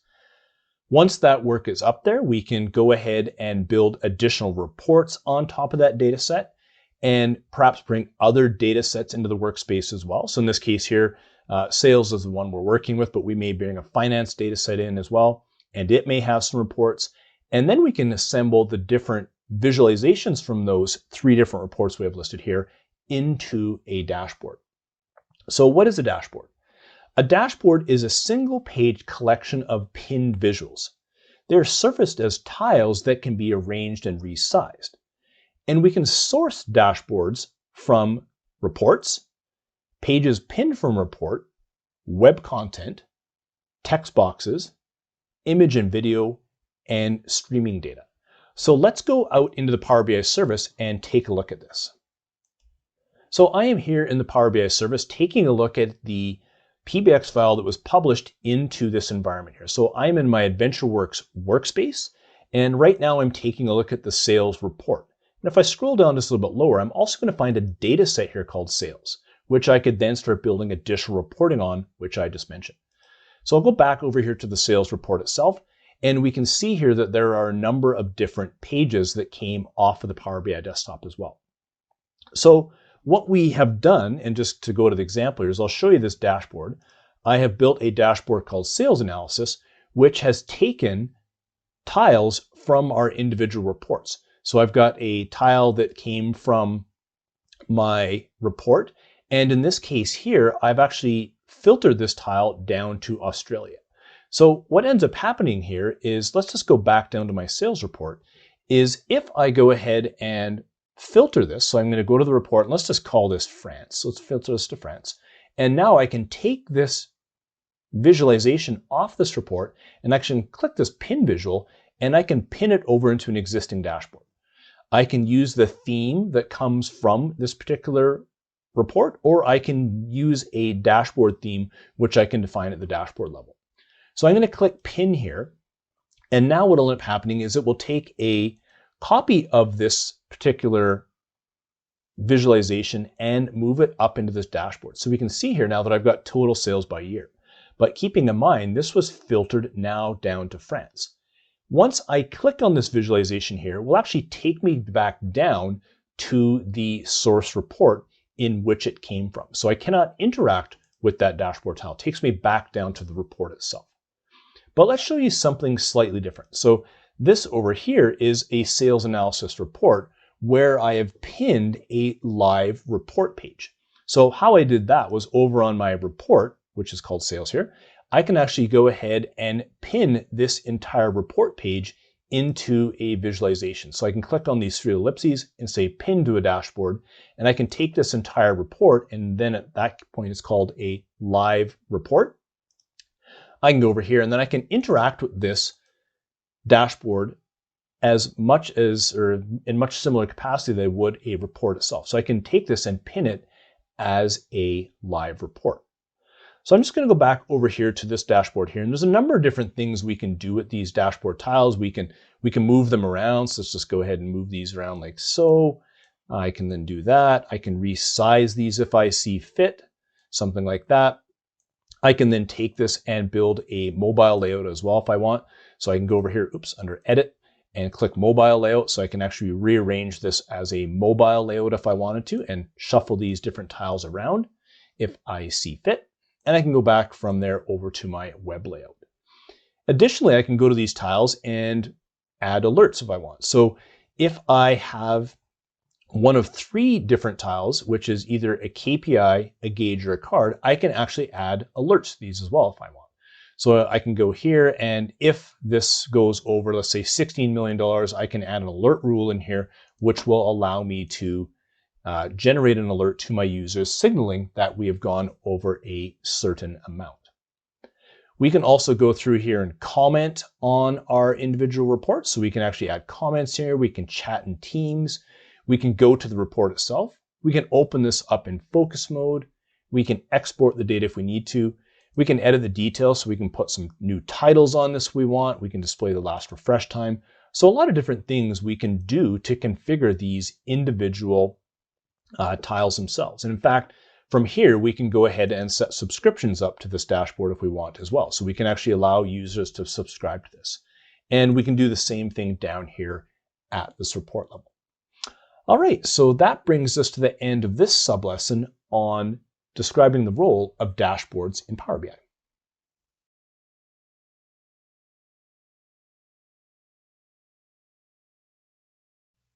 In this sublesson, we're going to describe the role of paginated reporting. So first off, what are paginated reports? Paginated reports are designed to be printed or shared. They often contain many pages. And they're called paginated because they are formatted to fit well on a page. They're typically highly formatted with page headers, footers, page numbers, images, and all these give the paginated report a very professional look. They're usually detailed natured and contain data displayed at a very low level of granularity. And some examples of this are invoices, packing slips, bank statements, and customer lists. And Power BI itself has never really done a good job allowing for this type of reporting. But the tool where this originally came from, called SQL Server Reporting Services, was really good at doing paginated reportings. And now that style of reporting has been brought into Power BI, so now we can satisfy all different types of reports and analytic needs, all under the Power BI umbrella. So what does this look like from an overview? So once again, we have our on-premise down below and cloud above. So here we actually use a different tool for actually building our reports out. We use what's called Power BI Report Builder.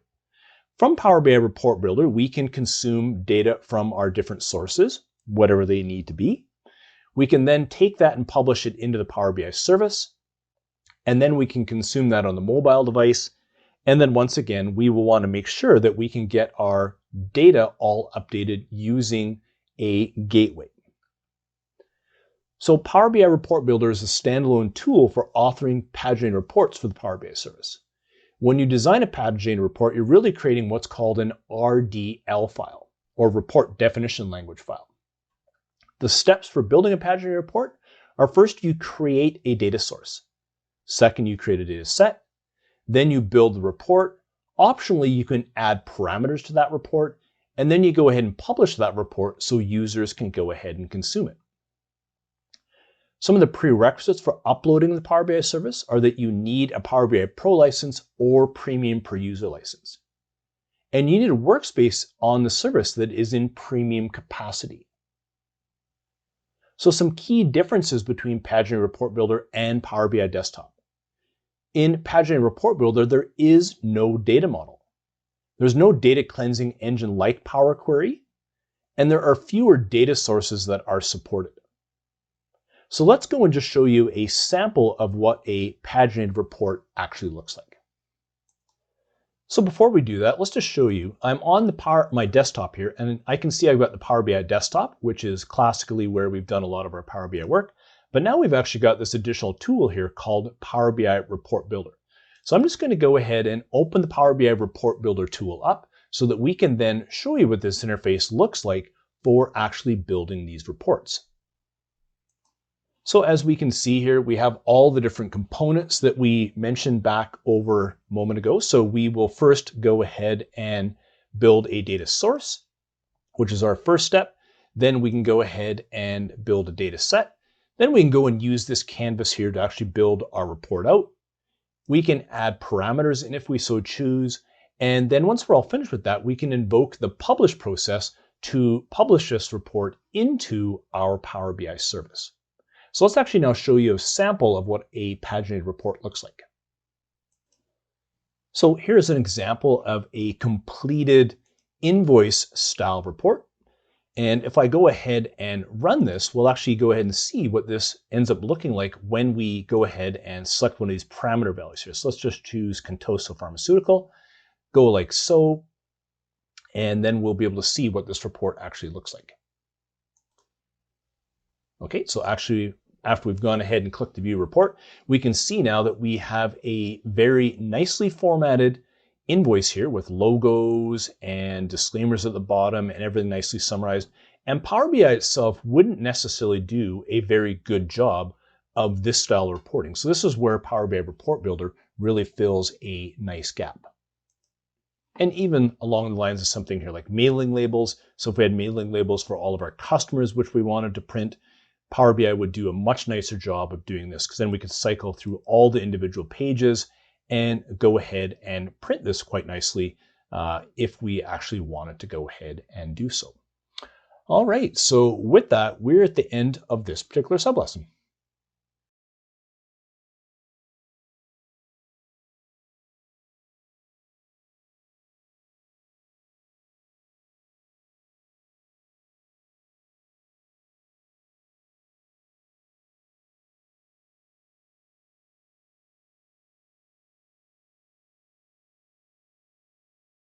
All right, we covered lots of ground. I hope that by taking this video preparation course, you now feel more confident in your ability to sit and pass the exam. So let's recap what we covered. In Module 1, we described core data concepts. We looked at and described the types of core data workloads. This involved describing how you can process data in batches or by using streams, followed by describing the characteristics of relational data. We then described data analysis core concepts, such as data visualization, basic chart types, analytic techniques, along with the concepts behind data processing. In Module 2, we described how to work with relational data on Azure. We looked at and described relational data workloads, and then we shifted our attention to describing the relational data services that are available in Azure. We then identified basic management tasks for relational data, and then described query techniques for data using SQL language. In Module 3, we described how to work with non-relational data on Azure. We looked at and described non-relational data workloads, and then shifted our attention to describing the non-relational data services that are available in Azure. With that grounding, we then identified basic management tasks for non-relational data. And finally, in Module 4, which was our final module, we shifted our attention to describing analytic workloads in Azure. We described analytic workloads by exploring Azure services performing analytics. We then described the components of a modern data warehouse. This included the role of Azure services and how they're used to load and process data. Next, we described data ingestion and processing in Azure by exploring the different data ingestion options available for building a data warehouse in Azure.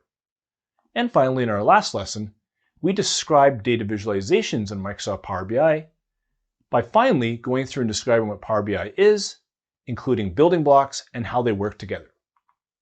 Well, that's it. Once again, I hope you now feel more prepared and confident to sit and pass the DP-900 Azure Data Fundamentals exam. So with that, thanks for watching and good luck.